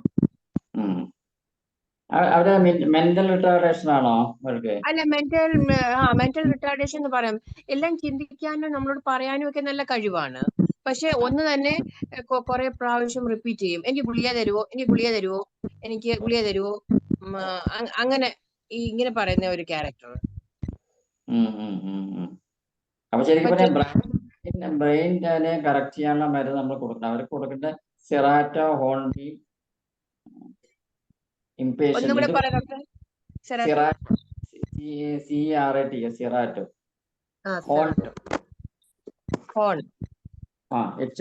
ഹോൺബി, ഇത് കൊടുത്തു നോക്കിയിട്ട് ഇംപേഷ്യന്റും ഒരു TDS 3 മിക്സ് ചെയ്ത ശേഷം കൊടുക്കുക. സെറാറ്റോയും ഹോണും പിന്നെ ഒന്നും കൂടെ ഉണ്ടല്ലോ ഡോക്ടറെ. സെറാറ്റോ, ഇംപേഷ്യൻ, ഹോൺബീം. അപ്പൊ ബ്രെയിൻ ഡ്രഗ്സ് ആണ് ഇതെല്ലാം. നമ്മൾ കുട്ടികൾ പഠിക്കാത്ത കുട്ടികൾക്ക് കൊടുക്കുന്ന,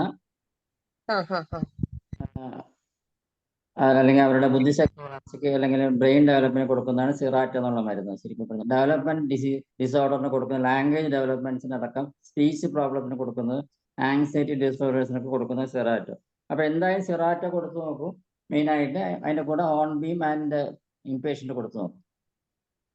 okay doctor, thank you doctor. Okay Rainy ഡോക്ടറെ. അടുത്ത doctor Saleem Kumar hand raise ചെയ്തിട്ടുണ്ട്. ഡോക്ടറെ അൺമ്യൂട്ട് ചെയ്ത് സംസാരിച്ചു. ഓക്കെ, ഹലോ ഡോക്ടറെ. ആദ്യമേ ഒരു താങ്ക്സ് പറയട്ടെ. ഇതിനു മുമ്പത്തെ ക്ലാസ് എനിക്ക് അറ്റൻഡ് ചെയ്യാൻ പറ്റില്ല, അതുകൊണ്ട് അന്ന് എനിക്ക് പറയണമെന്ന് വിചാരിച്ചാണ്. ഈ ടെറാറ്റോ ഹോൺബീം ചെസ്നസ് ബഡ് സാറ് കുട്ടികൾ പഠിക്കാൻ അങ്ങനെയുള്ള കാര്യത്തിനൊക്കെ അത് നന്നായിട്ട് കേൾക്കുന്നുണ്ട് സാറ്. സാറിന്റെ അപ്പൊ ക്ലാസ് എടുത്ത ഡോക്ടർക്ക് ഫീസ് അയച്ചോ? തീർച്ചയായിട്ടും എത്ര വേണമെന്ന് പറഞ്ഞാൽ മതി. അതെനിക്ക് 2-3 കുട്ടികളിൽ പിന്നെ ചോദിച്ചില്ല സാർ ഇത് ഗ്ലോബിൾസ് ആയിട്ടാണോ കൊടുക്കണ ഡ്രോപ്സ് ആയിട്ടാണോ? ഞാൻ ഡ്രോപ്സ് ആയിട്ടാണ് കൊടുക്കണം. എനിക്ക് ഇതുവരെ കൊടുത്തിട്ടുള്ളൂ, ലിക്വിഡ് ആയിട്ട് കൊടുത്തിട്ടേ ഇല്ല ആർക്കും. ഗ്ലോബിൾസ് ആയിട്ട് കൊടുക്കണം അല്ലേ? ഗ്ലോബിൾസ് ആയിട്ട് തന്നെ. അപ്പൊ ഇത് 3 മിക്സ് ചെയ്ത് വെച്ചിട്ട് ഗ്ലോബിലേക്ക് ഒഴിക്കണോ? ഗ്ലോബിലേക്ക് 3 കൂടി ഓരോന്നായിട്ട് ഒഴിക്കണോ? എങ്ങനെ അതിന്റെ രീതി?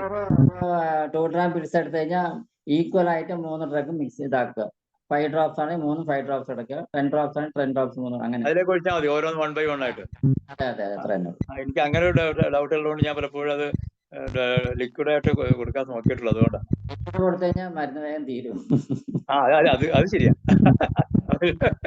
പിന്നെ വേറെ ഒരു ഡൗട്ട് ഉള്ളത്, ഇപ്പൊ എനിക്കുള്ള 2 പേഷ്യൻസിന്റെ ഇവര് 2 പേരും ജോലിക്കൊന്നും പോകാതെ വീട്ടിൽ തന്നെ ഇരിക്കുക.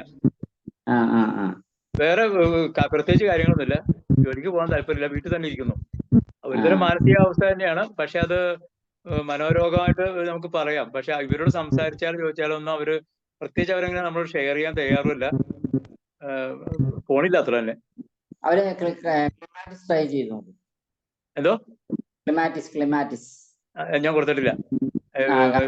നമ്മുടെ റെമഡി ഒന്നും ഫ്ലവർ റെമഡി ഒന്നും കൊടുക്കാനുള്ള അത്ര ഡീപ്പ് അറിവില്ല.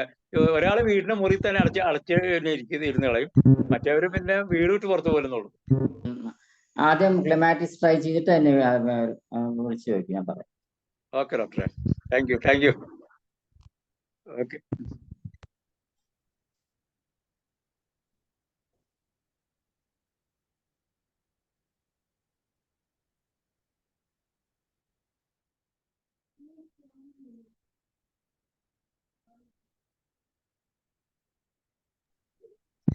എനിക്ക് സംസാരിക്കാമോ ഡോക്ടറെ? കേൾക്കാമല്ലോ?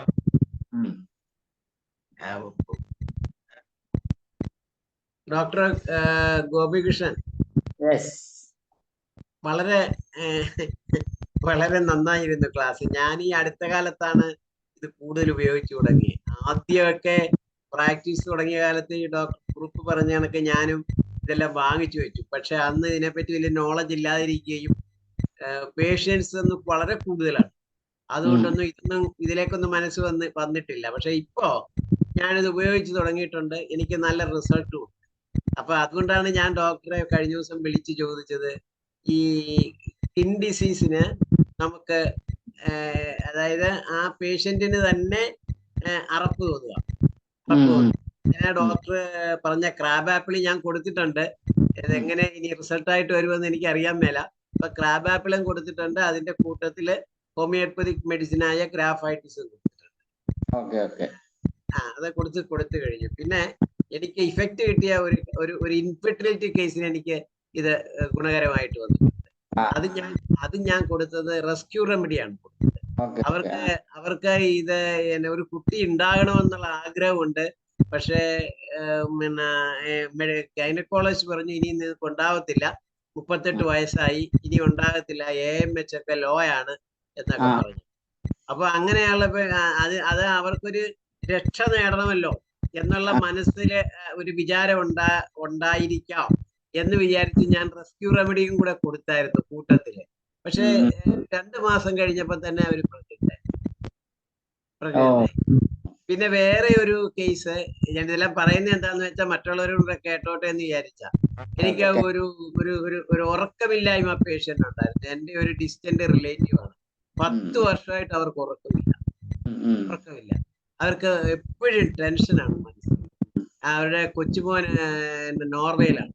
അപ്പൊ ഈ കൊച്ചുമോനെ കുറിച്ചുള്ള വിഷാദമാണ് അവർക്ക് എപ്പോഴും. ആങ്സൈറ്റിയാണ്. പക്ഷെ ഞാൻ അതിന് കൊടുത്തത് വൈറ്റ് ചെസ്റ്റ്നട്ട് ആണ്. വൈറ്റ് ചെസ്റ്റ്നട്ട് കൊടുത്തു. പക്ഷെ ഒരു 3 ആഴ്ച കഴിഞ്ഞപ്പോൾ അവര് നോർമലായിട്ട് ഉറങ്ങാൻ തുടങ്ങി. ഇപ്പം അവർ ഉപയോഗിച്ചുകൊണ്ടിരുന്ന ഇംഗ്ലീഷ് മരുന്നുകളെല്ലാം വൈറ്റ് ചെസ്റ്റ്നട്ട് ആണ് കൊടുത്തത്. പിന്നെ ഈ ആങ്സൈറ്റി ഉള്ള പേഷ്യൻസ് ഉണ്ട് നമുക്ക്, ഒത്തിരി പേർക്ക് ആങ്സൈറ്റി ഉണ്ട്. അതിനും ഈ വൈറ്റ് ചെസ്റ്റ്നട്ട് തന്നെ നല്ലതെന്ന് അല്ലേ? പക്ഷെ ആങ്സൈറ്റിയുടെ ബെസ്റ്റ് ഡ്രഗ് അഗ്രിമണിയാണ്. അഗ്രിമണിയാണ്. അഗ്രിമണിയാണല്ലേ? ശരിയാ, അഗ്രിമണിയാണല്ലോ. അഗ്രിമണി അത് അതിനകത്ത് ഫസ്റ്റ് ഡ്രഗ് ആണല്ലോ അഗ്രിമണി. ഈ അഗ്രിമണിയുടെ പിന്നെ ഞാൻ ഡോക്ടറൊക്കെ ചോദിച്ചില്ലേ, അത് വളരെ ഇഫക്റ്റീവ് ആയി കേട്ടോ. അതായത് ഞാൻ കൊടുത്തതിന് ശേഷമാണ് ഡോക്ടറൊക്കെ ചോദിച്ചത്. അത് ഏതാന്ന് വെച്ചാൽ ഒരു ക്യാൻസർ പേഷ്യന്റ് എൻ്റെ ചിരിച്ചോണ്ടാണ് വരുന്നത്. അവർക്ക് 80 വയസ്സുണ്ട്. ഒരു വീട്ടമ്മയാണ്. ഒരു ബ്രസ്റ്റ് റിമൂവ് ചെയ്തിട്ടുണ്ട്. ക്യാൻസർ പേഷ്യന്റ് ആണ് അവര്. അപ്പം അവരുടെ മകനും എല്ലാം കൂടെ കൂട്ടിക്കൊടുത്തു. പക്ഷെ ഷീസ് എ ടോൾ ലേഡിയാണ്. എന്റെ മുറിക്കകത്ത് കയറി ക്യാൻസറിന്റെ കാര്യം പറയുമ്പം തന്നെ അവരുടെ വളരെ ചിരിച്ചോണ്ട് നമുക്ക് തോന്നി എന്തോ സന്തോഷം, ഇങ്ങനെ രോഗം വന്നത് വലിയ സന്തോഷമാണോ എന്ന് തോന്നത്തക്ക രീതിയിൽ ഹാപ്പി ആയിട്ടാണ് അവർ കാര്യങ്ങളെല്ലാം പറഞ്ഞത്.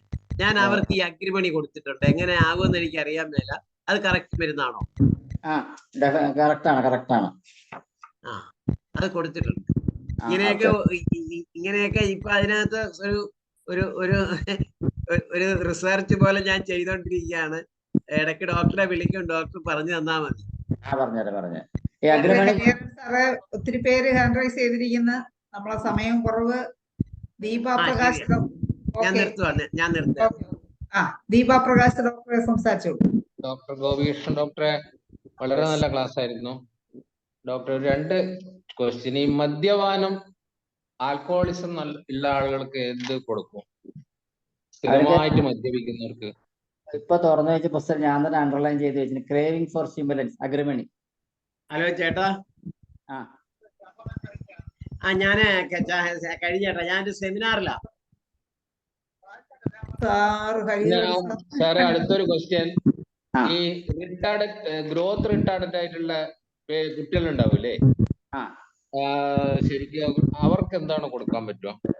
Hornbeam and olive. Hornbeam and olive. Okay. Thank U ഡോക്ടറെ.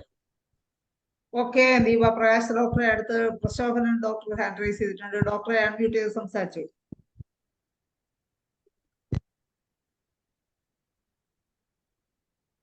ഹലോ, പാലക്കാട് നിന്ന് നമസ്കാരമുണ്ട്. വേറെ കാര്യങ്ങളെല്ലാം ഏകദേശം എല്ലാരും ചോദിച്ചപ്പോ തന്നെ മനസ്സിലായി. ഇംപേഷ്യന്റ് ഒക്കെ കൊടുക്കുമ്പോ റിപ്പീറ്റ് ചെയ്ത് എത്ര സമയം വരെയൊക്കെ റിപ്പീറ്റ് ചെയ്ത് കൊടുക്കാൻ പറ്റും? റിപ്പീറ്റ് ചെയ്ത് കൊടുക്കാൻ പറഞ്ഞാൽ രോഗിനെ കുറച്ച് കഴിഞ്ഞാൽ മരുന്ന് കഴിക്കാൻ മറക്കും. അതുവരെ കൊടുക്കാം അല്ലേ?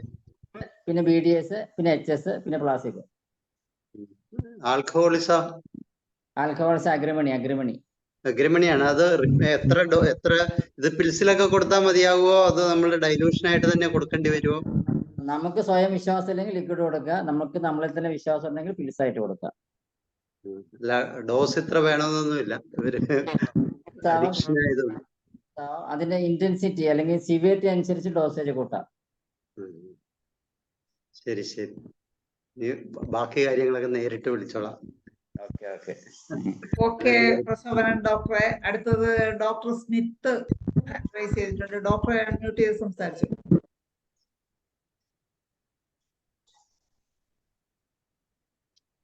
ഡോക്ടറെ ഒന്ന് ഡോക്ടർ എനിക്ക് 2 സംശയമുണ്ട്.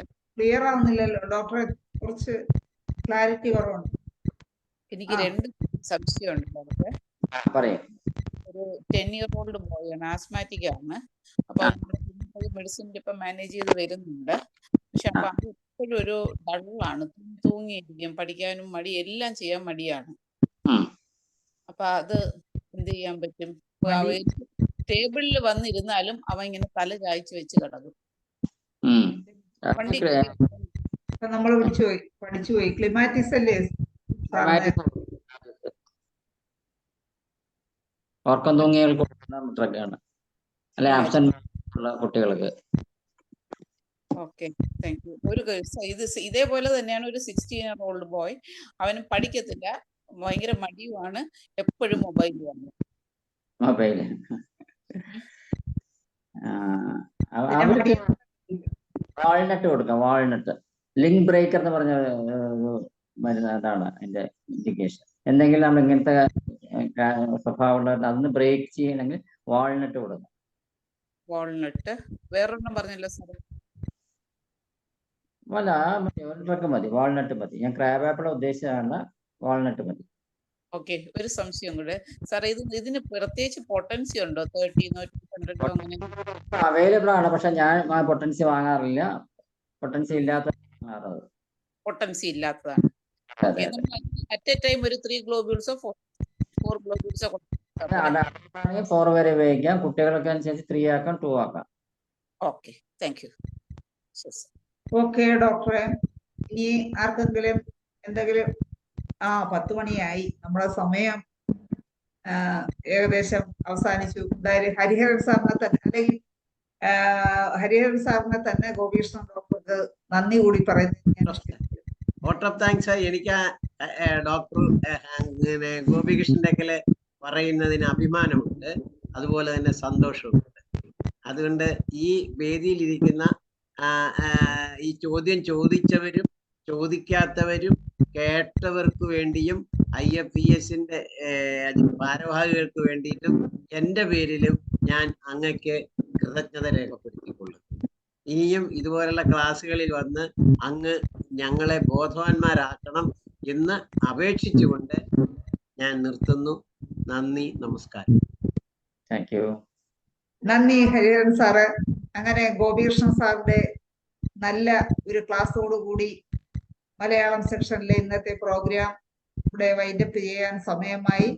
ഇന്ന് ഈ ക്ലാസ്സിൽ പങ്കെടുത്ത എല്ലാ ബഹുമാന്യരായ ഡോക്ടേഴ്സിനും ഹോമിയോപ്പതി സ്നേഹികൾക്കും എല്ലാവർക്കും ശുഭരാത്രി നേർന്നുകൊണ്ടും എല്ലാവർക്കും ഒരിക്കൽ കൂടി നന്ദി പറഞ്ഞുകൊണ്ടും ഇന്നത്തെ മലയാള സെക്ഷൻ പ്രോഗ്രാം വൈൻഡപ്പ് ചെയ്യുന്നു. നമസ്കാരം.